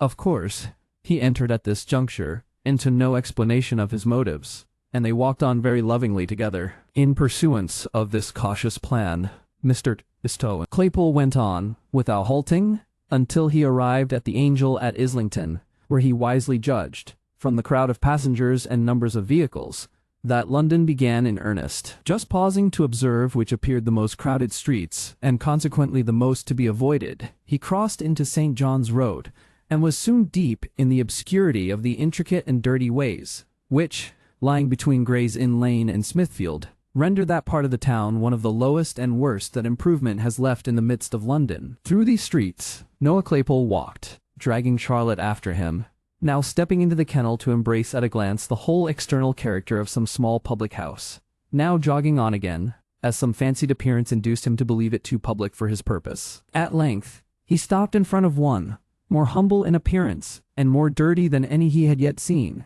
and having crossed over and surveyed it from the opposite pavement, graciously announced his intention of putting up there for the night. "So give us the bundle," said Noah, unstrapping it from the woman's shoulders and slinging it over his own, "and don't yer speak, except when you're spoke to." "What's the name of the house? THR3, what?" "Cripples," said Charlotte. "3 Cripples," repeated Noah, "and a very good sign, too. Now then, keep close at my heels, and come along."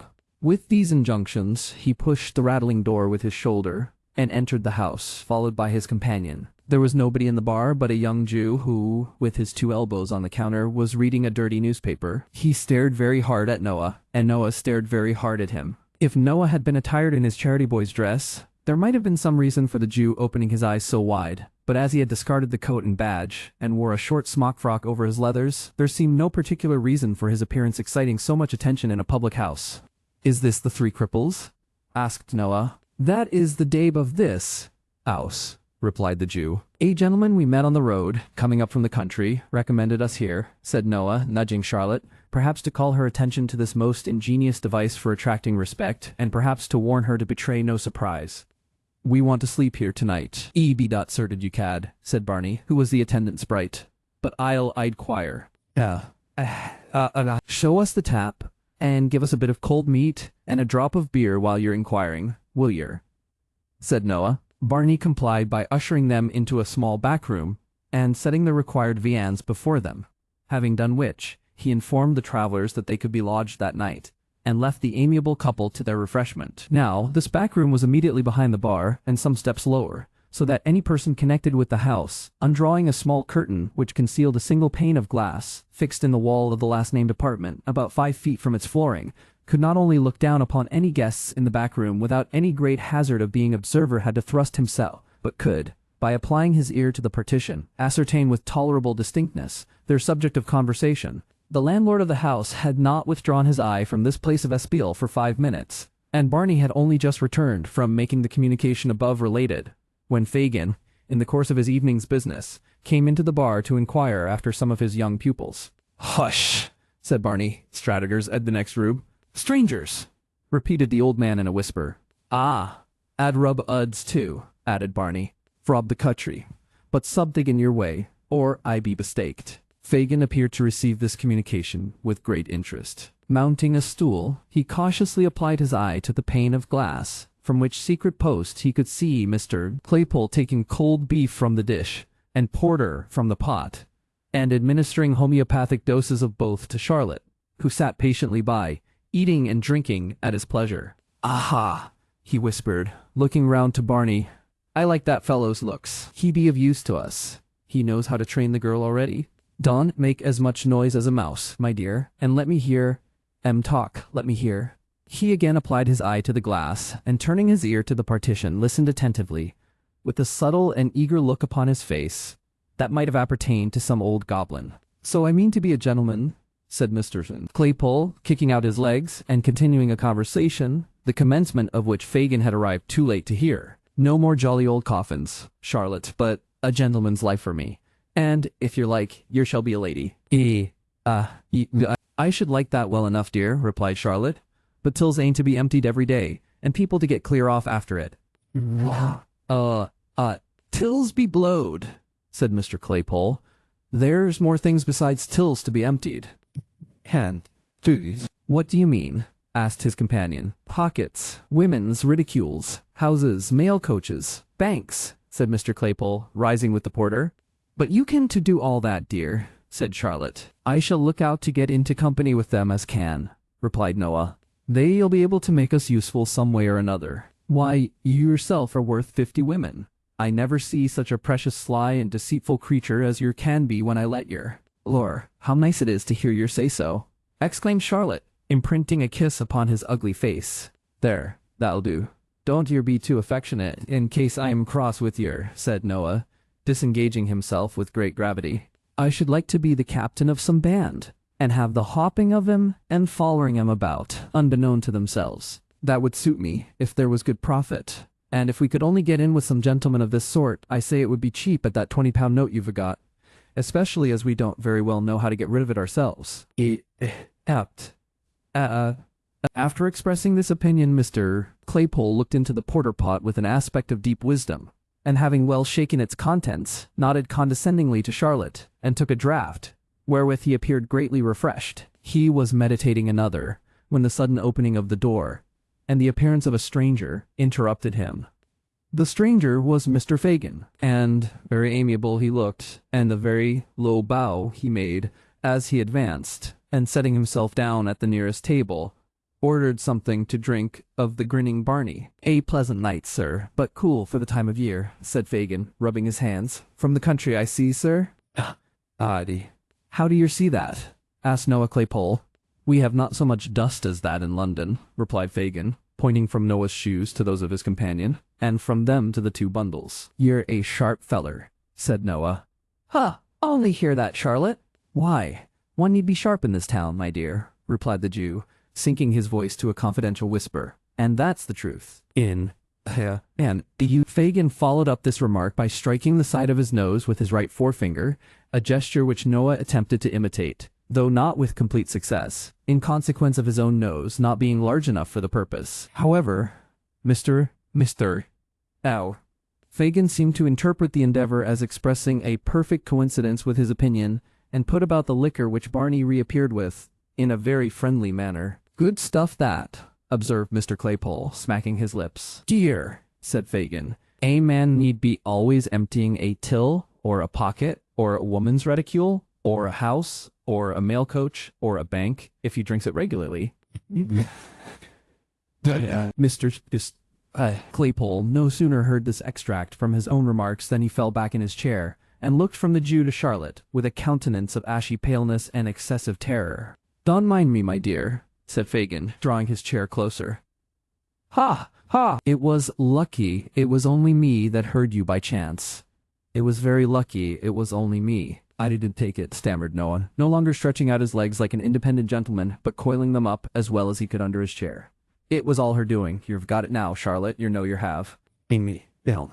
"No matter who's got it, or who did it, my dear," replied Fagin, glancing, nevertheless, with a hawk's eye at the girl and the 2 bundles. "I'm in that way myself, and I like you for it." "In what way?" asked Mr. Claypole, a little recovering. "In that way of business," rejoined Fagin.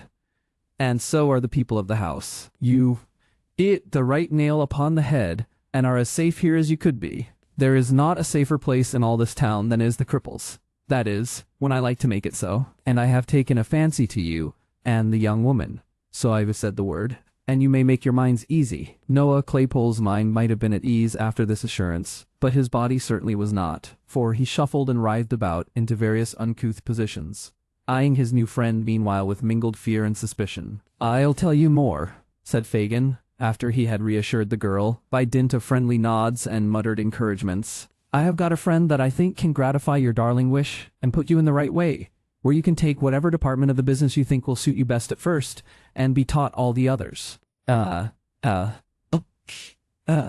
"You speak as if you were in earnest," replied Noah. "What advantage would it be to me to be anything else?" inquired Fagin, shrugging his shoulders. "Let me have a word with you outside." "There's no occasion to trouble ourselves to move," said Noah, getting his legs by gradual degrees abroad again. "She'll take the luggage upstairs the while. Charlotte, see to them bundles." This mandate, which had been delivered with great majesty, was obeyed without the slightest demur, and Charlotte made the best of her way off with the packages while Noah held the door open and watched her out. "She's kept tolerably well under, ain't she?" he asked as he resumed his seat, in the tone of a keeper who had tamed some wild animal. "Quite perfect," rejoined Fagin, clapping him on the shoulder. "You're a genius, my dear." "Why, I suppose if I was I shouldn't be here," replied Noah. "But, I say, she'll be back, if you're lose time." "Now, what do you think?" said Fagin. "If you was to like my friend, could you do better than join him? Is he in a good way of business?" "That's where it is," responded Noah, winking one of his little eyes. "The top of the tree, employs a power of hands, has the very best society in the profession." "Irregular town maters?" asked Mr. Claypole. "Not a countryman among 'em, and I don't think he'd take you, even on my recommendation. If he did run rather short of assistance just now," replied Fagin. "Should I have to hand over?" said Noah, slapping his breeches pocket. "It could possibly be done without," replied Fagin, in a most decided manner. £20, though it's a lot of money." "Not when it's in a note you can get rid of," retorted Fagin. "Number and date taken, I suppose? Payment stopped at the bank? Ah, it's not worth much to him. I'll have to go abroad, and he could sell it for a great deal in the market." "When could I see him?" asked Noah doubtfully. "Tomorrow morning." "Where?" "Or here." Said Noah. "What's the wages?" "Live like a gentleman, board and lodging, pipes and spirits free, half of all you earn, and half of all the young woman earns," replied Mr. Fagin. Whether Noah Claypole, whose rapacity was none of the least comprehensive, would have acceded even to these glowing terms had he been a perfectly free agent, is very doubtful, But as he recollected that, in the event of his refusal, it was in the power of his new acquaintance to give him up to justice immediately, and more unlikely things had come to pass, he gradually relented, and said he thought that would suit him. "But you see," observed Noah, "as she will be able to do a good deal, I should like to take something very light." "A little fancy work," suggested Fagin. "Ah, something of that sort," replied Noah. "What do you think would suit me now? Something not too trying for the strength, and not very dangerous, you know. That's the sort of thing." "I heard you talk of something in the spyway upon the others, my dear," said Fagin. "My friend wants somebody who would do that well, very much." "Why, I did mention that, and I shouldn't mind turning my hand to it sometimes," rejoined Mr. Claypole slowly. "But it wouldn't pay by itself, you know." "That's true," observed the Jew, ruminating or pretending to ruminate. "No, it might not." What do you think, then, Anne?" asked Noah, anxiously regarding him. "Something in the sneaking way, where it was pretty sure work, and not much more risk than being at home." "What do you think of the old ladies?" asked Fagin. "There's a good deal of money made in snatching their bags and parcels, and running round the corner. Don't they holler out a good deal, and scratch sometimes?" asked Noah, shaking his head. "I don't think that would answer my purpose. Ain't there any other line open?" "Stop," said Fagin, laying his hand on Noah's knee. "The Kinchin lay." "What that?" demanded Mr. Claypole. "The Kinchins, my dear," said Fagin, "is the young children that's sent on errands by their mothers, with sixpences and shillings, and the lay is just to take their money away. They've always got it ready in their hands, then knock 'em into the kennel, and walk off very slow, as if there were nothing else the matter but a child fallen down and hurt itself." "Ha, ha, ha, ha, ha," roared Mr. Claypole, kicking up his legs in an ecstasy. "Lord, that's the very thing." "To be sure it is," replied Fagin. "And you can have a few good beats chalked out in Camden Town, and Battle Bridge, and neighborhoods like that, where they're always going errands, and you can upset as many Kinchins as you want, any hour in the day. Ha, ha, ha." With this, Fagin poked Mr. Claypole in the side, and they joined in a burst of laughter both long and loud. "Well, that's all right," said Noah, when he had recovered himself and Charlotte had returned. "What time tomorrow shall we say?" "Will 10 do?" asked Fagin, adding, as Mr. Claypole nodded assent. "What name shall I tell my good friend?" "Mr. Bolter," replied Noah, who had prepared himself for such emergency. "Mr. Morris Bolter. This is Mrs. Bolter." "Mrs. Bolter's humble servant," said Fagin, bowing with grotesque politeness. "I hope I shall know her better very shortly." "Do you hear the gentleman, Charlotte?" thundered Mr. Claypole. "Yes, Noah, dear," replied Mrs. Bolter, extending her hand. "She calls me Noah, as a sort of fond way of talking," said Mr. Morris Bolter, late Claypole, turning to Fagin. "You understand?" "Oh yes, I understand perfectly," replied Fagin, telling the truth for once. "Good night." "Good night." With many adieus and good wishes, Mr. Fagin went his way. Noah Claypole, bespeaking his good lady's attention, proceeded to enlighten her relative to the arrangement he had made, with all that haughtiness and air of superiority, becoming, not only a member of the sterner sex, but a gentleman who appreciated the dignity of a special appointment on the Kinchin lay, in London and its vicinity. Chapter 43. Urian is shown how the artful dodger got into trouble. "And so it was you that was your own friend, was it?" asked Mr. Claypole, otherwise Bolter, when, by virtue of the compact entered into between them, he had removed next day to Fagin's house. "God, I thought as much last night. Every man's his own friend, my dear," replied Fagin, with his most insinuating grin. "He hasn't as good a one as himself anywhere." "Except sometimes," replied Morris Bolter, assuming the air of a man of the world. "Some people are nobody's enemies but their own, you know." "Don't believe that," said Fagin. "When a man's his own enemy, it's only because he's too much his own friend, not because he's careful for everybody but himself." "Pooh! Pooh! There ain't such a thing in nature." "There ought to be, if there is," replied Mr. Bolter. "That stands to reason. Some conjurers say that number 3 is the magic number, and some say number 7. It's neither, my friend, neither. It, number 1. "Ha! Ha!" cried Mr. Bolter. "Number 1 forever." "In a little community like ours, my dear," said Fagin, who felt it necessary to qualify this position, "we have a general number 1, without considering me too as the same, and all the other young people." "Oh, the devil!" exclaimed Mr. Bolter. "You see, pursued Fagin, affecting to disregard this interruption. We are so mixed up together and identified in our interests that it must be so. For instance, it's your object to take care of number one, meaning yourself. Certainly, replied Mr. Bolter. You're about right there. Well, you can take care of yourself, number one, without taking care of me, number one. Number two.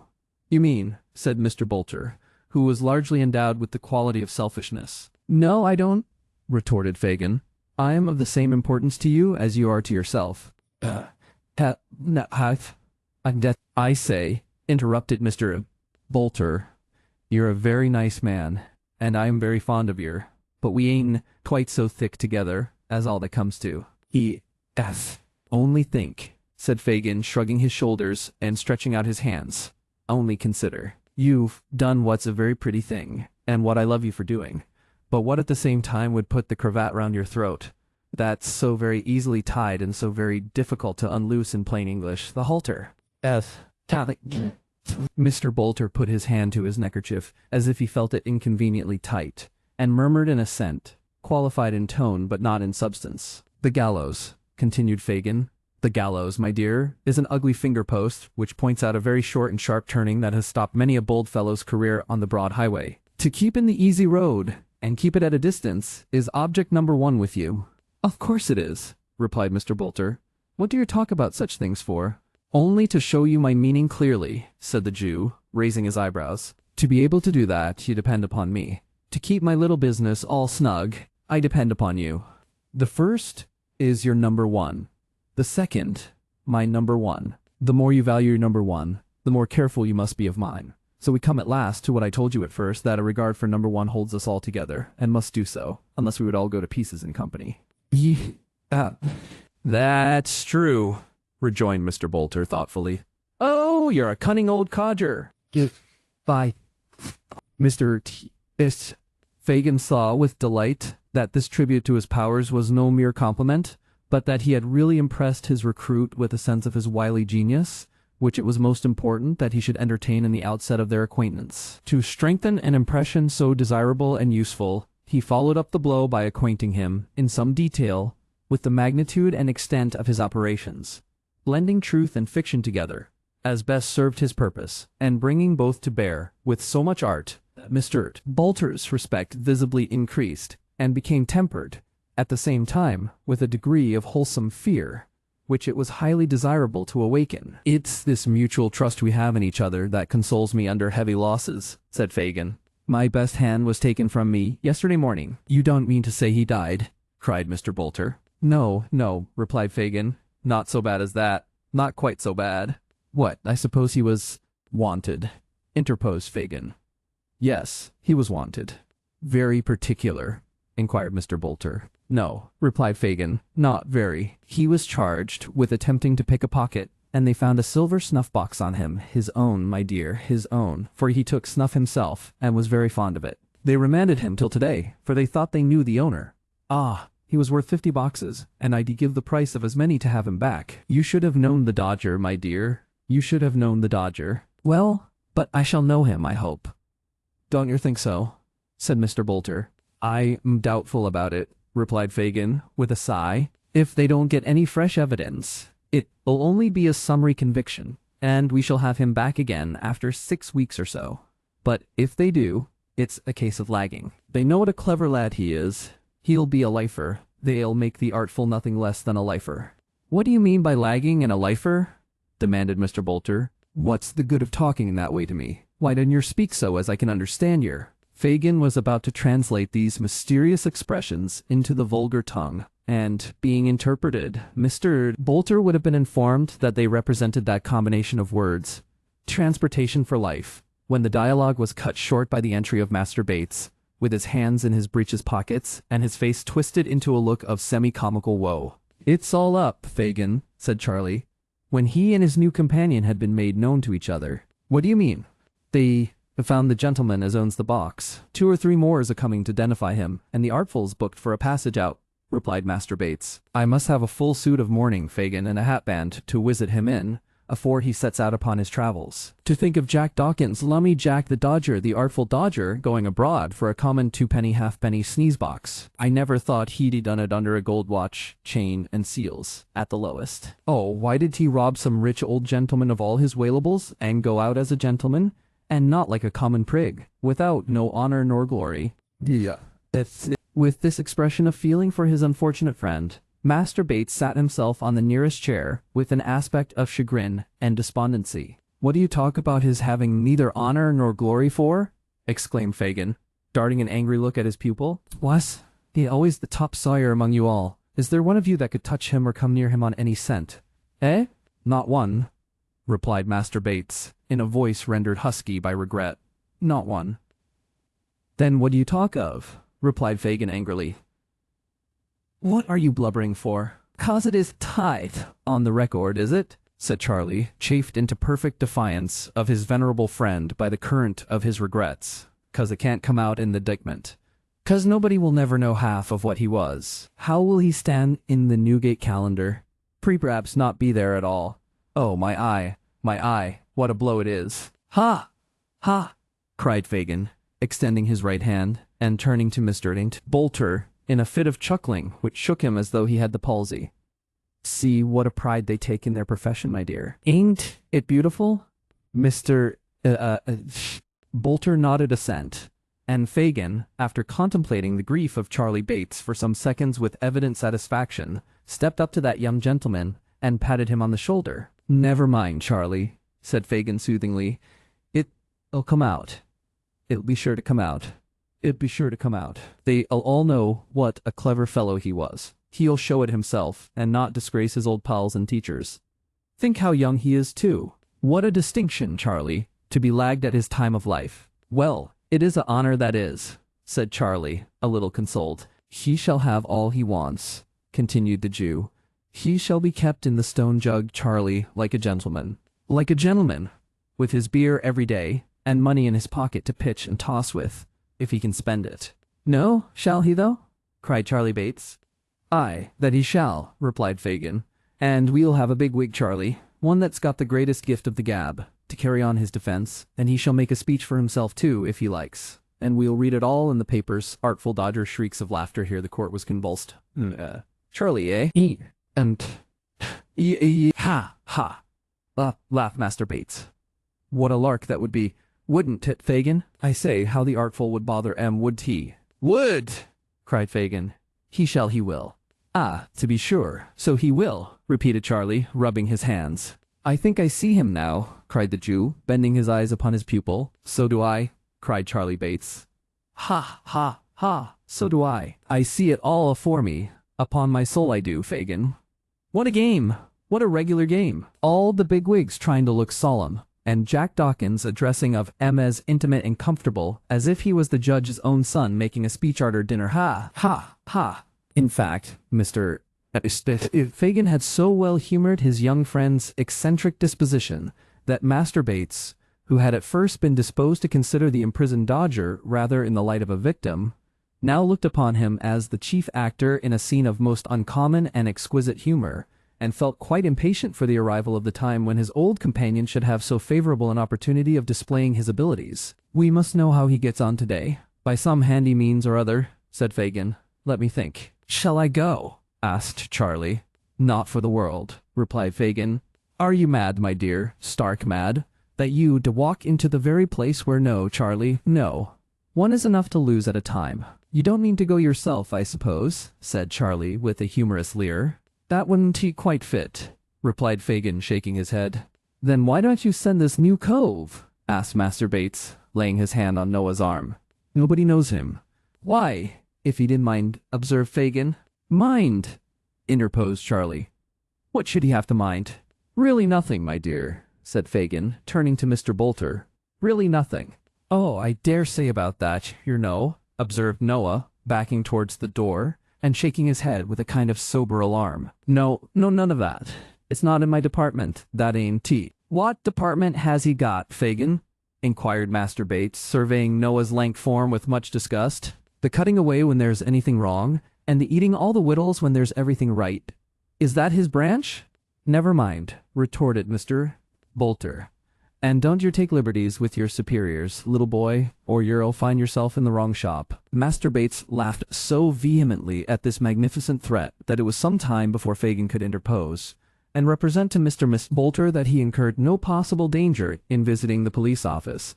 That, inasmuch as no account of the little affair in which he had engaged, nor any description of his person, had yet been forwarded to the metropolis, it was very probable that he was not even suspected of having resorted to it for shelter, and that, if he were properly disguised, it would be as safe a spot for him to visit as any in London, inasmuch as it would be, of all places, likely to resort of his own free will. Persuaded, in part, by these representations, but overborne in a much greater degree by his fear of Fagin, Mr. Bolter at length consented, with a very bad grace, to undertake the expedition. By Fagin's directions, he immediately substituted for his own attire a wagoner's frock, velveteen breeches, and leather leggings, all of which articles the Jew had at hand. He was likewise furnished with a felt hat well garnished with turnpike tickets, and a carter's whip. Thus equipped, he was to saunter into the office, as some country fellow from Covent Garden Market might be supposed to do for the gratification of his curiosity.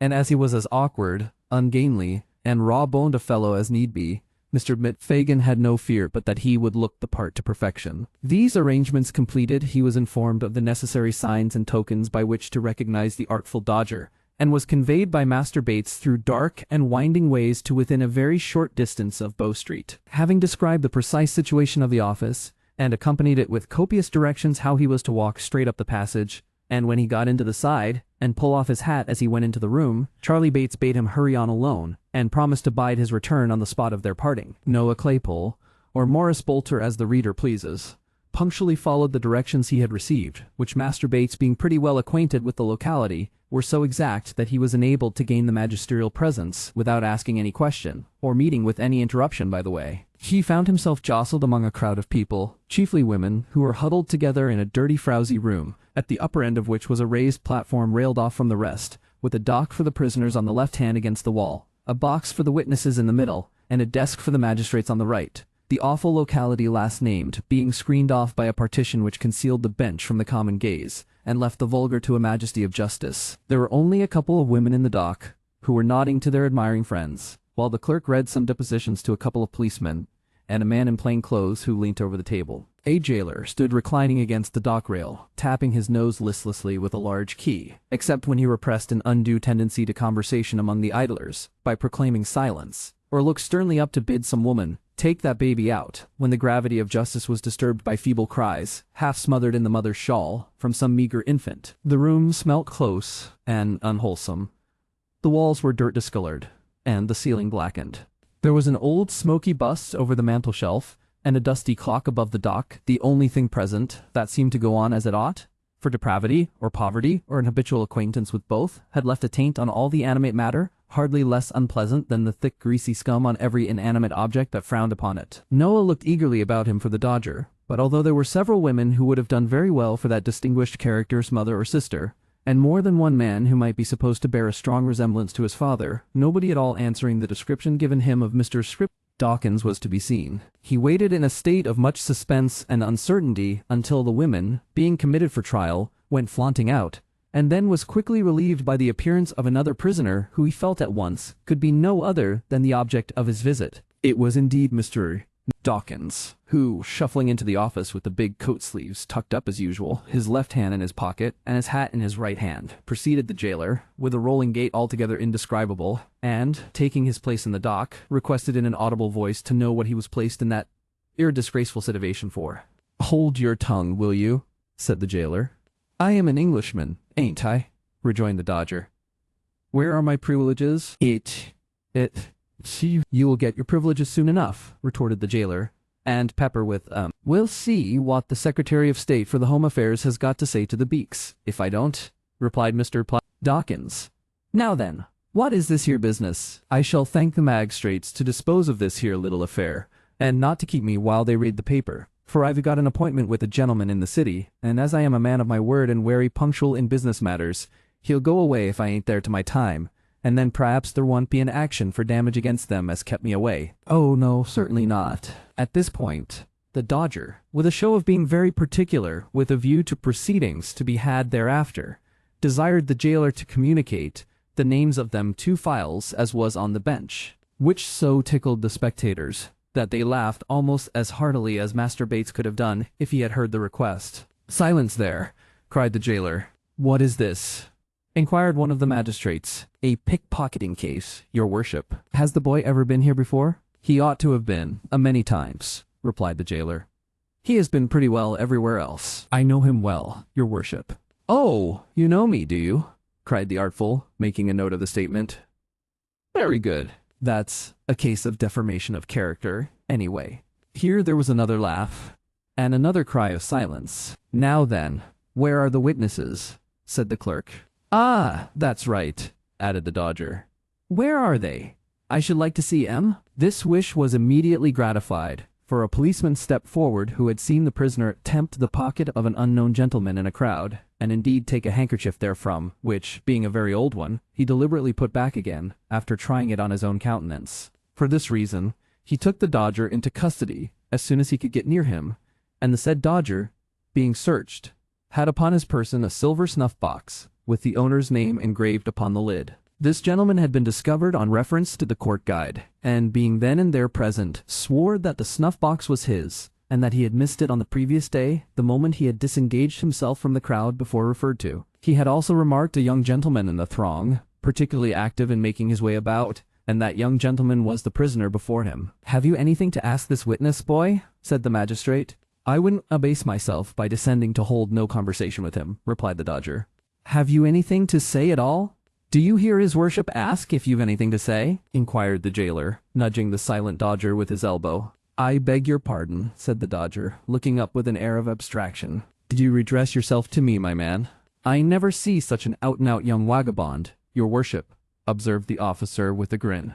"Do you mean to say anything, you young shaver?" "No," replied the Dodger, "not here, for this ain't the shop for justice. Besides which, my attorney is a-breakfasting this morning with the Vice-President of the House of Commons. But I shall have something to say elsewhere, and so will he, and so will a wery numerous and spectable circle of acquaintance as'll make them beaks wish they'd never been born, or that they got their footmen to hang 'em up to their own hat pegs, afore they let 'em come out this morning to try it on upon me. I'll...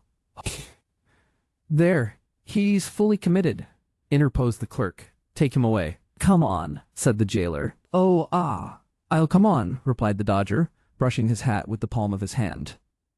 To the bent, "It's no use your looking frightened. I won't show you no mercy, not a ha'porth of it. You will pay for this, my fine fellers. I wouldn't be you for something. I wouldn't he go free, now, if you was to fall down on your knees and ask me, 'Here, carry me off to prison.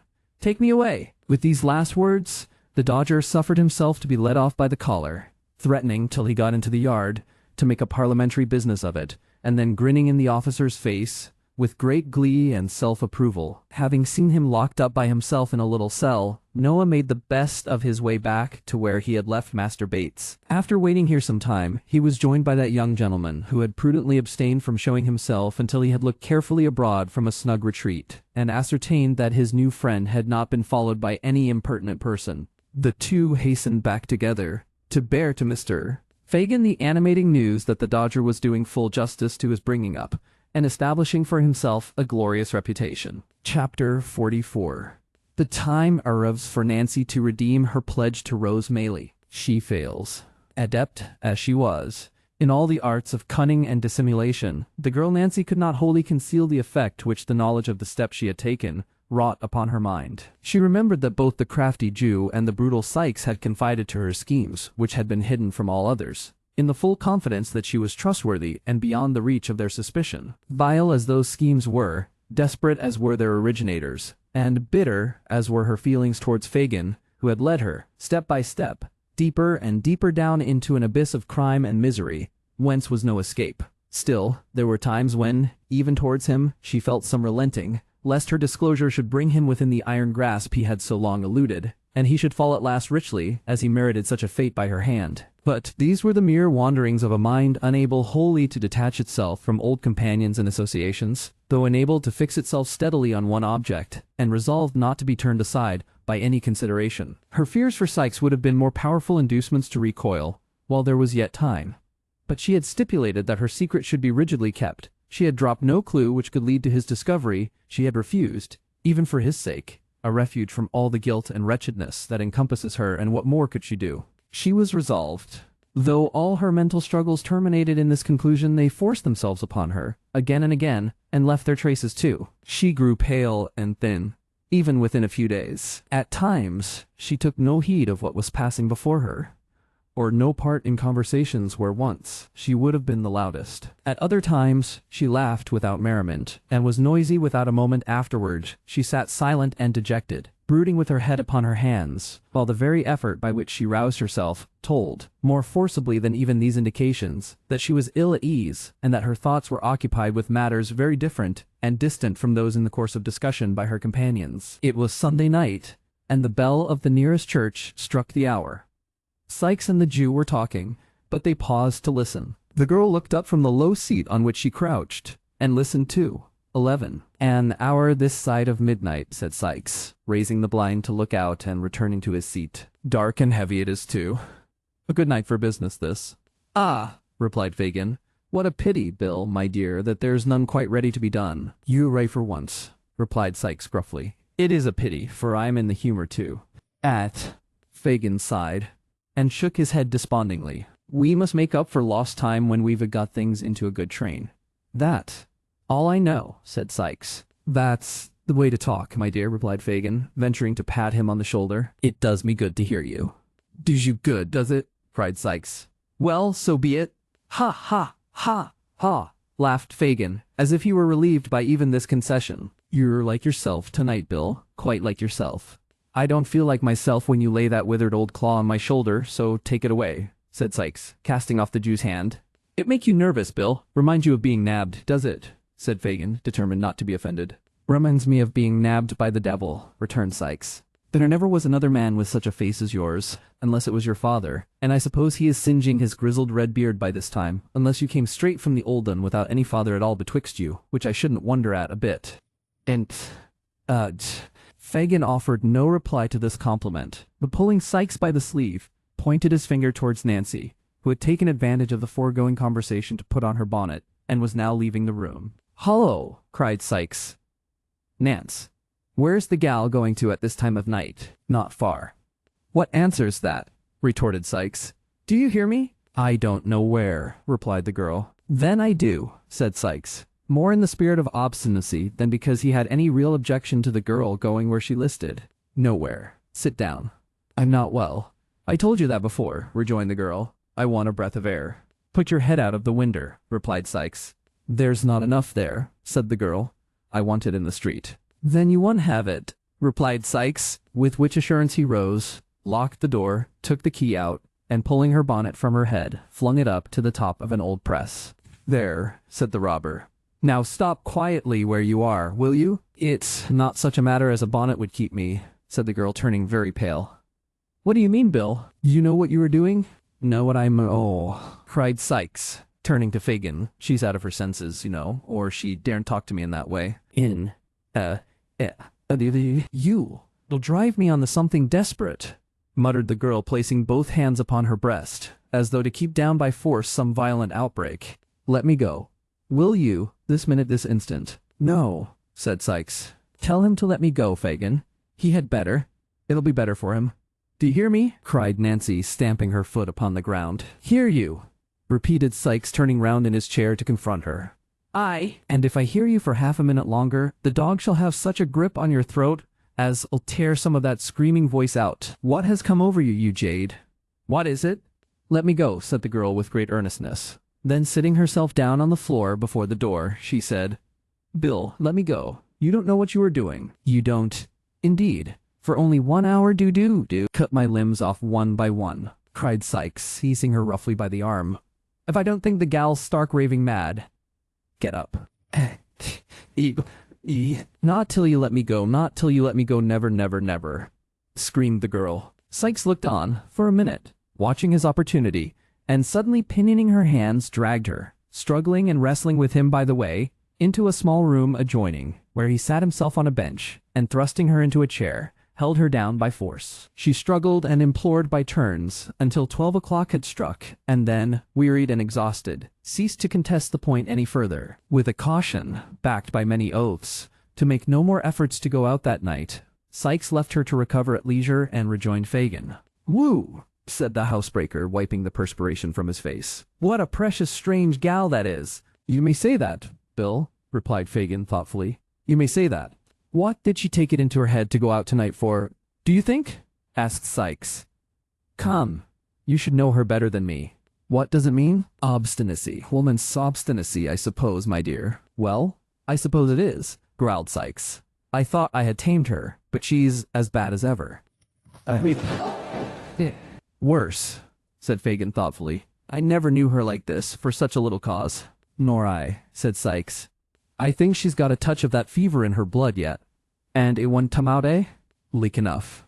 I'll let her a little blood, without troubling the doctor, if she's took that way again," said Sykes. Fagin nodded an expressive approval of this mode of treatment. "She was hanging about me all day and night too, when I was stretched on my back. And you, like a black-hearted wolf as you are, kept yourself aloof," said Sykes. "We was poor too, all the time, and I think, one way or other, it's worried and fretted her.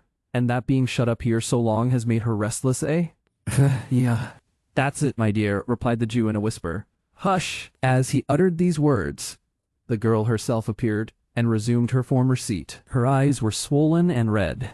She rocked herself to and fro, tossed her head, and, after a little time, burst out laughing. "Why, now she's on the other tack," exclaimed Sykes, turning a look of excessive surprise on his companion. Fagin nodded to him to take no further notice just then, and, in a few minutes, the girl subsided into her accustomed demeanor. Whispering Sykes that there was no fear of her relapsing, Fagin took up his hat and bade him good night. He paused when he reached the room door, and looking round, asked if somebody would light him down the dark stairs. "Light him down," said Sykes, who was filling his pipe. "It's a pity he should break his neck himself, and disappoint the sightseers. Show him a light." Nancy followed the old man downstairs with a candle. When they reached the passage, he laid his finger on his lip, and drawing close to the girl, said in a whisper, "What is it, Nancy dear?" "What do you mean?" replied the girl, in the same tone. "The reason of all this," replied Fagin. "If he pointed with his skinny forefinger up the stairs. It's so hard with you, he's a brute, Nance, a brute beast. Why don't it be—" "Well," said the girl, as Fagin paused, with his mouth almost touching her ear, and his eyes looking into hers. "No matter just now. We'll talk of this again. You have a friend in me, Nance. A staunch friend. I have the means at hand, quiet and close. If you want revenge on those that treat you like a dog, worse than his dog, for he humors him sometimes, come to me. I say, come to me. I say, come to me. He is the mere hound of a day, but you know me of old, Nance." "I know you well," replied the girl, without manifesting the least emotion. "Good night." She shrank back, as Fagin offered to lay his hand on hers, but said good night again, in a steady voice, and, answering his parting look with a nod of intelligence, closed the door between them. Fagin walked towards his home, intent upon the thoughts that were working within his brain. He had conceived the idea, not from what had just passed though that had tended to confirm him, but slowly and by degrees that Nancy, wearied of the housebreaker's brutality, had conceived an attachment for some new friend. Her altered manner, her repeated absences from home alone, her comparative indifference to the interests of the gang for which she had once been so zealous, and, added to these, her desperate impatience to leave home that night at a particular hour, all favored the supposition, and rendered it, to him at least, almost matter of certainty. The object of this new liking was not among his myrmidons. He would be a valuable acquisition with such an assistant as Nancy, and must thus, Fagin argued, be secured without delay. There was another, and a darker object, to be gained. Sykes knew too much, and his ruffian taunts had not galled Fagin the less, because the wounds were hidden. The girl must know, well, that if she shook him off, she could never be safe from his fury, and that it would be surely wreak to the maiming of limbs, or perhaps the loss of life on the object of her more recent fancy. With a little persuasion, thought Fagin. What more likely than that she would consent to poison him? Women have done such things, and worse, to secure the same object before now. There would be the dangerous villain, the man I hate, gone, another secured in his place, and my influence over the girl, with a knowledge of this crime to back it, unlimited. Kai. These things passed through the mind of Fagin. During the short time he sat alone, in the housebreaker's room, and with them uppermost in his thoughts, he had taken the opportunity afterwards afforded him of sounding the girl in the broken hints he threw out at parting. There was no expression of surprise, no assumption of an inability to understand his meaning. The girl clearly comprehended it. Her glance at parting showed that. But perhaps she would recoil from a plot to take the life of Sykes, and that was one of the chief ends to be attained. How, thought Fagin, as he crept homeward, can I increase my influence with her? What new power can I acquire? Such brains are fertile in expedients. If, without extracting a confession from herself, he laid a watch, discovered the object of her altered regard, and threatened to reveal the whole history to Psyche, of whom she stood in no common fear of, unless she entered into his designs, could he not secure her compliance? I can, said Fagin, almost aloud. She durst not refuse me then. Not for her life, not for her life. I have it all. The means are ready, and shall be set to work. I shall have you yet. He cast back a dark look, and a threatening motion of the hand towards the spot where he had left the bolder villain, and went on his way, busying his bony hands in the folds of his tattered garment, which he wrenched tightly in his grasp, as though there were a hated enemy crushed with every motion of his fingers. Chapter 45. Noah Claypole is employed by Fagin on a secret mission. The old man was up betimes next morning, and waited impatiently for the appearance of his new associate, who, after a delay that seemed interminable, at length presented himself, and commenced a voracious assault on the breakfast. Bolter, said Fagin, drawing up a chair and seating himself opposite Morris Bolter. Well, here I am, returned Noah. What's the matter? Don't you ask me to do anything till I have done eating. That's a great fault in this place. You never get time enough over your meals. You can talk as you eat, can't you? Said Fagin, cursing his dear young friend's greediness from the very bottom of his heart. Oh yes, I can talk. I get on better when I talk, said Noah, cutting a monstrous slice of bread. Where's Charlotte? Out, said Fagin. I sent her out this morning with the other young woman because I wanted us to be alone. Oh, said Noah. I wish you had ordered her to make some buttered toast first. Well, talk away. Your one to interrupt me. There seemed indeed no great fear of anything interrupting him, as he had evidently sat down with a determination to do a great deal of business. You did well yesterday, my dear, said Fagin. Beautiful. 6 shillings and 9pence halfpenny on the very first day. The kitchen lay will be a fortune to you. Don't you forget to add 3 pint pots and a milk can, said Mr. Bolter. No, my dear. The pint pots were great strokes of genius, but the milk can was a perfect masterpiece. Pretty well, I think, for a beginner, remarked Mr. Bolter complacently. The pots I took off airy railings, and the milk can was standing by itself outside a public house. I thought it might get rusty with the rain, or catch cold, you know. Eh?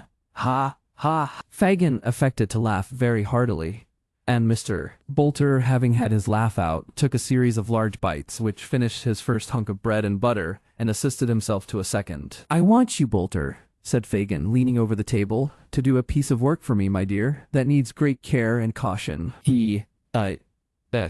I say, rejoined Bolter, didn't you go shoving me into danger, or sending me any more o' your police offices? That don't suit me. That don't. And so I tell yer. That's not the smallest danger in it, not the very smallest, said the Jew. It's only to dodge a woman. This. An old woman? Demanded Mr. Bolter. A young one, replied Fagin.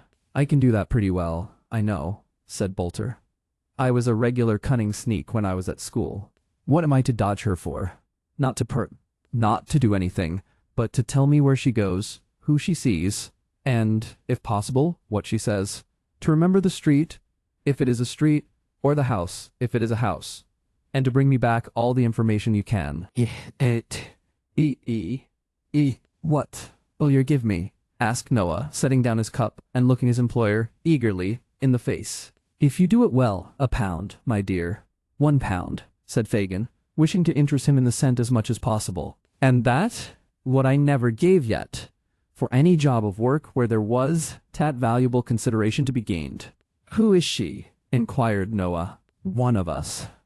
Oh, lor! Cried Noah, curling up his nose. You're doubtful of her, are you? She has found out some new friends, my dear, and I must know who they are, replied Fagin. I see, said Noah. Just to have the pleasure of knowing them, if they are respectable people, eh? Ha ha ha! I am your man. I knew you would be, cried Fagin, elated by the success of his proposal. Of course, replied Noah. Where is she? Where am I to wait for her? Where am I to go? All that, my dear, you shall hear from me. I'll point her out at the proper time, said Fagin. You keep ready, and leave the rest to me. That night, and the next again, the spy sat booted and equipped in his carter's dress, ready to turn out at a word from Fagin. 6 nights passed, 6 long weary nights, and on each, Fagin came home with a disappointed face, and briefly intimated that it was not yet time. On the 7th, he returned earlier, and with an exultation he could not conceal. It was Sunday. She goes abroad tonight, said Fagin, and on the right errand, I'm sure, for she has been alone all day, and the man she is afraid of will not be back much before daybreak. Come with me, quick! Noah started up without saying a word, for the Jew was in a state of such intense excitement that it infected him. They left the house stealthily, and hurrying through a labyrinth of streets, arrived at length before a public house, which Noah recognized as the same in which he had slept on the night of his arrival in London. It was past 11 o'clock, and the door was closed.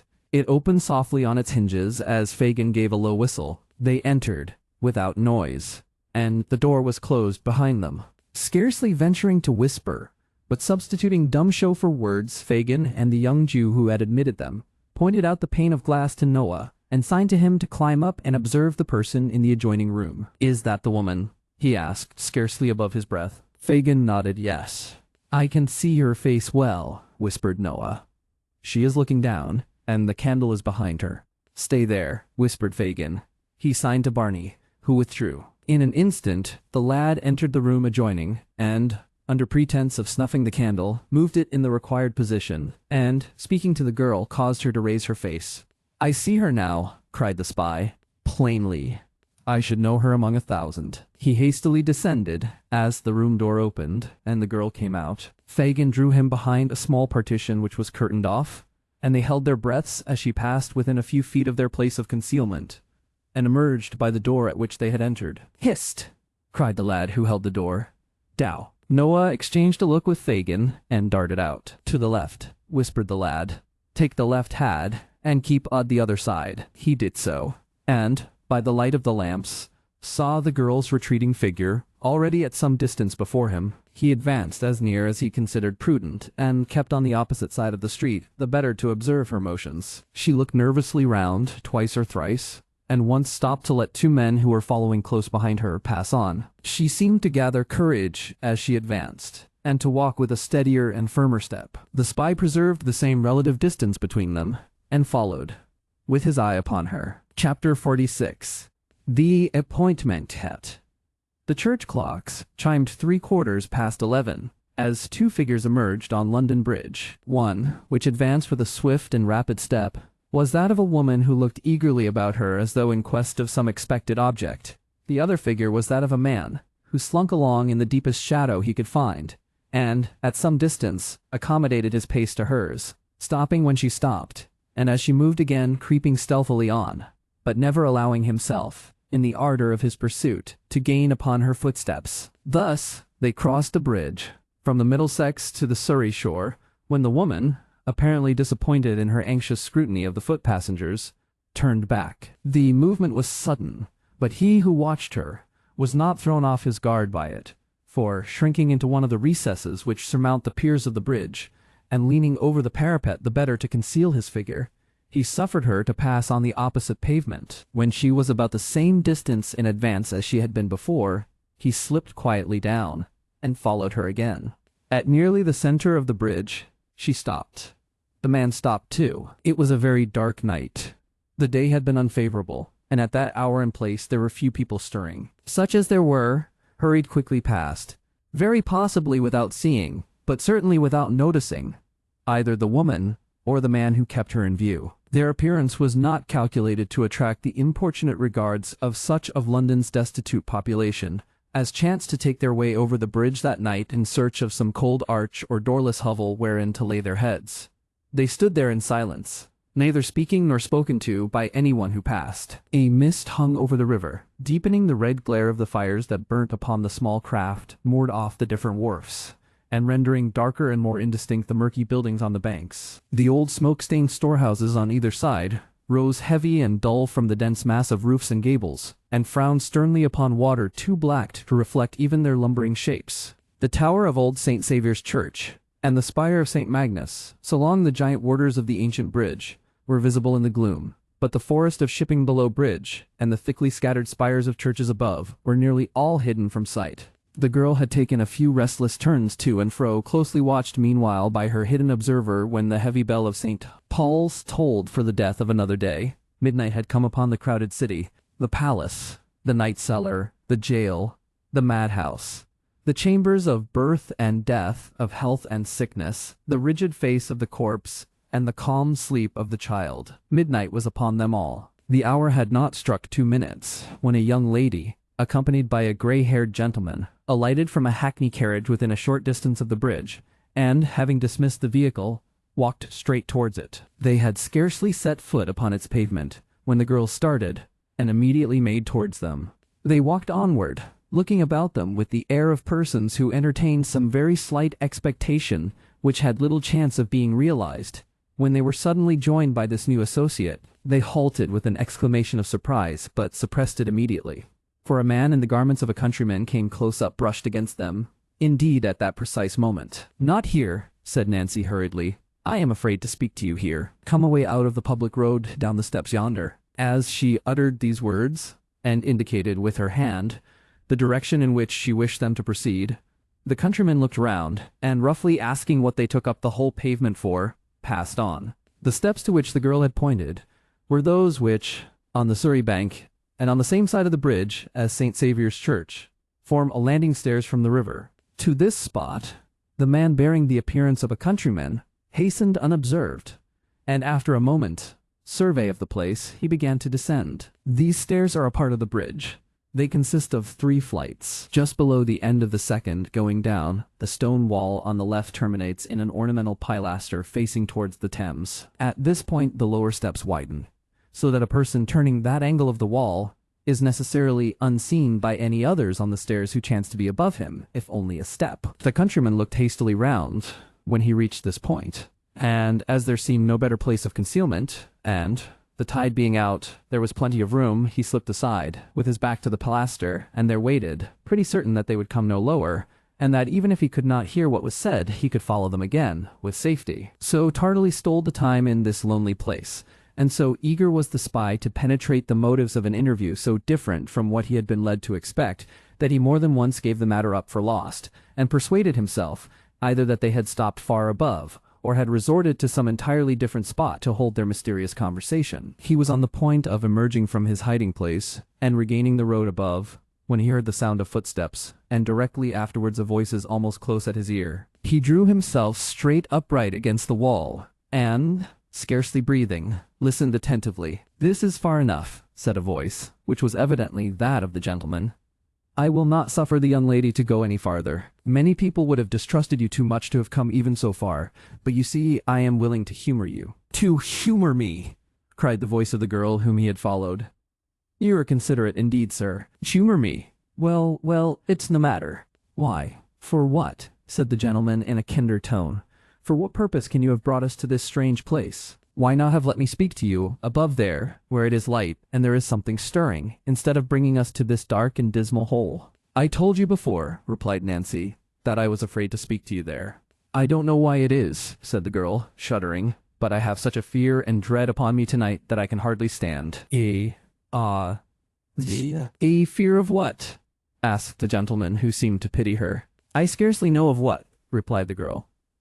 "I wish I did. Horrible thoughts of death, and shrouds with blood upon them, and a fear that has made me burn, as if I was on fire, have been upon me all day. I was reading a book tonight, to while the time away, and the same things came into the print." "Imagination," said the gentleman, soothing her. "No imagination," replied the girl in a hoarse voice. "I'll swear I saw coffin written in every page of the book in large black letters, I.A., and they carried one close to me in the streets tonight." "Ew."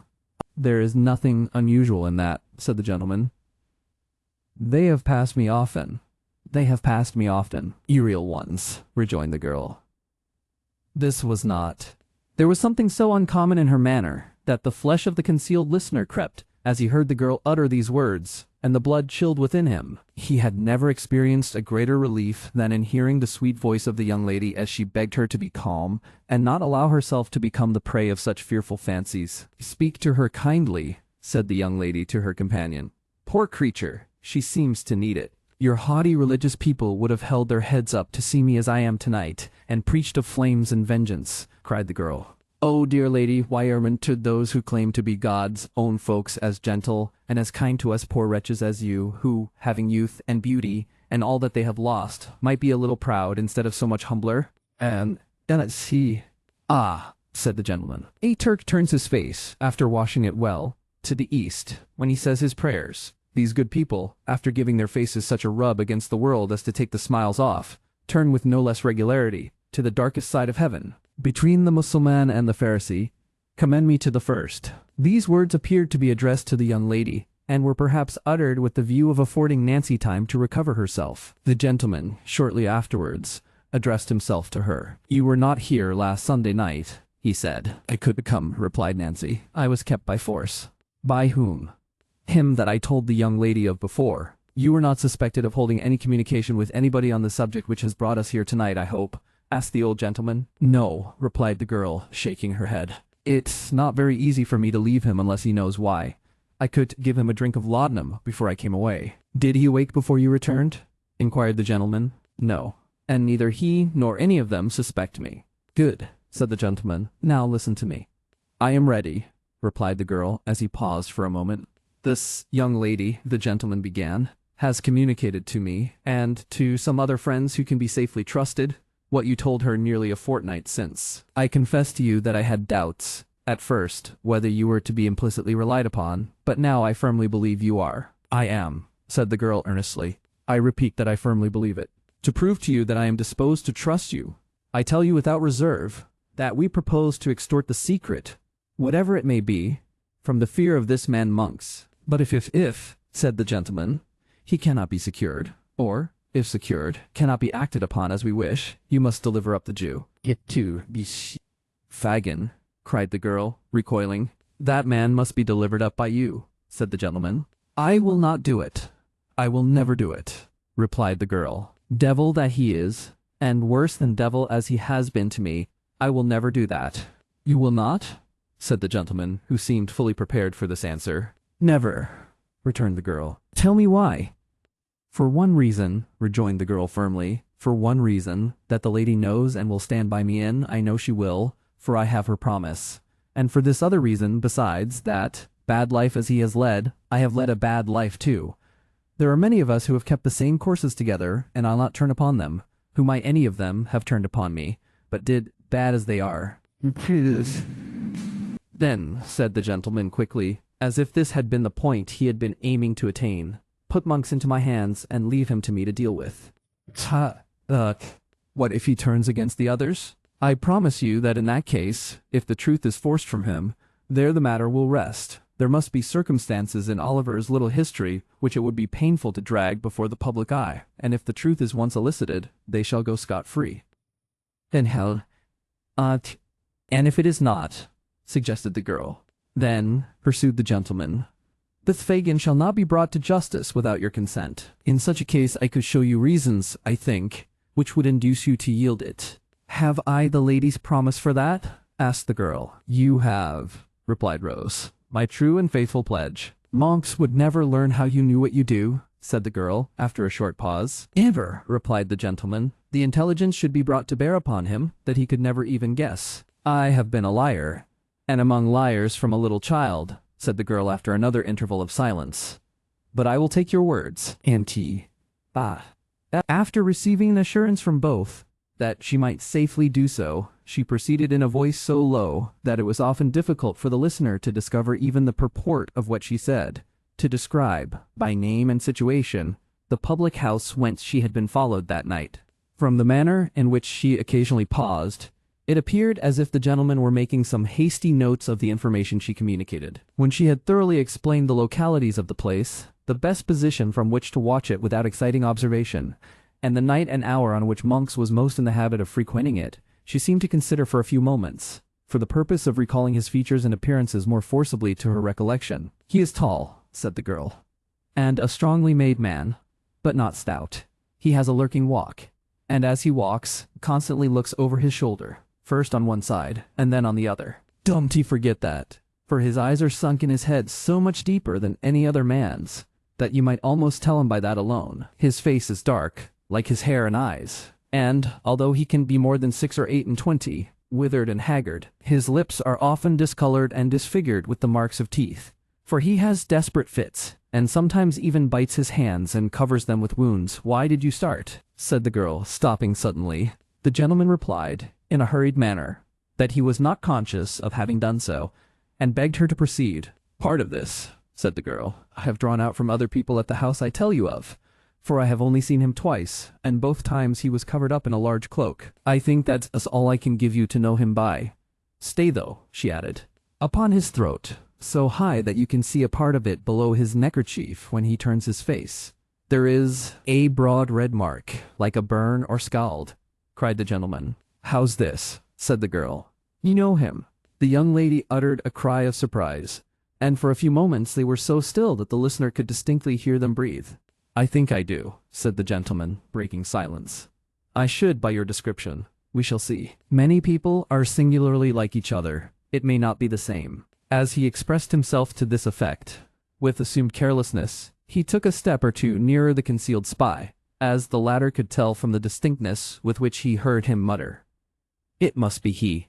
And it's he now," he said, returning, so it seemed by the sound, to the spot where he had stood before. "You have given us most valuable assistance, young woman, and I wish you to be the better for it. What can I do to serve you?" "Nothing," replied Nancy. "You will not persist in saying that," rejoined the gentleman, with a voice and emphasis of kindness that might have touched a much harder and more obdurate heart. "Think now. Tell me." "Nothing, sir," rejoined the girl, weeping. "You can do nothing to help me.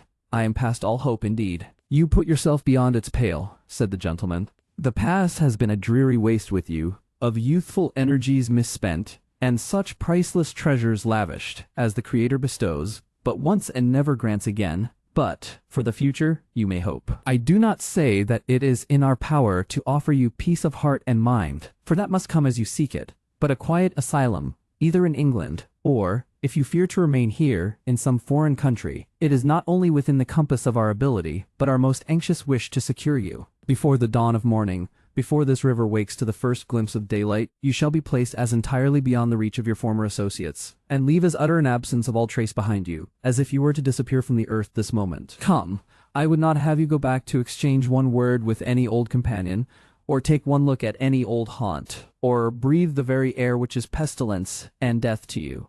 Quit them all, while there is time and opportunity." "She will be persuaded now," cried the young lady. "She hesitates, I am sure." "I fear not, my dear," said the gentleman. "No, sir, I do not," replied the girl, after a short struggle. "I am chained to my old life. I loathe and hate it now, but I cannot leave it. I must have gone too far to turn back, and yet I don't know, for if you had spoken to me so, some time ago, I should have laughed it off. But," she said, looking hastily round, "that this fear comes over me again. I must go home." "Home," repeated the young lady, with great stress upon the word. "Home, lady," rejoined the girl, "to such a home as I have raised for myself with the work of my whole life. Let us part. I shall be watched or seen. Go, go.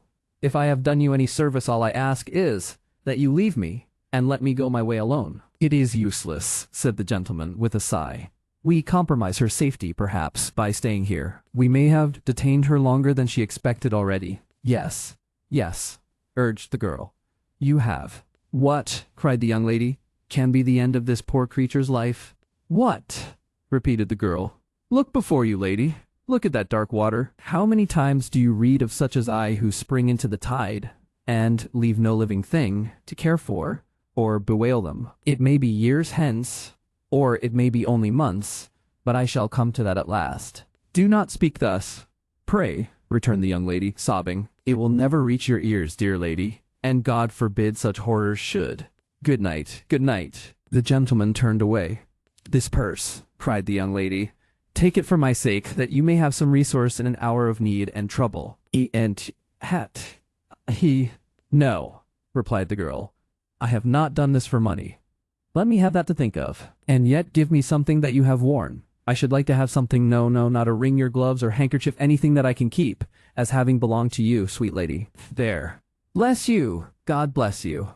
Good night. Good night. The violent agitation of the girl, and the apprehension of some discovery which would subject her to ill usage and violence, seemed to determine the gentleman to leave her, as she requested. The sound of retreating footsteps were audible, and the voices ceased. The two figures of the young lady and her companion soon afterwards appeared upon the bridge. They stopped at the summit of the stairs. "Hark!" cried the young lady, listening. "Did she call? I thought I heard her voice." "No, my love," replied Mr. Brownlow, looking sadly back.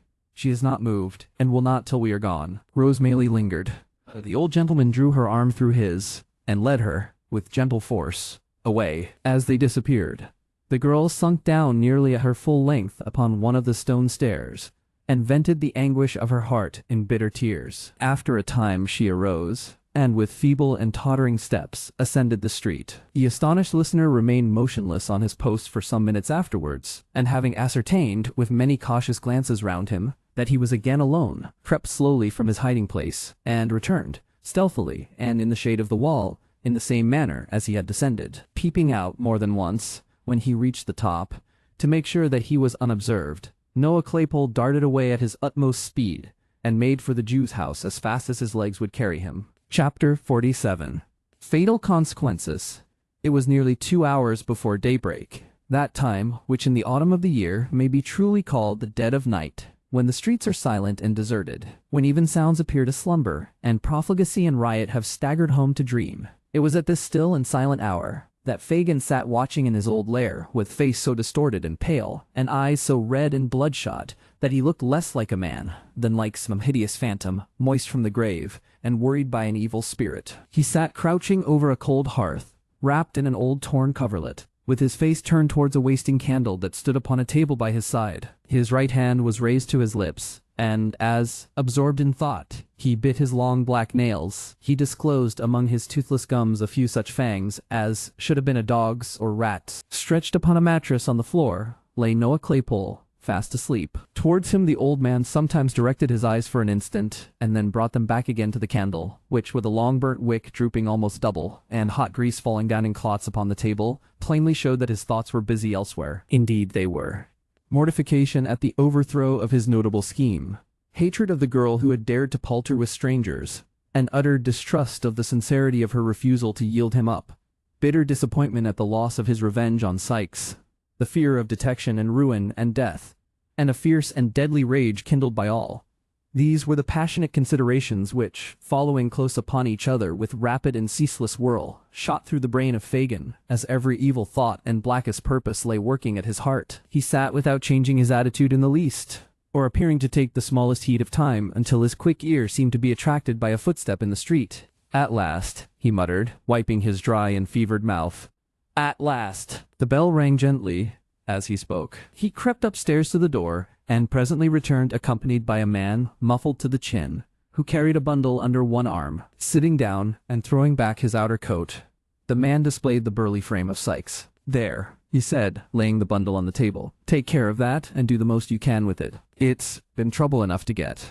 I thought I should have been here 3 hours ago." Fagin laid his hand upon the bundle, and locking it in the cupboard, sat down again without speaking. But he did not take his eyes off the robber for an instant during this action, and now that they sat over against each other, face to face, he looked fixedly at him, with his lips quivering so violently, and his face so altered by the emotions which had mastered him, that the housebreaker involuntarily drew back his chair, and surveyed him with a look of real affright. "What now?" cried Sikes. "What do you look at a man so for?" Fagin raised his right hand, and shook his trembling forefinger in the air, but his passion was so great that the power of speech was for the moment gone. "Damn!" said Sikes, feeling in his breast with a look of alarm.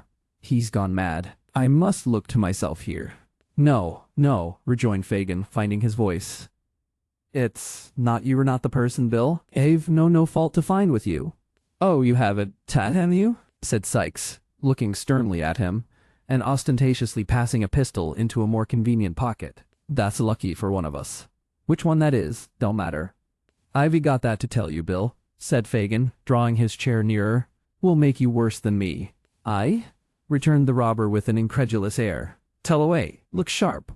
or Nance will think I'm lost." "Lost," cried Fagin.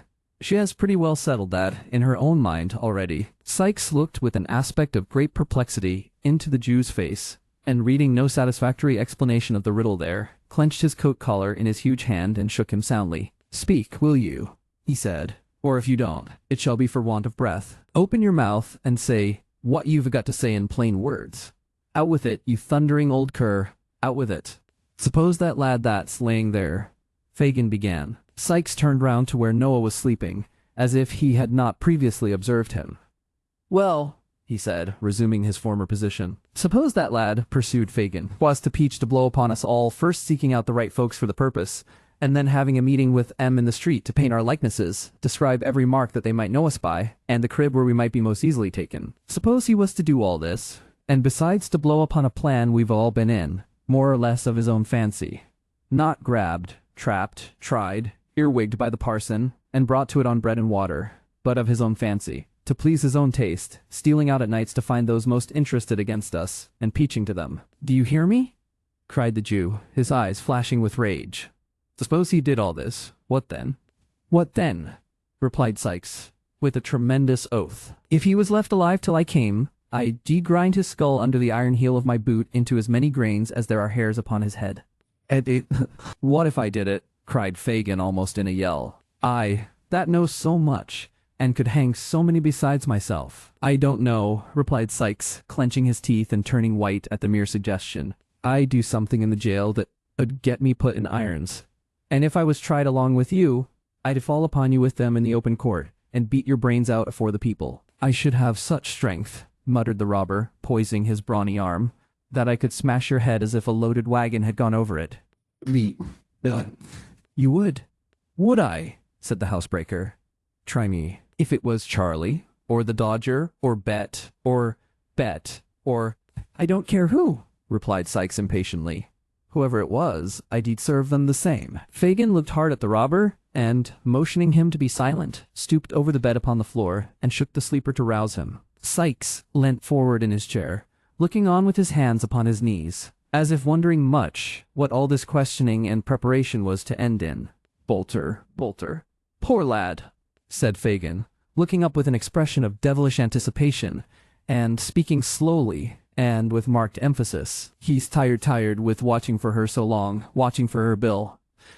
"Bill, what do I mean?" asked Sykes, drawing back. Fagin made no answer, but bending over the sleeper again, hauled him into a sitting posture. When his assumed name had been repeated several times, Noah rubbed his eyes, and, giving a heavy yawn, looked sleepily about him. "Tell me that again, once again, just for him to hear," said the Jew, pointing to Sykes as he spoke. "Tell your what?" asked the sleepy Noah, shaking himself pettishly. "That about Nancy," said Fagin, clutching Sykes by the wrist, as if to prevent his leaving the house before he had heard enough. "You followed her?" "Yes." "To London Bridge?" "Yes." "Where she met two people?" "So she did. A gentleman, and a lady that she had gone to of her own accord before, who asked her to give up all her pals, and Monks first, which she did, and to describe him, which she did, and to tell her what house it was that we meet at, and go to, which she did, and where it could be best watched from, which she did, and what time the people went there, which she did." "She did all this? She told it all, every word, without a threat? Without a murmur she did she not?" cried Fagin, half mad with fury. "All right," replied Noah, scratching his head. "That's just what it was. What did they say about last Sunday?" "About last Sunday?" replied Noah, considering. "Why, I told you that before." "Again. Tell it again," cried Fagin, tightening his grasp on Sykes, and brandishing his other hand aloft, as the foam flew from his lips. "They asked her," said Noah, who, as he grew more wakeful, seemed to have a dawning perception who Sykes was. "They asked her why she did come, last Sunday, as she promised. She said she could tea." Why? Tell him that." "I'll him that." "Because she was forcibly kept at home by Bill, the man she had told them of before," replied Noah. "What more of him?" cried Fagin. "What more of the man she had told them of before? Tell him that, tell him that, tell him that, tell him that." And "Why, that she could very easily get out of doors unless he knew where she was going to," said Noah. "And so the first time she went to see the lady, she ha. It made me laugh when she said it, that it did. She gave him a drink of laudanum. Hell's fire! cried Sikes, breaking fiercely from the Jew. "Let me go!" Flinging the old man from him, he rushed from the room and darted, wildly and furiously, up the stairs. "Bill! Bill!" cried Fagin, following him hastily. "A word, only a word." The word would not have been exchanged, but that the housebreaker was unable to open the door, on which he was expending fruitless oaths and violence, when the Jew came panting up. "Let me out," said Sikes. "Don't speak to me. It's not safe. Let me out, I say." "Hear me speak a word," rejoined Fagin, laying his hand upon the lock. "You won't be—" "Well," replied the other, "you won't be too violent, Bill." The day was breaking, and there was light enough for the men to see each other's faces. They exchanged one brief glance. There was a fire in the eyes of both, which could not be mistaken. "I mean," said Fagin, showing that he felt all disguise was now useless, "not too violent for safety. Be crafty, Bill, and not too bold." Sikes made no reply, but, pulling open the door, of which Fagin had turned the lock, dashed into the silent streets, without one pause, or moment's consideration, without once turning his head to the right or left, or raising his eyes to the sky, or lowering them to the ground, but looking straight before him with savage resolution, his teeth so tightly compressed that the strained jaw seemed starting through his skin. The robber held on his headlong course, nor muttered a word, nor relaxed a muscle, until he reached his own door. He opened it softly with a key, strode lightly up the stairs, and entering his own room, double-locked the door, and lifting a heavy table against it, drew back the curtain of the bed. The girl was lying half-dressed upon it.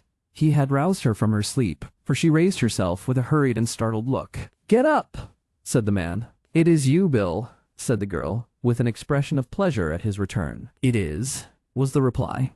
"Get up." There was a candle burning, but the man hastily drew it from the candlestick and hurled it under the grate. Seeing the faint light of early day without, the girl rose to undraw the curtain. "Let it be," said Sikes, thrusting his hand before her. "There's enough light for what I've got to do." "Bill," said the girl, in the low voice of alarm, "why do you look like that at me?" The robber sat regarding her for a few seconds with dilated nostrils and heaving breast, and then, grasping her by the head and throat, dragged her into the middle of the room, and looking once towards the door, placed his heavy hand upon her mouth. "Bill! Bill!" gasped the girl, wrestling with the strength of mortal fear. I once scream, or cry, not once hear me speak to me, tell me what I have done." "You know, you she-devil," returned the robber, suppressing his breath. "You were watched tonight, every word you said was heard." "Then spare my life for the love of heaven, as I spared yours," rejoined the girl, clinging to him. "Bill, dear Bill, you cannot have the heart to kill me. Oh, think of all I have given up, only this one night. For you, you shall have time to think, and save yourself this crime.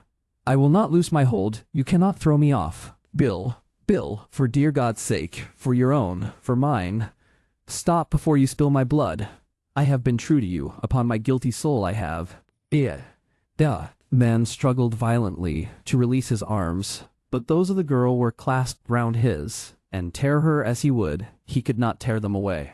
"Bill," cried the girl, striving to lay her head upon his breast, "the gentleman and that dear lady told me tonight of a home in some foreign country where I could end my days in solitude and peace. Let me see them again, and beg them, on my knees, to show the same mercy and goodness to you, and let us both leave this dreadful place, and far apart lead better lives, and forget how we have lived, except in prayers, and never see each other more. It is never too late to repent. They told me so, I feel it now, but we must have time, a little time." The housebreaker freed one arm, and grasped his pistol. The certainty of immediate detection if he fired flashed across his mind even in the midst of his fury, and he beat it twice with all the force he could summon, upon the upturned face that almost touched his own. She staggered and fell, nearly blinded with the blood that rained down from a deep gash in her forehead, but raising herself with difficulty on her knees, drew from her bosom a white handkerchief Rose Maylie's own, and holding it up in her folded hands, as high towards heaven as her feeble strength would allow, breathed one prayer for mercy to her Maker. It was a ghastly figure to look upon. The murderer, staggering backward to the wall, and shutting out the sight with his hand, seized a heavy club and struck her down. Chapter 48. The flight of Sikes. Of all bad deeds that, under cover of the darkness, had been committed within wide London's bounds since night hung over it, that was the worst. Of all the horrors that rose with an ill scent upon the morning air, that was the foulest and most cruel. The sun, the bright sun, that brings back, not light alone, but new life, and hope, and freshness to man, burst upon the crowded city in clear and radiant glory.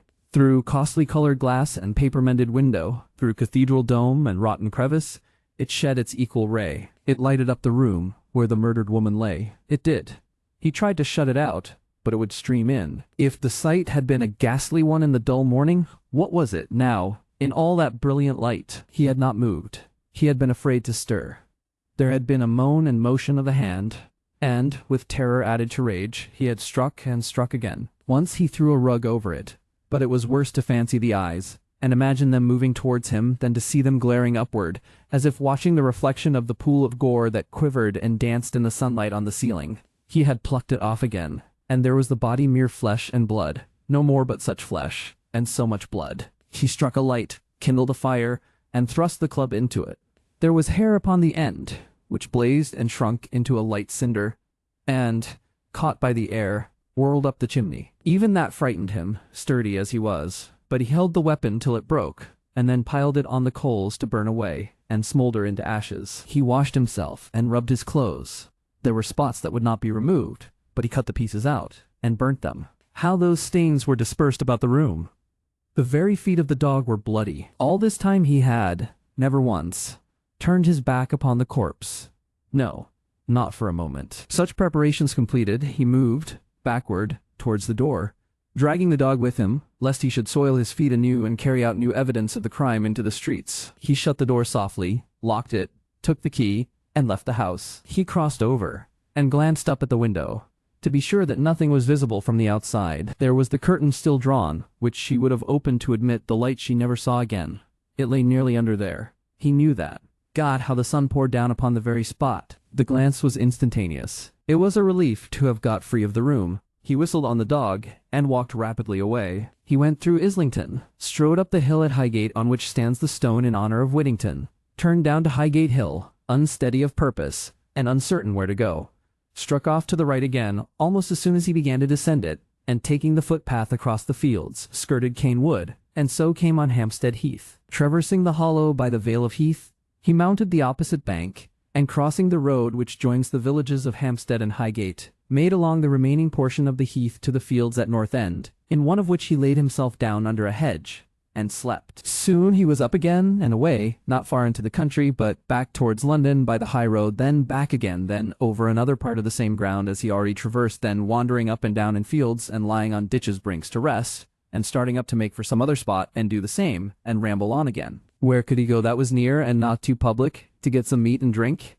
Hendon, that was a good place, not far off, and out of most people's way. Thither he directed his steps, running sometimes, and sometimes, with a strange perversity, loitering at a snail's pace, or stopping altogether and idly breaking the hedges with a stick. But when he got there, all the people he met, the very children at the doors, seemed to view him with suspicion. Back he turned again, without the courage to purchase bit or drop, though he had tasted no food for many hours, and once more he lingered on the heath, uncertain where to go. He wandered over miles and miles of ground, and still came back to the old place. Morning and noon had passed, and the day was on the wane, and still he rambled to and fro and up and down, and round, and still lingered about the same spot. At last he got away, and shaped his course for Hatfield. It was 9 o'clock at night, when the man, quite tired out, and the dog, limping and lame from the unaccustomed exercise, turned down the hill by the church of the quiet village, and plodding along the little street, crept into a small public house, whose scanty light had guided them to the spot. There was a fire in the tap room, and some country laborers were drinking before it. They made room for the stranger, but he sat down in the furthest corner, and ate and drank alone, or rather with his dog, to whom he cast a morsel of food from time to time. The conversation of the men assembled here turned upon the neighboring land and farmers, and when those topics were exhausted, upon the age of some old man who had been buried on the previous Sunday, the young men present considering him very old, and the old men present declaring him to have been quite young, not older. One white-haired grandfather said, than he was with 10 or 15 years of life in him at least, if he had taken care. If he had taken care, there was nothing to attract attention, or excite alarm in this. The robber, after paying his reckoning, sat silent and unnoticed in his corner, and had almost dropped asleep, when he was half wakened by the noisy entrance of a newcomer. This was an antic fellow, half peddler and half mountebank, who traveled about the country on foot to vend hones, strops, razors, washballs, harness paste, medicine for dogs and horses, cheap perfumery, cosmetics, and such like wares, which he carried in a case slung to his back. His entrance was the signal for various homely jokes with the countrymen, which slackened not until he had made his supper, and opened his box of treasures, when he ingeniously contrived to unite business with amusement. "And what be that stoof? Good to eat, Harry?" asked a grinning countryman, pointing to some composition cakes in one corner. "This," said the fellow, producing one, "this is the infallible and invaluable composition for removing all sorts of stain, rust, dirt, mildew, spick, speck, spot, or spatter from silk, satin, linen, cambric, cloth, crepe, stuff, carpet, merino, muslin, bombazine, or woolen stuff, wine stains, fruit stains, beer stains, water stains, paint stains, pitch stains, any stains, all come out at one rub with the infallible and invaluable composition. If a lady stains her honor, she has only need to swallow one cake, and she's cured at once for its poison. If a gentleman wants to prove this, he has only need to bolt one little square, and he has put it beyond question, for it's quite as satisfactory as a pistol bullet, and a great deal nastier in the flavor, consequently the more credit in taking it. 1 penny a square. With all these virtues, 1 penny a square." There were 2 buyers directly, and more of the listeners plainly hesitated. The vendor, observing this, increased in loquacity. "It's all bought up as fast as it can be made," said the fellow. "There are 14 water mills, 6 steam engines, and a galvanic battery, always a-working upon it, and they can't make it fast enough, though the men work so hard that they die off, and the widows is pensioned directly, with £20 a year for each of the children, and a premium of 50 for twins. 1 penny a square. 2 halfpence is all the same, and 4 farthings is received with joy. 1 penny a square. Wine stains, fruit stains, beer stains, water stains, paint stains, pitch stains, butt stains, blood stains. Here is a stain upon the hat of a gentleman in company that I'll take clean out before he can order me a pint of ale." "Ha!" cried Sikes, starting up. "Give that back." "I'll take it clean out, sir," replied the man, winking to the company, "before you can come across the room to get it. Gentlemen all, observe the dark stain upon this gentleman's hat, no wider than a shilling, but thicker than a half-crown. Whether it is a wine stain, fruit stain, beer stain, water stain, paint stain, pitch stain, mud stain, or blood stain." The man got no further, for Sikes, with a hideous imprecation, overthrew the table, and tearing the hat from him, burst out of the house. With the same perversity of feeling and irresolution that had fastened upon him, despite himself, all day, the murderer, finding that he was not followed, and that they most probably considered him some drunken, sullen fellow, turned back up the town, and getting out of the glare of the lamps of a stagecoach that was standing in the street, was walking past, when he recognized the mail from London, and saw that it was standing at the little post office. He almost knew what was to come, but he crossed over, and listened. The guard was standing at the door, waiting for the letter bag. A man, dressed like a gamekeeper, came up at the moment, and he handed him a basket which lay ready on the pavement. "That's for your people," said the guard. "Now look alive in there, will you? Damn that air bag. It warn't ready night afore last. This won't do, you know." "Anything new up in town, Ben?" asked the gamekeeper, drawing back to the window shutters, the better to admire the horses. "No, nothing that I knows on," replied the man, pulling on his gloves. "Corm's up a little. I heerd talk of a murder too, down Spitalfields way, but I don't reckon much upon it." "Oh, that's quite true," said a gentleman inside, who was looking out at the window. "And a dreadful murder it was." "Was it, sir?" rejoined the guard, touching his hat. "Man or woman, pray, sir?" "A woman," replied the gentleman. "It is supposed—" "Now, Ben," replied the coachman impatiently. "Damn that air bag," said the guard. "Are you gone to sleep in there?" "Coming," cried the office-keeper, running out. "Coming," growled the guard. "Ah, and so's the young ooman of property that's going to take a fancy to me, but I don't know when. Here, give hold." "All right." The horn sounded a few cheerful notes, and the coach was gone. Sikes remained standing in the street, apparently unmoved by what he had just heard, and agitated by no stronger feeling than a doubt where to go. At length, he went back again, and took the road which leads from Hatfield to St. Albans. He went on doggedly, but as he left the town behind him, and plunged into the solitude and darkness of the road, he felt a dread and awe creeping upon him which shook him to the core. Every object before him, Substance or shadow, still or moving, took the semblance of some fearful thing. But these fears were nothing compared to the sense that haunted him of that morning's ghastly figure following at his heels. He could trace its shadow in the gloom, supply the smallest item of the outline, and note how stiff and solemn it seemed to stalk along. He could hear its garments rustling in the leaves, and every breath of wind came laden with that last low cry. If he stopped, it did the same. If he ran, it followed, not running too. That would have been a relief. But like a corpse endowed with the mere machinery of life, and borne on one slow melancholy wind that never rose or fell. At times, he turned, with desperate determination, resolved to beat this phantom off, though it should look him dead. But the hair rose on his head, and his blood stood still, for it had turned with him and was behind him then. He had kept it before him that morning, but it was behind now always. He leaned his back against a bank, and felt that it stood above him, visibly out against the cold night sky. He threw himself upon the road, on his back upon the road. At his head, it stood, silent, erect, and still, a living gravestone, with its epitaph in blood. Let no man talk of murderers escaping justice, and hint that Providence must sleep.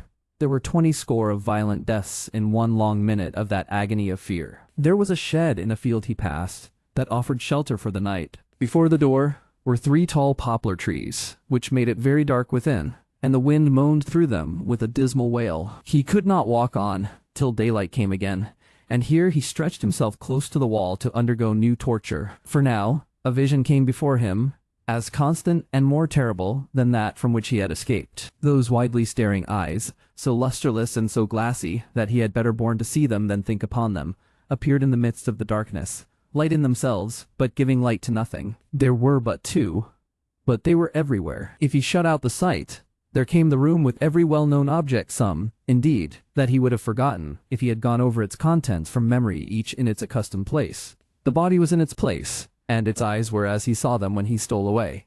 He got up, and rushed into the field without. The figure was behind him. He re-entered the shed, and shrunk down once more. The eyes were there, before he had laid himself along. And here he remained in such terror as none but he can know, trembling in every limb, and the cold sweat starting from every pore, when suddenly there arose upon the night wind the noise of distant shouting, and the roar of voices mingled in alarm and wonder. Any sound of men in that lonely place, even though it conveyed a real cause of alarm, was something to him. He regained his strength and energy at the prospect of personal danger, and springing to his feet, rushed into the open air. The broad sky seemed on fire, rising into the air with showers of sparks, and rolling one above the other were sheets of flame, lighting the atmosphere for miles round, and driving clouds of smoke in the direction where he stood. The shouts grew louder as new voices swelled the roar, and he could hear the cry of fire, mingled with the ringing of an alarm bell, the fall of heavy bodies, and the crackling of flames as they twined round some new obstacle, and shot aloft as though refreshed by food. The noise increased as he looked. There were people there, men and women, light, bustle. It was like new life to him. He darted onward straight, headlong, dashing through briar and brake, and leaping gate and fence as madly as his dog, who careered with loud and sounding bark before him. He came upon the spot. There were half-dressed figures tearing to and fro, some endeavoring to drag the frightened horses from the stables, others driving the cattle from the yard and outhouses, and others coming laden from the burning pile, amidst a shower of falling sparks, and the tumbling down of red-hot beams. The apertures, where doors and windows stood an hour ago, disclosed a mass of raging fire. Walls rocked and crumbled into the burning well. The molten lead and iron poured down, white-hot, upon the ground. Women and children shrieked, and men encouraged each other with noisy shouts and cheers. The clanking of the engine pumps, and the spurting and hissing of the water as it fell upon the blazing wood, added to the tremendous roar. He shouted, too, till he was hoarse, and flying from memory and himself, plunged into the thickest of the throng. Hither and thither he dived that night, now working at the pumps, and now hurrying through the smoke and flame, but never ceasing to engage himself wherever noise and men were thickest. Up and down the ladders, upon the roofs of buildings, over floors that quaked and trembled with his weight, under the lee of falling bricks and stones. In every part of that great fire was he. But he bore a charmed life, and had neither scratch nor bruise, nor weariness nor thought, till morning dawned again, and only smoke and blackened ruins remained. This mad excitement over, there returned, with tenfold force, the dreadful consciousness of his crime. He looked suspiciously about him, for the men were conversing in groups, and he feared to be the subject of their talk. The dog obeyed the significant beck of his finger, and they drew off, stealthily, together. He passed near an engine where some men were seated, and they called to him to share in their refreshment. He took some bread and meat, and as he drank a draught of beer, heard the firemen, who were from London, talking about the murder. "He has gone to Birmingham, they say," said one, "but they'll have him yet, for the scouts are out, and by tomorrow night there'll be a cry all through the country." He hurried off, and walked till he almost dropped upon the ground, then lay down in a lane, and had a long, but broken and uneasy sleep. He wandered on again, irresolute and undecided, and oppressed with the fear of another solitary night. Suddenly, he took the desperate resolution to going back to London. There's somebody to speak to there, at all event, he thought. A good hiding place, too. They'll never expect to nab me there, after this country scent. Why can't I lie by for a week or so, and, forcing blunt from Fagin, get abroad to France? Damn, I'll risk it. He acted upon this impulse without delay, and choosing the least frequented roads began his journey back, resolved to lie concealed within a short distance of the metropolis, and, entering it at dusk by a circuitous route, to proceed straight to that part of it which he had fixed on for his destination. The dog, though, if any description of him were out, it would not be forgotten that the dog was missing, and had probably gone with him. This might lead to his apprehension, as he passed along the streets. He resolved to drown him, and walked on, looking about for a pond, picking up a heavy stone, and tying it to his handkerchief as he went. The animal looked up into his master's face while these preparations were making.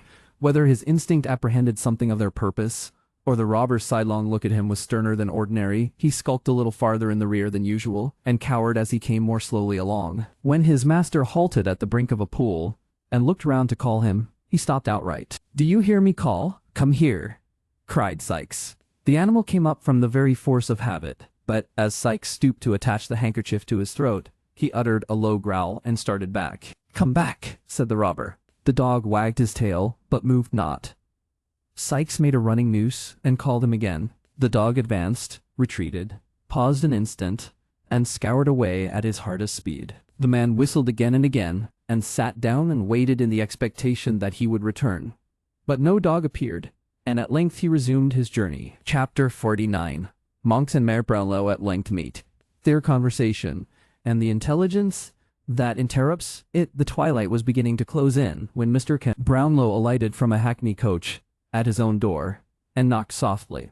The door being opened, a sturdy man got out of the coach and stationed himself on one side of the steps, while another man, who had been seated on the box, dismounted too, and stood upon the other side. At a sign from Mr. Brownlow, they helped out a third man, and taking him between them, hurried him into the house. This man was Monks. They walked in the same manner up the stairs without speaking, and Mr. Brownlow, preceding them, led the way into a back room. At the door of this apartment, Monks, who had ascended with evident reluctance, stopped. The two men looked at the old gentleman as if for instructions. "He knows the alternative," said Mr. Brownlow. "If he hesitates or moves a finger, but as you bid him, drag him into the street, call for the aid of the police, and impeach him as a felon in my name." "How dare you say this of me?" asked Monks. "How dare you urge me to it, young man?" replied Mr. Brownlow, confronting him with a steady look. "Are you mad enough to leave this house? Unhand him. There, sir. You are free to go, and we to follow. But I warn you, by all I hold most solemn and most sacred, that instant will have you apprehended on a charge of fraud and robbery. I am resolute and immovable. If you are determined to be the same, your blood be upon your own head. By what authority am I kidnapped in the street, and brought here by these dogs?" asked Monks, looking from one to the other of the men who stood beside him. "By mine," replied Mr. Brownlow. "Those persons are indemnified by me. If you complain of being deprived of your liberty, you had power and opportunity to retrieve it as you came along, but you deemed it advisable to remain quiet. I say again, throw yourself for protection on the law. I will appeal to the law too. But when you have gone too far to recede, do not sue to me for leniency, when the power will have passed into other hands, and do not say I plunged you down the gulf into which you rushed yourself." Monks was plainly disconcerted, and alarmed besides.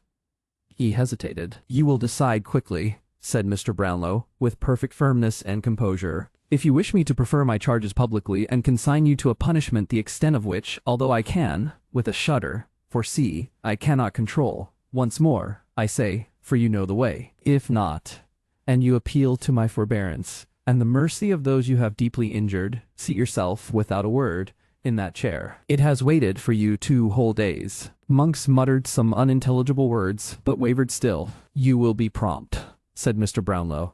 A word from me, and the alternative has gone forever. Still the man hesitated. I have not the inclination to parley, said Mr. Brownlow, and, as I advocate the dearest interests of others, I have not the right. Is there, demanded Monks with a faltering tongue, is there no middle course? None.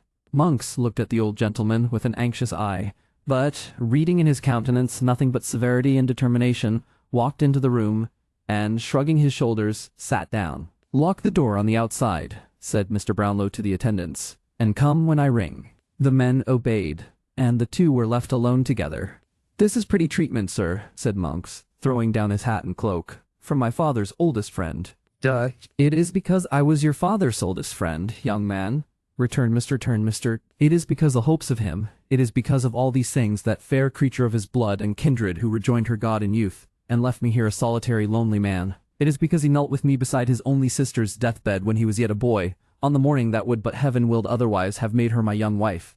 It is because my seared heart clung to him, from that time forth, through all his trials and errors, till he died. It is because of all these things that I am moved to treat you gently now, yes, Edward Leeford, even now, and blush for your unworthiness, who bear the name. What has the name to do with it? Asked the other, after contemplating, half in silence, and half in dogged wonder, the agitation of his companion. What is the name to me? Nothing, replied Mr. Brownlow. Nothing to you. But it was hers, and even at this distance of time brings back to me, an old man, the glow and thrill which I once felt, only to hear it repeated by a stranger. I am very glad you have changed it, very, very, very. This is all mighty fine, said Monks to retain his assumed designation after a long silence, during which he had jerked himself in sullen defiance to and fro, and Mr. O. Brownlow had sat, shading his face with his hand. But what do you want with me? You have a brother, said Mr. Brownlow, rousing himself. A brother, the whisper of whose name in your ear when I came behind you in the street, was, in itself, almost enough to make you accompany me hither, in wonder and alarm. I have no brother, replied Monks. You know I was an only child. Why do you talk to me of brothers? You know that, as well as I. Attend to what I do know, and you may not, said Mr. Brownlow. I shall interest you by and by. I know that of the wretched marriage, into which family pride, and the most sordid and narrowest of all ambition, forced your unhappy father when a mere boy, you were the sole and most unnatural issue. I don't care for hard names, interrupted Monks with a jeering laugh. You know the fact, and that's enough for me. But I also know, pursued the old gentleman, the misery, the slow torture, the protracted anguish of that ill-assorted union. I know how listlessly and wearily each of that wretched pair dragged on their heavy chain through a world that was poison to them both. I know how cold formalities were succeeded by open taunts, how indifference gave place to dislike, dislike to hate, and hate to loathing, until at last they wrenched the clanking bond asunder, and retiring a wide space apart, carried each a galling fragment, of which nothing but death could break the rivets, to hide it in new society beneath the gayest looks they could assume. Your mother succeeded. She forgot it soon, but it rusted and cankered at your father's heart for years. Well, they were separated, said Monks. And what of that? When they had been separated for some time, returned Mr. Brownlow, and your mother, wholly given up to continental frivolities, had utterly forgotten the young husband 10 good years her junior, who, with prospects blighted, lingered on at home. He fell among new friends. This circumstance, at least, you know already. Not I, said Monks, turning away his eyes and beating his foot upon the ground, as a man who is determined to deny everything. Not I. Your manner, no less than your actions, assures me that you have never forgotten it, or ceased to think of it with bitterness, returned Mr. Brownlow. I speak of 15 years ago, when you were not more than 11 years old, and your father but 31, for he was, I repeat, a boy, when his father ordered him to marry. Must I go back to events which cast a shade upon the memory of your parent, or will you spare it, and disclose to me the truth? I have nothing to disclose, rejoined Monks. You must talk on if you will. He's new friends then, said Mr. Brownlow. We're a naval officer, retired from active service, whose wife had died some half a year before, and left him with 2 children. There had been more, but, of all their family, happily but 2 survived. They were both daughters, one a beautiful creature of 19, and the other a mere child of 2 or 3 years old. What's this to me? Asked Monks. They resided, said Mr. Brownlow, without seeming to hear the interruption, in a part of the country to which your father in his wandering had repaired, and where he had taken up his abode. Acquaintance, intimacy, friendship, fast followed on each other. Your father was gifted as few men are. He had his sister's soul and person. As the old officer knew him more and more, he grew to love him. I would that it had ended there. His daughter did the same. The old gentleman paused. Monks was biting his lips, with his eyes fixed upon the floor.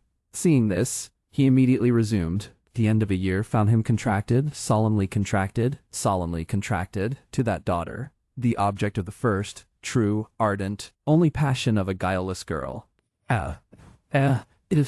Your tale is of the longest, observed Monks, moving restlessly in his chair. It is a true tale of grief and trial, and sorrow, young man, returned Mr. Brownlow, and such tales usually are. If it were one of unmixed joy and happiness, it would be very brief. At length one of those rich relations to strengthen whose interest and importance your father had been sacrificed, as others are often it is no uncommon case, died, and to repair the misery he had been instrumental in occasioning, left him his panacea for all griefs, money. It was necessary that he should immediately repair to Rome, whither this man had sped for health, and where he had died, leaving his affairs in great confusion. He went, was seized with mortal illness there, was followed, the moment the intelligence reached Paris, by your mother who carried you with her. He died the day after her arrival, leaving no will, so that the whole property fell to her, and you. At this part of the recital Monks held his breath and listened with a face of intense eagerness, though his eyes were not directed towards the speaker. As Mr. Brownlow paused, he changed his position with the air of one who has experienced a sudden relief, and wiped his hot face and hands.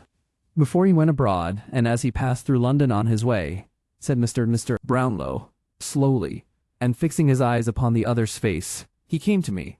I never heard of that, interrupted Monks in a tone intended to appear incredulous, but savoring more of disagreeable surprise. He came to me and left with me, among some other things, a portrait painted by himself, a likeness of this poor girl, which he did not wish to leave behind, and could not carry forward on his hasty journey. He was worn by anxiety and remorse almost to a shadow, talked in a wild, distracted way, of ruin and dishonor worked by himself, confided to me his intention to convert his whole property, at any loss, into money, and, having settled on his wife and you a portion of his recent acquisition, to fly the country I guessed too well he would not fly alone, and never see it more. Even from me, his old and early friend, whose strong attachment had taken root in the earth that covered one most dear to both, even from me he withheld any more particular confession, promising to write and tell me all, and after that to see me once again, for the last time on earth. Alas, that was the last time. I had no letter, and I never saw him more.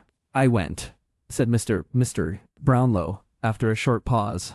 I went, when all was over, to the scene of his, I will use the term the world would freely use, for worldly harshness or favor are now alike to him of his guilty love, resolved that if my fears were realized, the erring child should find one heart and home to shelter and compassionate her. The family had left that part a week before. They had called in such trifling debts as were outstanding, discharged them, and left the place by night. Why, or whither, none can tell. Monks drew his breath yet more freely, and looked round with a smile of triumph.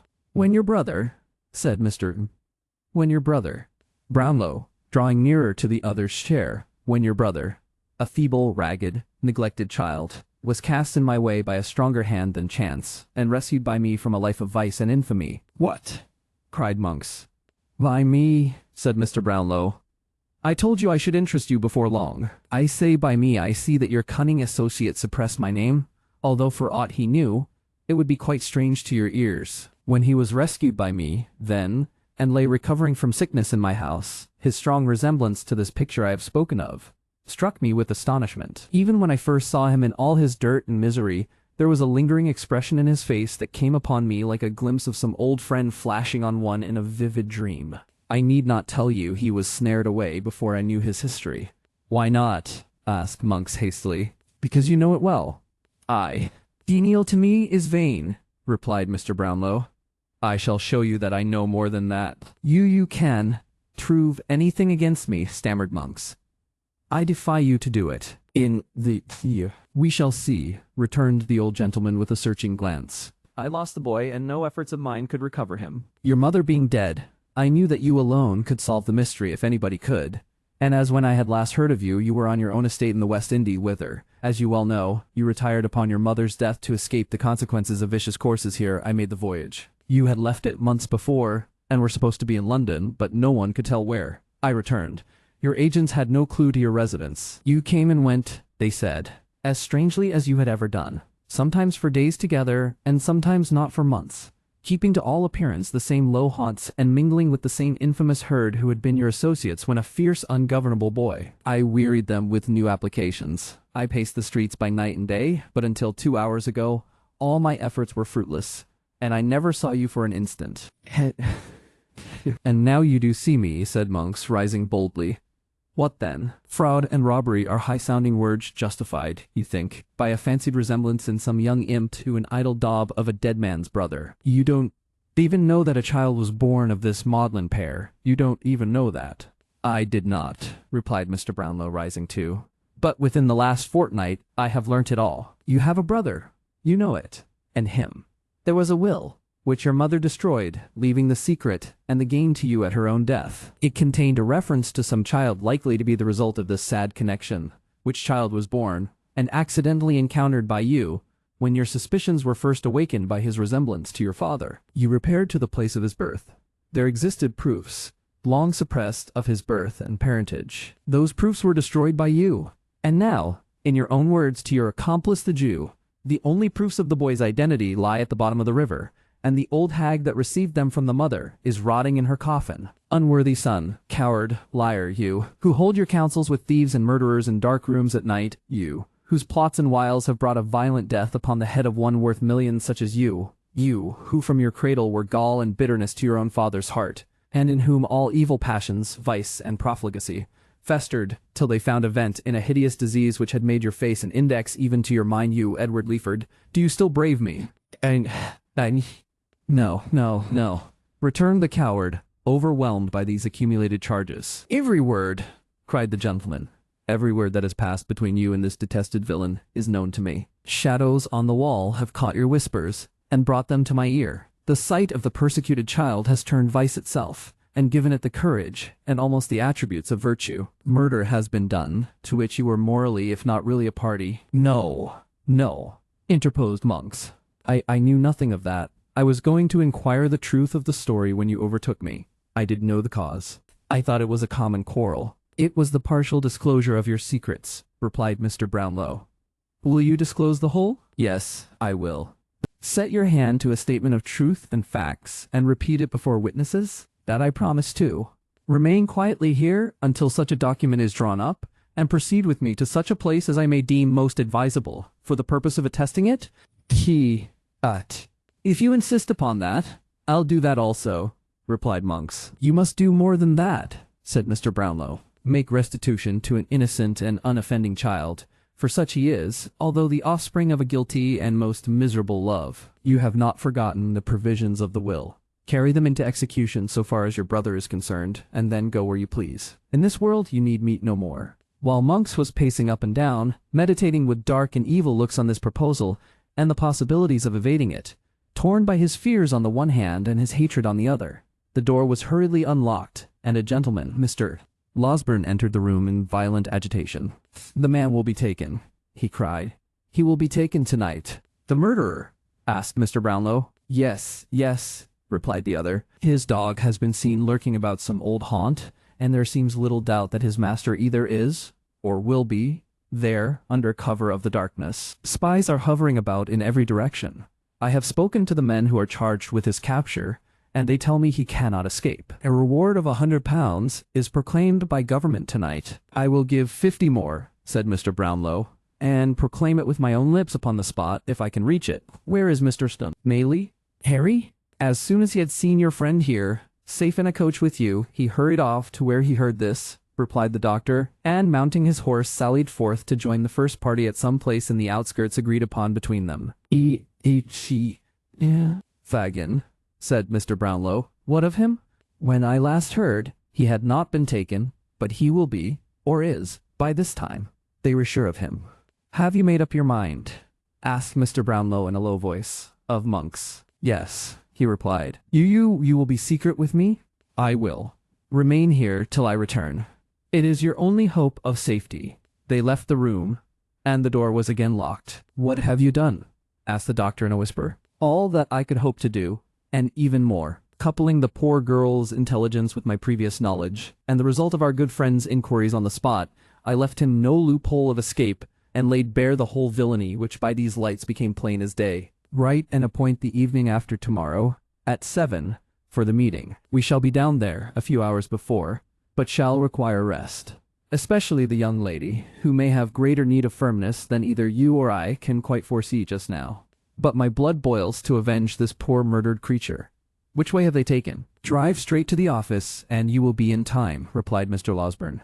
I will remain here. The two gentlemen hastily separated, each in a fever of excitement wholly uncontrollable. Chapter 50. The Pursuit and Escape, near to that part of the Thames on which the church at Rotherhithe abuts, where the buildings on the banks are dirtiest and the vessels on the river blackest with the dust of colliers and the smoke of close-built, low-roofed houses, there exists the filthiest, the strangest, the most extraordinary of the many localities that are hidden in London, wholly unknown, even by name, to the great mass of its inhabitants. To reach this place, the visitor has to penetrate through a maze of close, narrow, and muddy streets, thronged by the roughest and poorest of waterside people, and devoted to the traffic they may be supposed to occasion. The cheapest and least delicate provisions are heaped in the shops.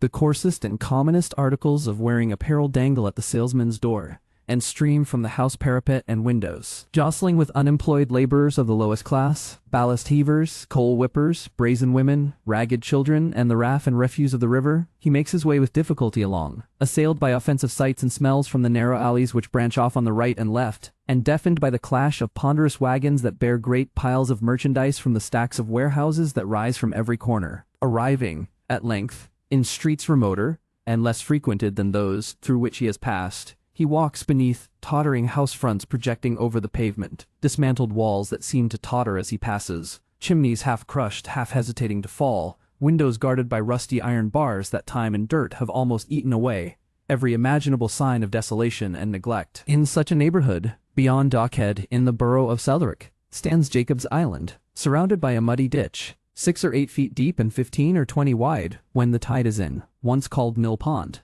but known in the days of this story as Folly Ditch. It is a creek, or inlet from the Thames, and can always be filled at high water by opening the sluices at the Lead Mills, from which it took its old name. At such times, a stranger, looking from one of the wooden bridges thrown across it at Mill Lane, will see the inhabitants of the houses on either side lowering from their back doors and windows buckets, pails, domestic utensils of all kinds, in which to haul the water up, and when his eye is turned from these operations to the houses themselves, his utmost astonishment will be excited by the scene before him. Crazy wooden galleries common to the backs of half a dozen houses, with holes from which to look upon the slime beneath, windows broken and patched, with poles thrust out on which to dry the linen that is never there, rooms so small, so filthy, so confined, that the air would seem too tainted even for the dirt and squalor which they shelter, wooden chambers thrusting themselves down, dirt besmeared walls and decaying foundations, every repulsive lineament of poverty, every loathsome indication of filth, rot, and garbage. All these ornament the banks of Folly Ditch. In Jacob's Island, the warehouses are roofless and empty.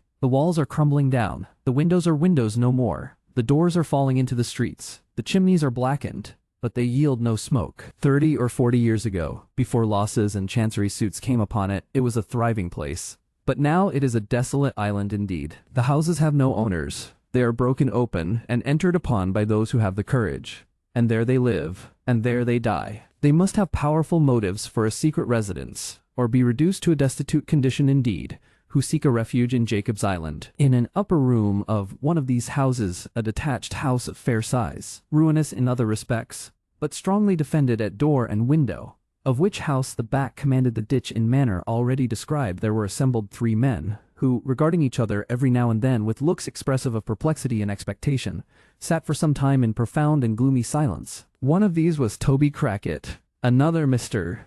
Chitling, and the third a robber of 50 years, whose nose had been almost beaten in some old scuffle, and whose face bore a frightful scar which might probably be traced to the same occasion. This man was a returned transport, and his name was Caggs. I wish, said Toby, turning to Mr. Chitling, that you had picked out some other crib when the two old ones got too warm, and had not come here, my fine feller. Why did you blunderhead? Said Caggs. Well, I thought you'd have been a little more glad to see me than this, replied Mr. Chitling with a melancholy air. Why, look young gentleman, said Toby, when a man keeps himself so very exclusive as I have done, and by that means has a snug house over his head with nobody a-prying and smelling about it, it's rather a startling thing to have the honor of a visit from a young gentleman, however respectable and pleasant a person he may be to play cards with at convenient circumstances you are. That is, especially when the exclusive young man has got a friend stopping with him, that arrived sooner than was expected from foreign parts, and is too modest to want to be presented to the judges on his return, added Mr. Caggs.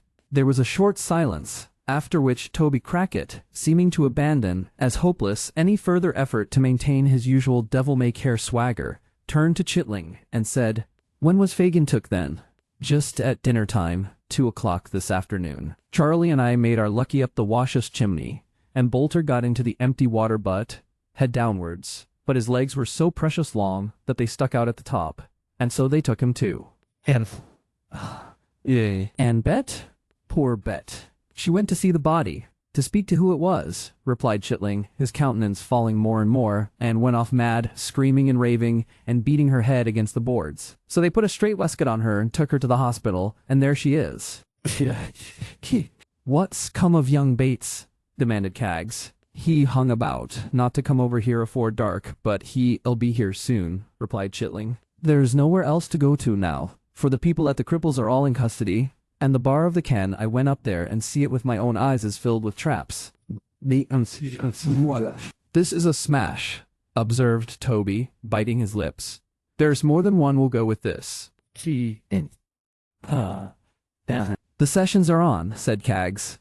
If they get the inquest over, and Bolter turns King's evidence, as of course he will, from what he's said already, they can prove Fagin an accessory before the fact, and get the trial on Friday, and he'll swing in 6 days from this. By G. You should have heard the people groan, said Chitling. The officers fought like devils, or they'd have torn him away. He was down once, but they made a ring round him, and fought their way along. You should have seen how he looked about him, all muddy and bleeding, and clung to them as if they were his dearest friends. I can see him now, not able to stand upright with the pressing of the mob, and dragging him along amongst 'em. I can see the people jumping up, one behind another, and snarling with their teeth and making at him. I can see the blood upon his hair and beard, and hear the cries with which the women worked themselves into the center of the crowd at the street corner, and swore they'd tear his heart out.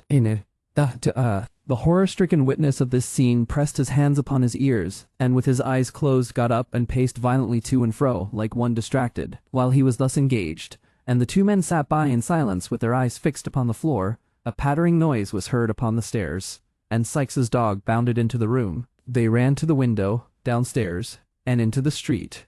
The dog had jumped in at an open window. He made no attempt to follow them, nor was his master to be seen. What's the meaning of this? Said Toby when they had returned. He can be coming here. I hope not. If he was coming here, he'd have come with the dog, said Caggs, stooping down to examine the animal, who lay panting on the floor. Here, give us some water for him. He has run himself faint. He's drunk it all up, every drop, said Chitling after watching the dog some time in silence. Covered with mud, lame, half blind, he must have come a long way. Where can he have come from? Exclaimed Toby. He's been to the other Kens, of course, and finding them filled with strangers come on here, where he's been many a time, and often. But where can he have come from first? And how comes he here alone, without the other? None of them called the murderer by his old name. He can have made away with himself. What do you think? Said Chitling. Toby shook his head. If he had, said Caggs, the dog 'd want to lead us away to where he did it. No, I think he's got out of the country and left the dog behind. He must have given him the slip somehow, or he wouldn't be so easy. This solution, appearing the most probable one, was adopted as the right. The dog, creeping under a chair, coiled himself up to sleep, without more notice from anybody. It being now dark, the shutter was closed, and a candle lighted and placed upon the table. The terrible events of the last 2 days had made a deep impression on all three, increased by the danger and uncertainty of their own position. They drew their chairs closer together, starting at every sound. They spoke little, and that in whispers, and were as silent and awe-stricken as if the remains of the murdered woman lay in the next room. They had sat thus some time, when suddenly was heard a hurried knocking at the door below. "Young Bates," said Caggs, looking angrily round, to check the fear he felt himself. The knocking came again. No, it was T. He never knocked like that. Crackit went to the window, and shaking all over, drew in his head. There was no need to tell them who it was. His pale face was enough. The dog, too, was on the alert in an instant, and ran whining to the door. "We must let him in," he said, taking up the candle. "Isn't there any help for it?" asked the other man in a hoarse voice. "No, he must come in."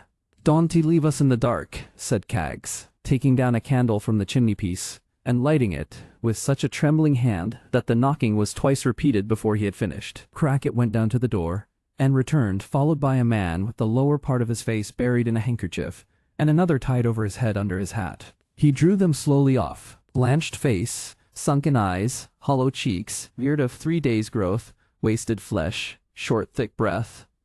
It was the very ghost of Sikes. He laid his hand upon a chair which stood in the middle of the room, but shuddering as he was about to drop into it, and seeming to glance over his shoulder, dragged it back close to the wall, as close as it would go, and ground it against it and sat down. Not a word had been exchanged. He looked from one to another in silence. If an eye were furtively raised and met his, it was instantly averted. When his hollow voice broke silence, they all three started.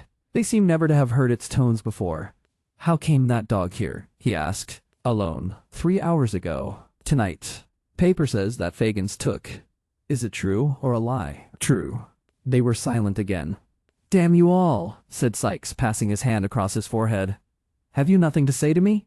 There was an uneasy movement among them, but nobody spoke. "You that keep this house," said Sikes, turning his face to Crackit, "do you mean to sell me, or to let me lie here till this hunt is over?" "You may stop here, if you think it safe," returned the person addressed, after some hesitation. Sikes carried his eyes slowly up the wall behind him, rather trying to turn his head than actually doing it, and said, "Is it the body, is it buried?" "Ye." They shook their heads. "Why is tit?" he retorted with the same glance behind him. "What do they keep such ugly things above the ground for? Who's that knocking?" Crackit intimated, by a motion of his hand as he left the room, that there was nothing to fear, and directly came back with Charlie Bates behind him. Sikes sat opposite the door, so that the moment the boy entered the room he encountered his figure. "Toby," said the boy, falling back, as Sikes turned his eyes towards him, "why did you tell me this downstairs?" "Yeah. Shh." There had been something so tremendous in the shrinking off of the three, that the wretched man was willing to propitiate even this lad. Accordingly he nodded, and made as though he would shake hands with him. "Let me go into some other room," said the boy, retreating still farther. "Charlie," said Sikes, stepping forward. Don't you know me?" "Don't come nearer me," answered the boy, still retreating, and looking, with horror in his eyes, upon the murderer's face. "You monster!" The man stopped halfway, and they looked at each other. But Sikes' eyes sunk gradually to the ground. "Witness you three!" cried the boy, shaking his clenched fist, and becoming more and more excited as he spoke. "Witness you three! I'm not afraid of him. If they come here after him, I'll give him up. I will. I tell you out at once. He may kill me for it if he likes, or if he dares, but if I am here, I'll give him up. I'd give him up if he was to be boiled alive. Murder! Help! If there's the pluck of a man among you three, you will help me. Murder! Help! Down with him!" Pouring out these cries, and accompanying them with violent gesticulation, the boy actually threw himself, single-handed, upon the strong man, and in the intensity of his energy and the suddenness of his surprise, brought him heavily to the ground. The three spectators seemed quite stupefied. They offered no interference, and the boy and man rolled on the ground together, the former heedless of the blows that showered upon him, wrenching his hands tighter and tighter in the garments about the murderer's breast, and never ceasing to call for help with all his might. The contest, however, was too unequal to last long. Sikes had him down, and his knee was on his throat, when Crackit pulled him back with a look of alarm, and pointed to the window. There were lights gleaming below, voices in loud and earnest conversation. The tramp of hurried footsteps, endless they seemed in number, crossing the nearest wooden bridge. One man on horseback seemed to be among the crowd, for there was the noise of hoofs rattling on the uneven pavement. The gleam of lights increased. The footsteps came more thickly and noisily on. Then came a loud knocking at the door, and then a hoarse murmur from such a multitude of angry voices as would have made the boldest quail. "Help!" shrieked the boy in a voice that rent the air. "He's here! Break down the door!" "In the king's name!" cried the voices without, and the hoarse cry arose again, but louder. "Break down the door!" screamed the boy. "I tell you they'll never open it. Run straight to the room where the light is. Break down the door!" Strokes, thick and heavy, rattled upon the door and lower window shutters as he ceased to speak, and a loud huzzah burst from the crowd, giving the listener, for the first time, some adequate idea of its immense extent. "Open the door of some place where I can lock this screeching hell babe," cried Sikes fiercely, running to and fro and dragging the boy, now as easily as if he were an empty sack. "That door. Quick!" He flung him in, bolted it, and turned the key. "Is the downstairs door fast?" "Double locked and chained," replied Crackit, who, with the other two men, still remained quite helpless and bewildered. "Panels, are they strong?" "Lined with sheet iron." "And the windows too?" "Yes, and the windows." "Damn you!" cried the desperate ruffian, throwing up the sash and menacing the crowd. "Do your worst! I'll cheat you yet." Of all the terrific yells that ever fell on mortal ears, none could exceed the cry of the infuriated throng. Some shouted to those who were nearest to set the house on fire. Others roared to the officers to shoot him dead. Among them all, none showed such fury as the man on horseback, who, throwing himself out of the saddle, and bursting through the crowd as if he were parting water, cried, beneath the window, in a voice that rose above all others, 20 guineas to the man who brings a ladder. The nearest voices took up the cry, and hundreds echoed it. Some called for ladders, some for sledgehammers, some ran with torches to and fro as if to seek them, and still came back and roared again. Some spent their breath in impotent curses and execrations. Some pressed forward with the ecstasy of madmen, and thus impeded the progress of those below. Some among the boldest attempted to climb up by the waterspout and crevices in the wall, and all waved to and fro in the darkness beneath like a field of corn moved by an angry wind, and joined from time to time in one loud furious roar. "The tide?" cried the murderer, as he staggered back into the room, and shut the faces out. "The tide was in as I came up. Give me a rope, a long rope. They are all in front. I may drop into the folly ditch and clear off that way. Give me a rope, or I shall do 3 more murders and kill myself." The panic-stricken men pointed to where such articles were kept. The murderer, hastily selecting the longest and strongest cord, hurried up to the housetop. All the windows in the rear of the house had been long ago bricked up, except one small trap in the room where the boy was locked, and that was too small even for the passage of his body. But from this aperture he had never ceased to call on those without to guard the back, and thus, when the murderer emerged at last on the housetop by the door in the roof, a loud shout proclaimed the fact to those in front, who immediately began to pour round, pressing upon each other in an unbroken stream. He planted a board, which he had carried up with him for the purpose, so firmly against the door that it must be matter of great difficulty to open it from the inside, and creeping over the tiles, looked over the low parapet. The water was out, and the ditch a bed of mud. The crowd had been hushed during these few moments, watching his motions and doubtful of his purpose, but the instant they perceived it and knew it was defeated, they raised a cry of triumphant execration to which all their previous shouting had been whispers.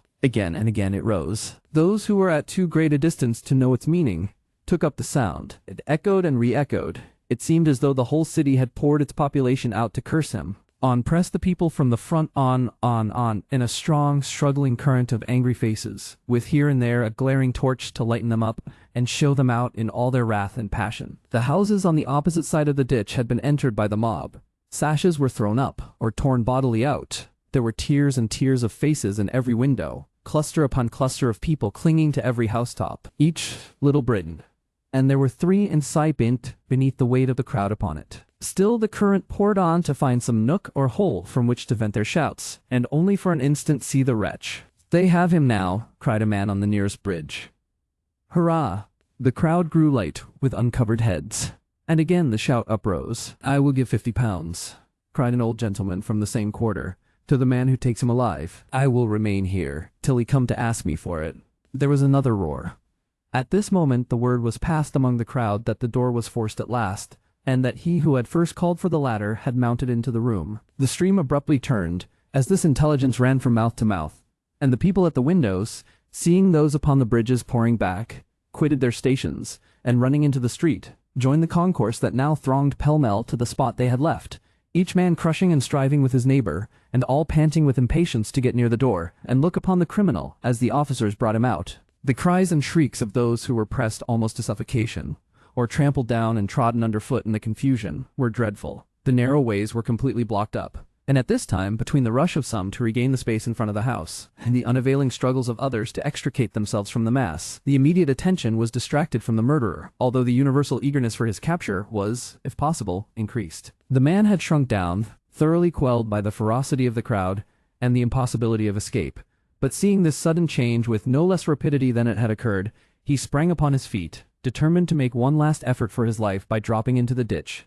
and, at the risk of being stifled, endeavoring to creep away in the darkness and confusion. Roused into new strength and energy, and stimulated by the noise within the house which announced that an entrance had really been effected, he set his foot against the stack of chimneys, fastened one end of the rope tightly and firmly round it, and with the other made a strong running noose by the aid of his hands and teeth almost in a second. He could let himself down by the cord to within a less distance of the ground than his own height, and had his knife ready in his hand to cut it then and drop. At the very instant when he brought the loop over his head previous to slipping it beneath his armpits, and when the old gentleman before mentioned, who had clung so tight to the railing of the bridge as to resist the force of the crowd, and retain his position, earnestly warned those about him that the man was about to lower himself down, at that very instant the murderer, looking behind him on the roof, threw his arms above his head and uttered a yell of terror. "The eyes again!" he cried, in an unearthly screech. Staggering as if struck by lightning, he lost his balance and tumbled over the parapet.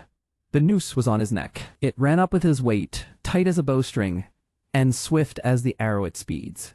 He fell for 35 feet. There was a sudden jerk, a terrific convulsion of the limbs, and there he hung, with the open knife clenched in his stiffening hand. The old chimney quivered with the shock, but stood it bravely. The murderer swung lifeless against the wall, and the boy, thrusting aside the dangling body which obscured his view, called to the people to come and take him out, for God's sake. A dog, which had lain concealed till now, ran backwards and forwards on the parapet with a dismal howl, and collecting himself for a spring, jumped for the dead man's shoulders. Missing his aim, he fell into the ditch, turning completely over as he went, and striking his head against a stone, dashed out his brains. Chapter 50 on. Affording an explanation of more mysteries than on, and comprehending a proposal of marriage with no word of settlement or pin money.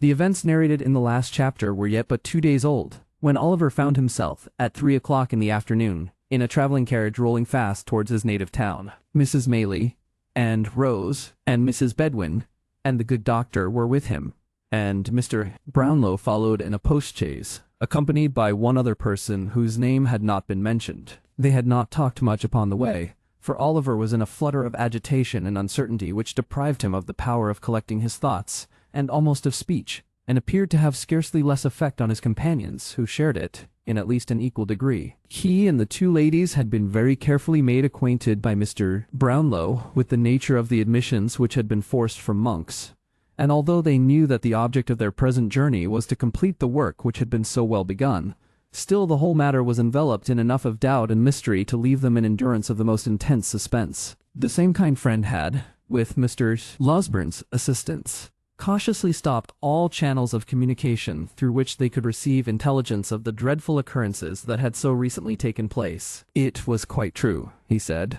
that they must know them before long, but it might be at a better time than the present, and it could not be at a worse. So, they travelled on in silence, each busied with reflections on the object which had brought them together, and no one disposed to give utterance to the thoughts which crowded upon all. But if Oliver, under these influences, had remained silent while they journeyed towards his birthplace by a road he had never seen, how the whole current of his recollections ran back to old times, and what a crowd of emotions were wakened up in his breast when they turned into that which he had traversed on foot, a poor houseless wandering boy, without a friend to help him, or a roof to shelter his head. "See there, there!" cried Oliver, eagerly clasping the hand of Rose, and pointing out at the carriage window. "That's the stile I came over. There are the hedges I crept behind, for fear anyone should overtake me and force me back. Yonder is the path across the fields, leading to the old house where I was a little child. "Oh, Dick, my dear old friend, if I could only see you now." "You will see him soon," replied Rose, gently taking his folded hands between her own. "You shall tell him how happy you are, and how rich you have grown, and that in all your happiness you have none so great as the coming back to make him happy too." Yes, said Oliver, "and we'll take him away from here, and have him clothed and taught, and send him to some quiet country place where he may grow strong and well, shall we?" Rose nodded, Ayes, for the boy was smiling through such happy tears that she could not speak. "You will be kind and good to him, for you are to everyone," said Oliver. "It will make you cry, I know, to hear what he can tell, but never mind, it will be all over, and you will smile again. I know that too, to think how changed he is. You did the same with me," he said. "God bless you to me when I ran away," cried the boy with a burst of affectionate emotion. "And I will say, God bless you now, and show him how I love him for it." As they approached the town, and at length drove through its narrow streets, it became matter of no small difficulty to restrain the boy within reasonable bounds. Almost every molar and less imposing in appearance than he remembered it. There were all the well-known shops and houses, with almost every one of which he had some slight incident connected. There was Gamfield's cart, the very cart he used to have. Standing at the old public-house door there was the workhouse, the dreary prison of his youthful days, with its dismal windows frowning on the street. There was the same lean porter standing at the gate, at sight of whom Oliver involuntarily shrunk back, and then laughed at himself for being so foolish, then cried, then laughed again that had yesterday, and all his recent life had been but a happy dream. But it was pure, earnest, joyful reality. They drove straight to the door of the chief hotel, which Oliver used to stare up at with awe and think a mighty palace, but which had somehow fallen off in grandeur and size. And here was Mr. Grimwig all ready to receive them, kissing the young lady, and the old one too, when they got out of the coach, as if he were the grandfather of the whole party, all smiles and kindness, and not offering to eat his head, no, not once. Not even when he contradicted a very old postboy about the nearest road to London, and maintained he knew it best, though he had only come that way once, and that time fast asleep. There was dinner prepared, and there were bedrooms ready, and everything was arranged as if by magic. Notwithstanding all this, when the hurry of the first half-hour was over, the same silence and constraint prevailed that had marked their journey down. Mr. Brownlow did not join them at dinner, but remained in a separate room. The two other gentlemen hurried in and out with anxious faces, and, during the short intervals when they were present, conversed apart. Once, Mrs. Maylie was called away, and after being absent for nearly an hour, returned with eyes swollen with weeping. All these things made Rose and Oliver, who were not in any new secrets, nervous and uncomfortable. They sat wondering, in silence, or, if they exchanged a few words, spoke in whispers, as if they were afraid to hear the sound of their own voices. At length, when 9 o'clock had come, and they began to think they were to hear no more that night, Mr. Losberne and Mr. Grimwig entered the room, followed by Mr. Brownlow, and a man whom Oliver almost shrieked with surprise to see, for they told him it was his brother, and it was the same man he had met at the market town, and seen looking in with Fagin at the window of his little room. Monks cast a look of hate, which, even then, he could not dissemble, at the astonished boy, and sat down near the door. Mr. Brownlow, who had papers in his hand, walked to a table near which Rose and Oliver were seated.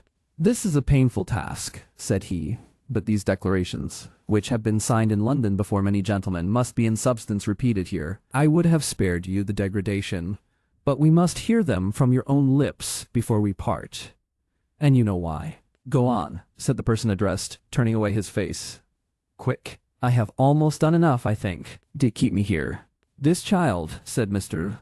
Brownlow, drawing Oliver to him, and laying his hand upon his head, "is your half-brother, the illegitimate son of your father, my dear friend Edwin Leeford, by poor young Agnes Fleming, who died in giving him birth." "And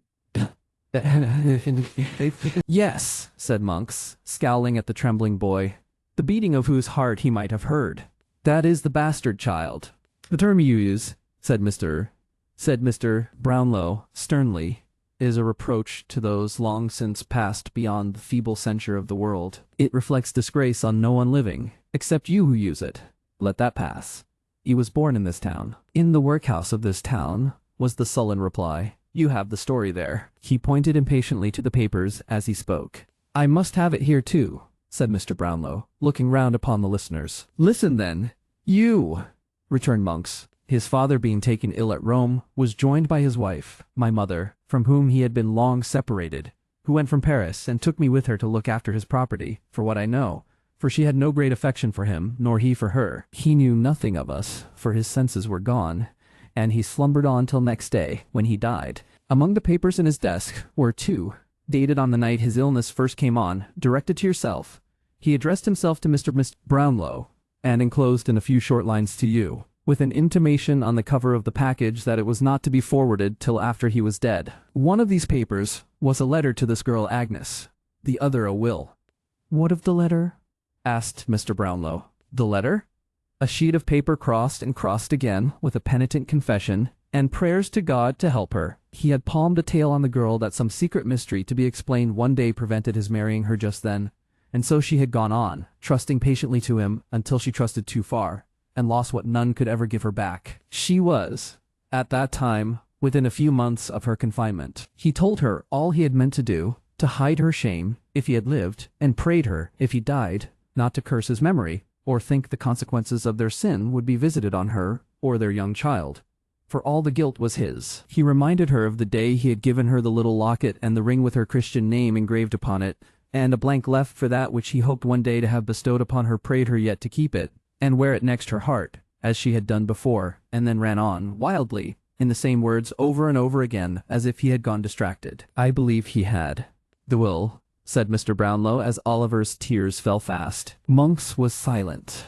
The will, said Mr. Brownlow, speaking for him, was in the same spirit as the letter. He talked of miseries which his wife had brought upon him, of the rebellious disposition, vice, malice, and premature bad passions of you, his only son, who had been trained to hate him, and left you, and your mother, each an annuity of £800. The bulk of his property he divided into two equal portions, one for Agnes Fleming, and the other for their child, if it should be born alive and ever come of age. If it were a girl, it was to inherit the money unconditionally, but if a boy, only on the stipulation that in his minority he should never have stained his name with any public act of dishonor, meanness, cowardice, or wrong. He did this, he said, to mark his confidence in the mother, and his conviction only strengthened by approaching death that the child would share her gentle heart and noble nature. If he were disappointed in this expectation, then the money was to come to you. For then, and not till then, when both children were equal, would he recognize your prior claim upon his purse, who had none upon his heart, but had, from an infant, repulsed him with coldness and aversion.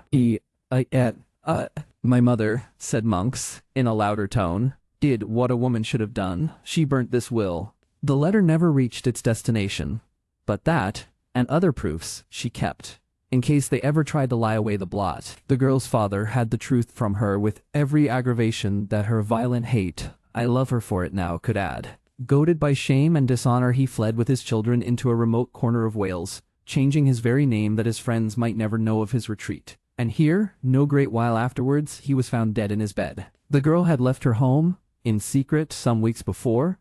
He had searched for her, on foot, in every town and village near.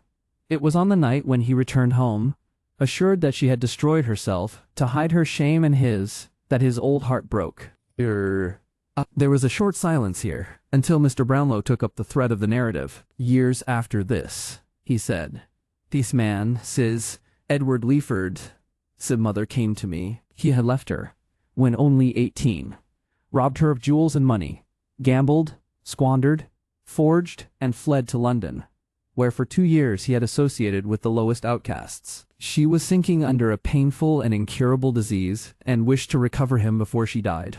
Inquiries were set on foot, and strict searches made. They were unavailing for a long time, but ultimately successful, and he went back with her to France. There she died, said Monks, after a lingering illness, and on her deathbed she bequeathed these secrets to me, together with her unquenchable and deadly hatred of all whom they involved, though she need not have left me that, for I had inherited it long before. She would not believe that the girl had destroyed herself, and the child too, but was filled with the impression that a male child had been born, and was alive. I swore to her, if ever it crossed my path, to hunt it down, never to let it rest, to pursue it with the bitterest and most unrelenting animosity, to vent upon it the hatred that I deeply felt, and to spit upon the empty vaunt of that insulting will by dragging it, if I could, to the very gallows foot. She was right.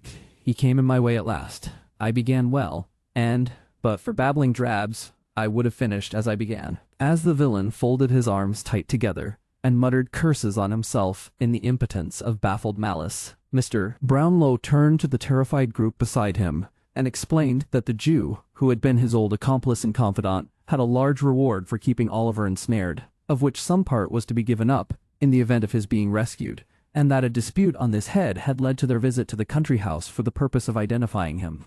"The locket and ring?" said Mr. Brownlow, turning to Monks. "I bought them from the man and woman I told you of, who stole them from the nurse, who stole them from the corpse," answered Monks without raising his eyes. "You know what became of them." Mr. Brownlow merely nodded to Mr. Grimwig, who, disappearing with great alacrity, shortly returned, pushing in Mrs. Bumble, and dragging her unwilling consort after him. "Do my eyes deceive me?" cried Mr. Bumble, with ill-feigned enthusiasm.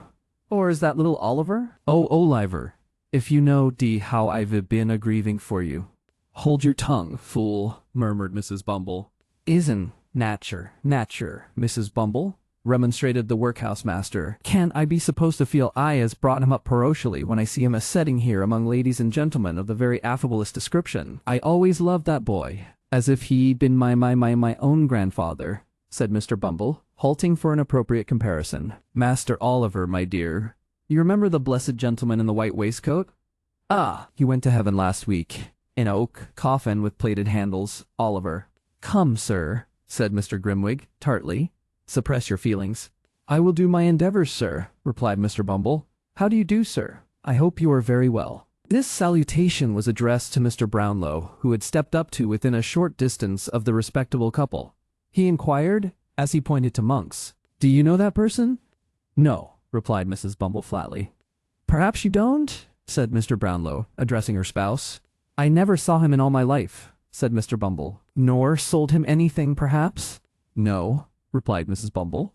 "You never had, perhaps, a certain gold locket and ring?" said Mr. Brownlow. "Certainly not," replied the matron. "Why are we brought here to answer to such nonsense as this?" Again Mr. Brownlow nodded to Mr. Grimwig, and again that gentleman limped away with extraordinary readiness. But not again did he return with the stout man and wife, for this time he led in two palsied women, who shook and tottered as they walked. "You shut the door the night old Sally died," said the foremost one, raising her shriveled hand, "but you couldn't shut out the sound, nor stop the chinks. And no, said the other, looking round her and wagging her toothless jaws. No. We heard her try to tell you what she'd done, and saw you take a paper from her hand, and watched you too, next day, to the pawnbroker's shop," said the first. "Yes," added the second, "and it was a locket and gold ring. We found out that, and saw it given you. We were by.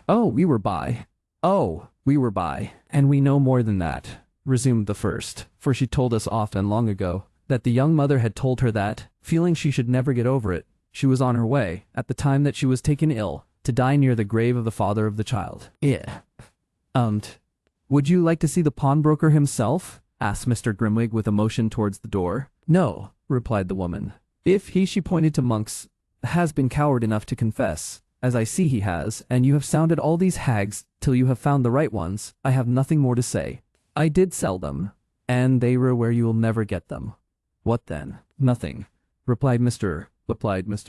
Brownlow, "except that it remains for us to take care that neither of you is employed in a situation of trust again. You may leave the room." "I hope," said Mr. Bumble, looking about him with great ruefulness, as Mr. Grimwig disappeared with the two old women, "I hope that this unfortunate little circumstance will not deprive me of my parochial office?" "Indeed it will," replied Mr. Brownlow.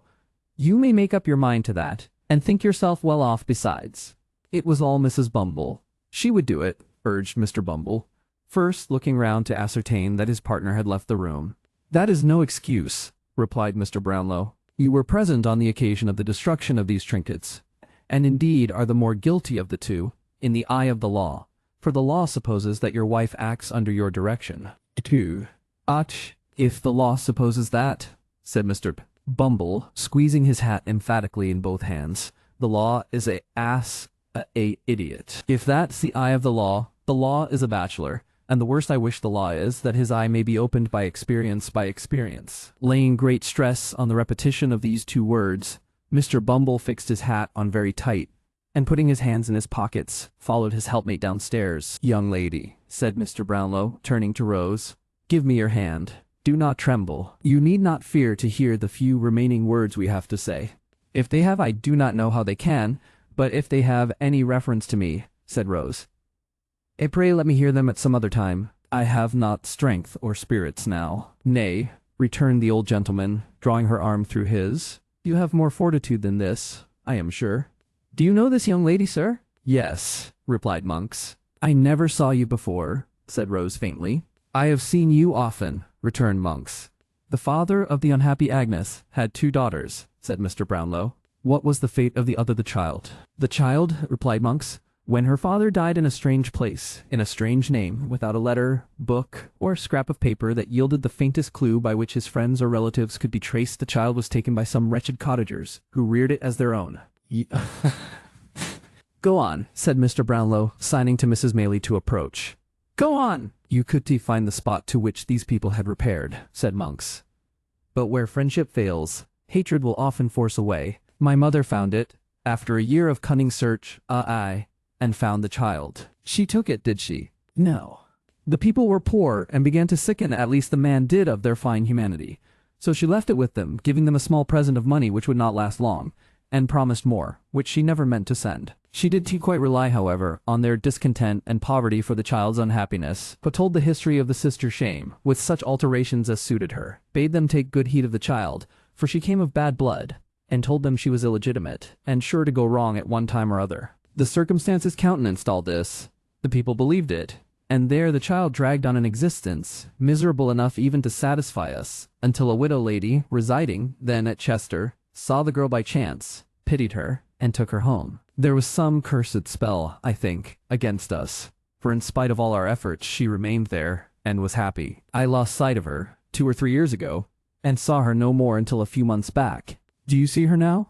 Yes, leaning on your arm. But not the less my niece, cried Mrs. Maylie, folding the fainting girl in her arms. Not the less my dearest child. I would not lose her now, for all the treasures of the world. My sweet companion, my own dear girl, the only friend I ever had, cried Rose, clinging to her. The kindest, best of friends. My heart will burst. I cannot bear all this. You have borne more, and have been, through all, the best and gentlest creature that ever shed happiness on everyone she knew, said Mrs. Maylie, embracing her tenderly.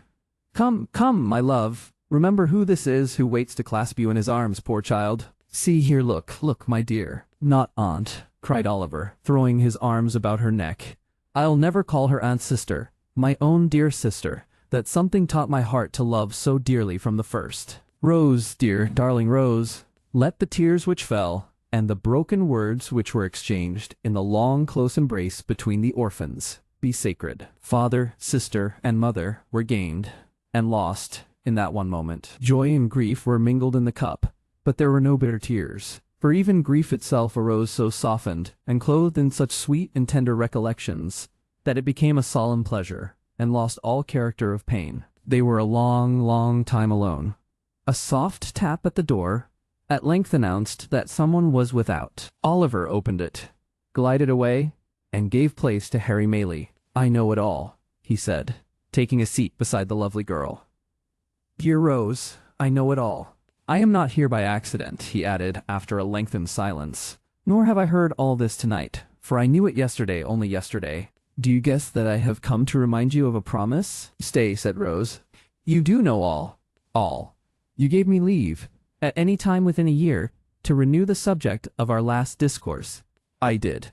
Not to press you to alter your determination, pursued the young man, but to hear you repeat it, if you would. I was to lay whatever of station or fortune I might possess at your feet, and if you still adhered to your former determination, I pledged myself, by no word or act, to seek to change it. The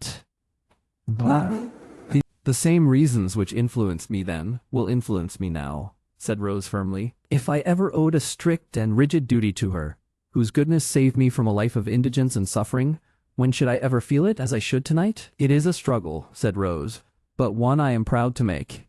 It is a pang, but one my heart shall bear. The disclosure of tonight, Harry began. The disclosure of tonight, replied Rose softly, leaves me in the same position, with reference to you, as that in which I stood before. You harden your heart against me, Rose, urged her lover. "Oh, Harry, Harry," said the young lady, bursting into tears. "I wish I could, and spare myself this pain."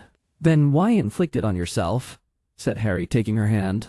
"Think, dear Rose, think what you have heard tonight." "And what have I heard? What have I heard?" cried Rose. "That a sense of his deep disgrace so worked upon my own father, that he shunned all there. We have said enough, Harry. We have said enough, Harry. We have said enough. And,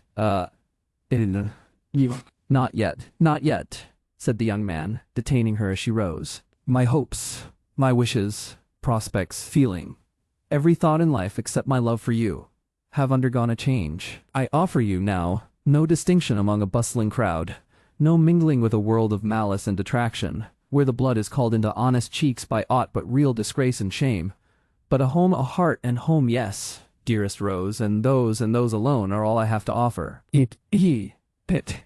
What do you mean?" she faltered. "I mean but this, that, when I left you last, I left you with a firm determination to level all fancied barriers between yourself and me, resolved that if my world could not be yours, I would make yours mine, that no pride of birth should curl the lip at you, for I would turn from it. This I have done. Those who have shrunk from me because of this have shrunk from you and proved you so far right. Such power and patronage, such relatives of influence and rank, as smiled upon me then, look coldly now. But there are smiling fields and waving trees in England's richest county, and by one village church mine, Rose, my own, there stands a rustic dwelling which you can make me prouder of than all the hopes I have renounced, measured 1,000-fold. This is my rank and station now, and here I lay it down. It's a trying thing, waiting supper for lovers," said Mr. Grimwig, waking up and pulling his pocket-handkerchief from over his head. Truth to tell, the supper had been waiting a most unreasonable time. Neither Mrs. Maylie, nor Harry, nor Rowie, who all came in together, could offer a word in extenuation. "I had serious thoughts of eating my head tonight," said Mr. Grimwig, "for I began to think I should get nothing else. I'll take the liberty, if you will allow me, of saluting the bride that is to be." Mr. Grimwig lost no time in carrying this notice into effect upon the blushing girl, and the example, being contagious, was followed both by the doctor and Mr. Brownlow. Some people affirm that Harry Maylie had been observed to set it, originally in a dark room adjoining, but the best authorities consider this downright scandal, he being young and a clergyman. "Oliver, my child," said Mrs. Maylie, "where have you been? And why do you look so sad? There are tears stealing down your face at this moment. What is the matter?" "It is a world of disappointment, often to the hopes we most cherish, and hopes that do our nature the greatest honor. Poor Dick was dead." Chapter 52. Fagen, the last night alive. The court was paved, from floor to roof, with human faces. Inquisitive and eager eyes peered from every inch of space, from the rail before the dock, away into the sharpest angle of the smallest corner in the galleries. All looks were fixed upon one man Fagin, before him and behind. Above, below, on the right, and on the left, he seemed to stand surrounded by a firmament, all bright with gleaming eyes. He stood there, in all this glare of living light, with one hand resting on the wooden slab before him, the other held to his ear, and his head thrust forward to enable him to catch with greater distinctness every word that fell from the presiding judge, who was delivering his charge to the jury. At times, he turned his eyes sharply upon them to observe the effect of the slightest featherweight in his favor, and, when the points against him were stated with terrible distinctness, looked towards his counsel, in mute appeal that he would, even then, urge something in his behalf. Beyond these manifestations of anxiety, he stirred not hand or foot. He had scarcely moved since the trial began, and now that the judge ceased to speak, he still remained in the same strained attitude of close attention, with his gaze bent on him, as though he listened still. A slight bustle in the court recalled him to himself. Looking round, he saw that the jurymen had turned together to consider their verdict. As his eyes wandered to the gallery, he could see the people rising above each other to see his face, some hastily applying their glasses to their eyes, and others whispering their neighbors with looks expressive of abhorrence. A few there were who seemed unmindful of him, and looked only to the jury, in impatient wonder how they could delay. But in no one face, not even among the women, of whom there were many there, could he read the faintest sympathy with himself, or any feeling but one of all-absorbing interest that he should be condemned. As he saw all this in one bewildered glance, the death-like stillness came again, and looking back he saw that the jurymen had turned towards the judge. "Hush!" They only sought permission to retire. He looked wistfully into their faces, one by one when they passed out, as though to see which way the greater number leant. But that was fruitless. The jailer touched him on the shoulder. He followed mechanically to the end of the dock and sat down on a chair. The man pointed it out, or he would not have seen it. He looked up into the gallery again. Some of the people were eating, and some fanning themselves with handkerchiefs, for the crowded place was very hot. There was one young man sketching his face in a little notebook. He wondered whether it was like, and looked on when the artist broke his pencil point, and made another with his knife, as any idle spectator might have done. In the same way, when he turned his eyes towards the judge, his mind began to busy itself with the fashion of his dress, and what it cost, and how he put it on. There was an old fat gentleman on the bench, too, who had gone out, some half an hour before, and now come back. He wondered within himself whether this man had been to get his dinner, what he had had, and where he had had it, and pursued this train of careless thought until some new object caught his eye and roused another. Not that. All this time his mind was, for an instant, free from one oppressive, overwhelming sense of the grave that opened at his feet. It was ever present to him, but in a vague and general way, and he could not fix his thoughts upon it. Thus, even while he trembled, and turned burning hot at the idea of speedy death, he fell to counting the iron spikes before him, and wondering how the head of one had been broken off, and whether they would mend it, or leave it as it was. Then he thought of all the horrors of the gallows and the scaffold, and stopped to watch a man sprinkling the floor to cool it, and then went on to think again. At length there was a cry of silence, and a breathless look from all towards the door.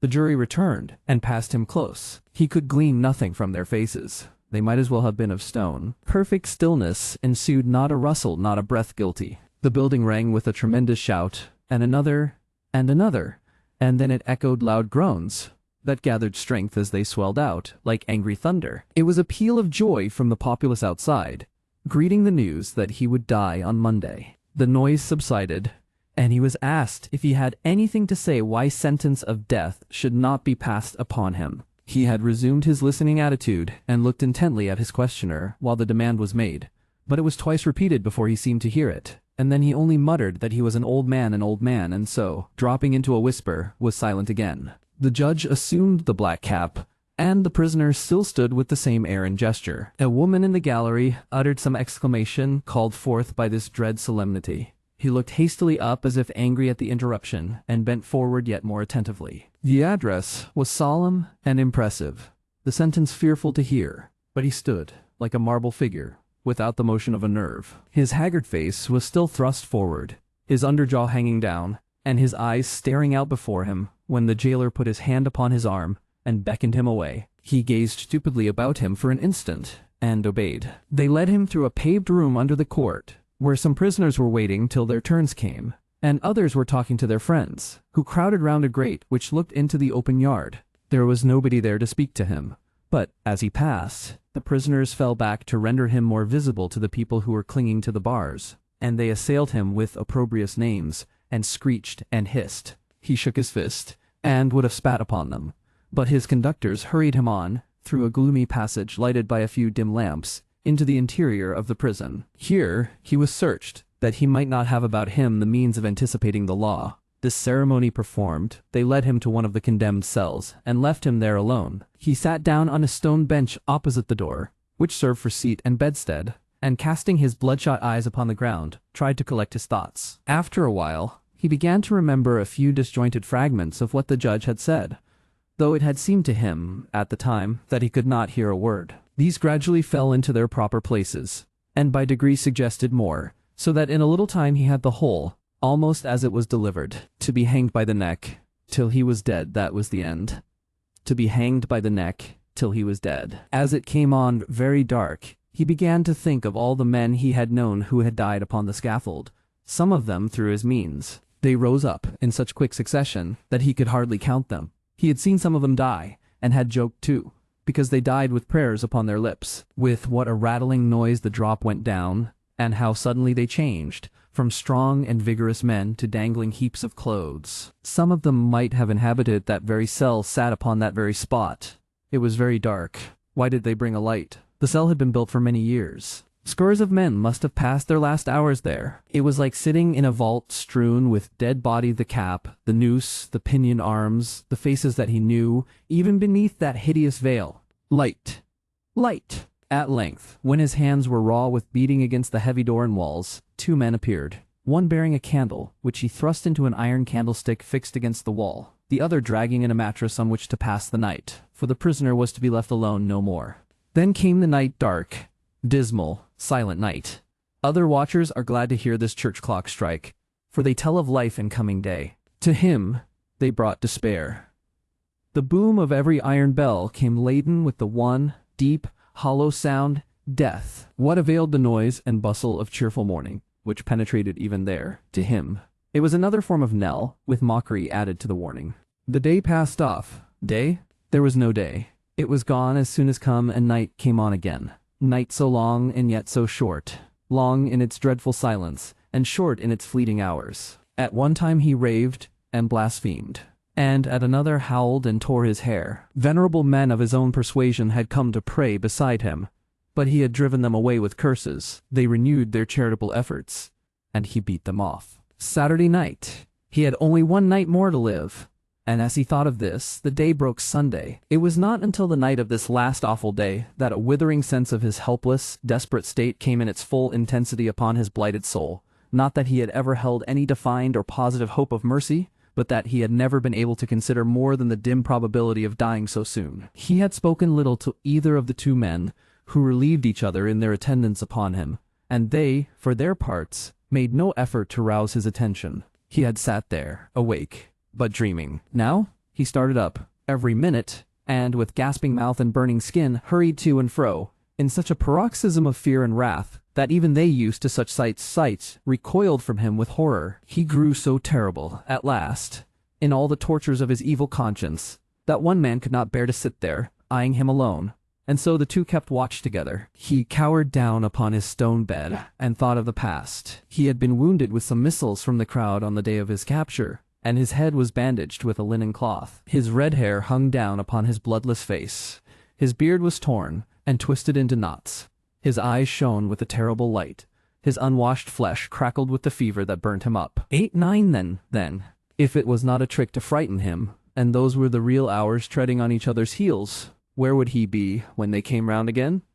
11. Another struck, before the voice of the previous hour had ceased to vibrate. At 8, he would be the only mourner in his own funeral train. At 11, those dreadful walls of Newgate, which have hidden so much misery and such unspeakable anguish, not only from the eyes, but, too often, and too long, from the thoughts, of men, never held so dread a spectacle as that.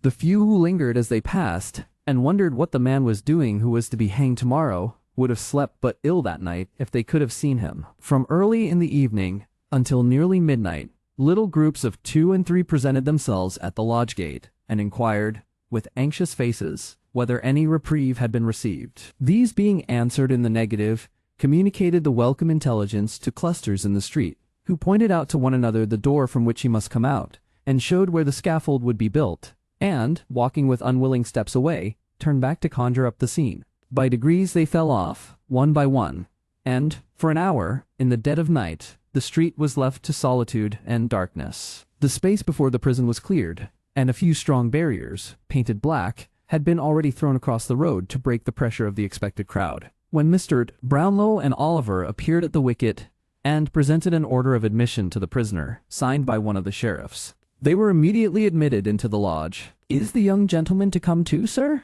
said the man whose duty it was to conduct them. "It's not a sight for children, sir." "It is not indeed, my friend," rejoined Mr. Brownlow. "But my business with this man is intimately connected with him, and as this child has seen him in the full career of his success and villainy, I think it is well, even at the cost of some pain and fear, that he should see him now." These few words had been said apart, so as to be inaudible to Oliver. The man touched his hat, and glancing at Oliver with some curiosity, opened another gate, opposite to that by which they had entered, and led them on, through dark and winding ways, towards the cells. "This," said the man, stopping in a gloomy passage where a couple of workmen were making some preparations in profound silence, "this is the place he passes through. If you step this way, you can see the door he goes out at." He led them into a stone kitchen, fitted with coppers for dressing the prison food, and pointed to a door. There was an open grating above it, through which came the sound of men's voices, mingled with the noise of hammering and the throwing down of boards. They were putting up the scaffold. From this place, they passed through several strong gates, opened by other turnkeys from the inner side, and, having entered an open yard, ascended a flight of narrow steps, and came into a passage with a row of strong doors on the left hand. Motioning them to remain where they were, the turnkey knocked at one of these with his bunch of keys. The two attendants, after a little whispering, came out into the passage, stretching themselves as if glad of the temporary relief, and motioned the visitors to follow the jailer into the cell. They did so. The condemned criminal was seated on his bed, rocking himself from side to side, with a countenance more like that of a snared beast than the face of a man. His mind was evidently wandering to his old life, for he continued to mutter, without appearing conscious of their presence otherwise than as a part of his vision. "Good boy. Charlie, well done," he mumbled. "Oliver too, ha ha ha ha. Oliver too, quite the gentleman now, quite the take that boy away to bed." The jailer took the disengaged hand of Oliver, and, whispering him not to be alarmed, looked on without speaking. "Take him away to bed," cried Fagin. "Do you hear me, some of you? He has been somehow the cause of all this. It's worth the money to bring him up to it. Bolter's throat, Bill. Never mind the girl, Bolter's throat as deep as you can cut. Saw his head off." "Fagin," said the jailer. "That's me," cried the Jew, falling instantly into the attitude of listening he had assumed upon his trial. "An old man, my lord. A very old man." "Here," said the turnkey, laying his hand upon his breast to keep him down. "Here's somebody wants to see you, to ask you some questions, I suppose." Fagin, are you a man?" "I shan't be one long," he replied, looking up with a face retaining no human expression but rage and terror. "Strike them all dead! What right have they to butcher me?" As he spoke, he caught sight of Oliver and Mr. Brownlow. Shrinking to the furthest corner of the seat, he demanded to know what they wanted there. "Steady," said the turnkey, still holding him down. "Now, sir, tell him what you want. Quick, if you please, for he grows worse as the time gets on." "You have some papers," said Mr. Brownlow, advancing, "which were placed in your hands for better security by a man called Monks." "It's all a lie together," replied Fagin. "I haven't one, not one." "For the love of God," said Mr. Brownlow solemnly, "do not say that now, upon the very verge of death, but tell me where they are. You know that Sykes is dead, that Monks has confessed, that there is no hope of any further gain. Where are those papers?" "Oliver," cried Fagin, beckoning to him. Here, let me whisper to you." "I am not afraid," said Oliver in a low voice, as he relinquished Mr. Brownlow's hand. "The papers," said Fagin, drawing Oliver towards him, "are in a canvas bag in a hole a little way up the chimney in the top front room. I want to talk to you, my dear. I want to talk to you." Yes, returned Oliver. "Let me say a prayer. Do. Let me say one prayer. Say only one, upon your knees, with me, and we will talk till morning." Outside, replied Fagin, pushing the boy before him towards the door, and looking vacantly over his head. "Say I've gone to sleep, they'll believe you. You can get me out if you take me so. Now then. "Oh, God forgive this wretched man," cried the boy with a burst of tears. That's right, said Fagin. "That'll help us on. This door first. If I shake and tremble as we pass the gallows, don't you mind, but hurry on. Now.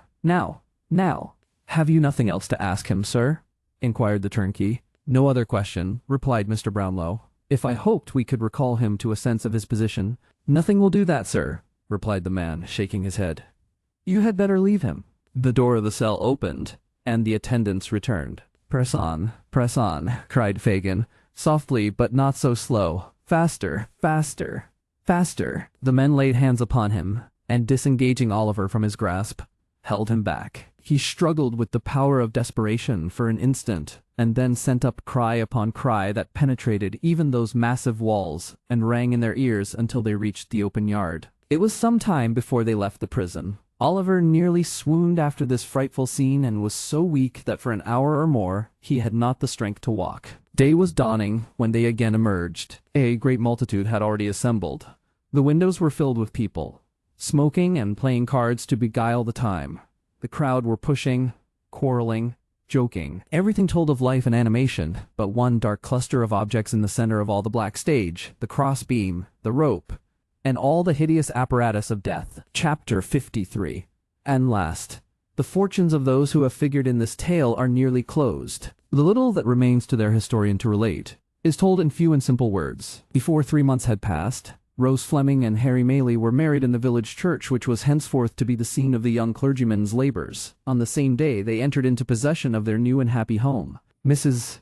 Maylie took up her abode with her son and daughter-in-law to enjoy, during the tranquil remainder of her days, the greatest felicity that age and worth can know, the contemplation of the happiness of those on whom the warmest affections and tenderest cares of a well-spent life have been unceasingly bestowed. It appeared, on full and careful investigation, that if the wreck of property remaining in the custody of monks which had never prospered either in his hands or in those of his mother, were equally divided between himself and Oliver, it would yield, to each, little more than £3,000.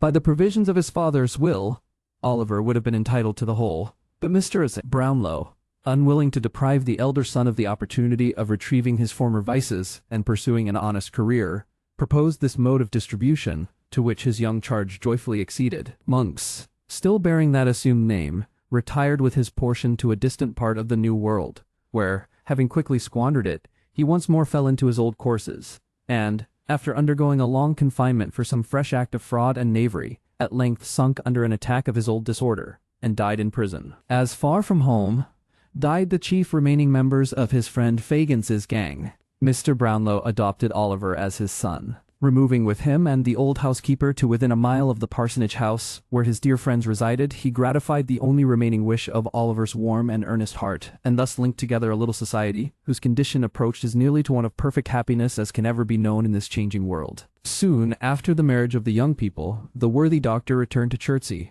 where, bereft of the presence of his old friends, he would have been discontented if his temperament had admitted of such a feeling, and would have turned quite peevish if he had known how. For 2 or 3 months, he contented himself with hinting that he feared the air began to disagree with him. Then, finding that the place really no longer was, to him, what it had been, he settled his business on his assistant, took a bachelor's cottage outside the village of which his young friend was pastor, and instantaneously recovered. Here he took to gardening, planting, fishing, carpentering, and various other pursuits of a similar kind, all undertaken with his characteristic impetuosity. In each and all he has since become famous throughout the neighborhood as a most profound authority. Before his removal, he had managed to contract a strong friendship for Mr. Grimwig, which that eccentric gentleman cordially reciprocated. He is accordingly visited by Mr. Grimwig a great many times in the course of the year. On all such occasions Mr. Grimwig plants, fishes, and carpenters with great ardor, doing everything in a very singular and unprecedented manner, but always maintaining with his favorite asseveration that his mode is the right one. On Sundays, he never fails to criticize the sermon to the young clergyman's face, always informing Mr. Losberne, in strict confidence afterwards, that he considers it an excellent performance, but deems it as well not to say so. It is a standing and very favorite joke for Mr. Brownlow to rally him on his old prophecy concerning Oliver, and to remind him of the night on which they sat with the watch between them, waiting his return. But Mr. Grimwig contends that he was right in the main, and, in proof thereof, remarks that Oliver did not come back after all, which always calls forth a laugh on his side, and increases his good humor. Mr. Noah Claypole, receiving a free pardon from the Crown in consequence of being admitted a prover against Fagin, and considering his profession not altogether as safe a one as he could wish, was, for some little time, at a loss for the means of a livelihood, not burdened with too much work. After some consideration, he went into business as an informer, in which calling he realizes a genteel subsistence. His plan is to walk out once a week during church time attended by Charlotte in respectable attire. The lady faints away at the doors of charitable publicans, and, the gentleman being accommodated with 3 pennyworth of brandy to restore her, lays an information next day, and pockets half the penalty. Sometimes Mr. Claypole faints himself, but the result is the same. Mr. and Mrs. Bumble, deprived of their situations, were gradually reduced to great indigence and misery, and finally became paupers in that very same workhouse in which they had once lorded it over others. Mr. Bumble has been heard to say that in this reverse and degradation he has not even spirits to be thankful for being separated from his wife. As to Mr. Giles and Brittles, they still remain in their old posts, although the former is bald, and the last-named boy quite grey. They sleep at the parsonage, but divide their attention so equally among its inmates, and Oliver and Mr. Brownlow, and Mr. Brownlow, and Mr. Brownlow, Losberne, that to this day The villagers have never been able to discover to which establishment they properly belong. Master Charles Bates, appalled by Sykes's crime, fell into a train of reflection whether an honest life was not, after all, the best. Arriving at the conclusion that it certainly was, he turned his back upon the scenes of the past, resolved to amend it in some new sphere of action. He struggled hard, and suffered much, for some time, but, having a contented disposition, and a good purpose, succeeded in the end, and, from being a farmer's drudge, and a carrier's lad, he is now the merriest young grazier in all Northamptonshire. And now, the hand that traces these words, falters, as it approaches the conclusion of its task, and would weave, for a little longer space, the thread of these adventures. I would fain linger yet with a few of those among whom I have so long moved, and share their happiness by endeavoring to depict it. I would show Rose Maylie in all the bloom and grace of early womanhood, shedding on her secluded path in life's soft and gentle light that fell on all who trod it with her, and shone into their hearts. I would paint her the fireside circle and the lively summer group. I would follow her through the sultry fields at noon, and hear the low tones of her sweet voice in the moonlit evening walk. I would watch her in all her goodness and charity abroad, and the smiling, untiring discharge of domestic duties at home. I would paint her and her dead sister's child happy in their love for one another, and passing home they had so sadly lost. I would recall the tones of that clear laugh, and conjure up the sympathizing tear that glistened in the soft blue eye. These, and 1,000 looks and smiles, and turns of thought and speech, I would fain recall them every one. How Mr. Brownlow went on, from day to day, filling the mind of his adopted child with stores of knowledge, and becoming attached to him, more and more, as his nature developed itself, and showed the thriving seeds of all he wished him to become. How he traced in him new traits of his early friend, that awakened in his own bosom old remembrances, melancholy and yet sweet and soothing. How the two orphans, tried by adversity, remembered its lessons in mercy to others, and mutual love, and fervent thanks to him who had protected and preserved them. These are all matters which need not to be told. I have said that they were truly happy, and without strong affection and humanity of heart, and gratitude to that being whose code is mercy, and whose great attribute is benevolence to all things that breathe, happiness can never be attained. Within the altar of the old village church there stands a white marble tablet, which bears as yet but one word, Agnes. There is no coffin in that tomb, and may it be many, many years before another name is placed above it. But, if the spirits of the dead ever come back to earth, to visit spots hallowed by the love beyond the grave of those whom they knew in life, I believe that the shade of Agnes sometimes hovers round that solemn nook. I believe it none the less because that nook is in a church, and she was weak and erring. This brings us to the end of part 2, and the conclusion of the story. We hope you enjoyed this timeless journey of courage, hardship, and hope. Please share your thoughts with us in the comments, and let us know how the story made you feel. If you renew the channel, don't forget to subscribe to Driven to Win for more classic audiobooks and stories. Thank you for listening.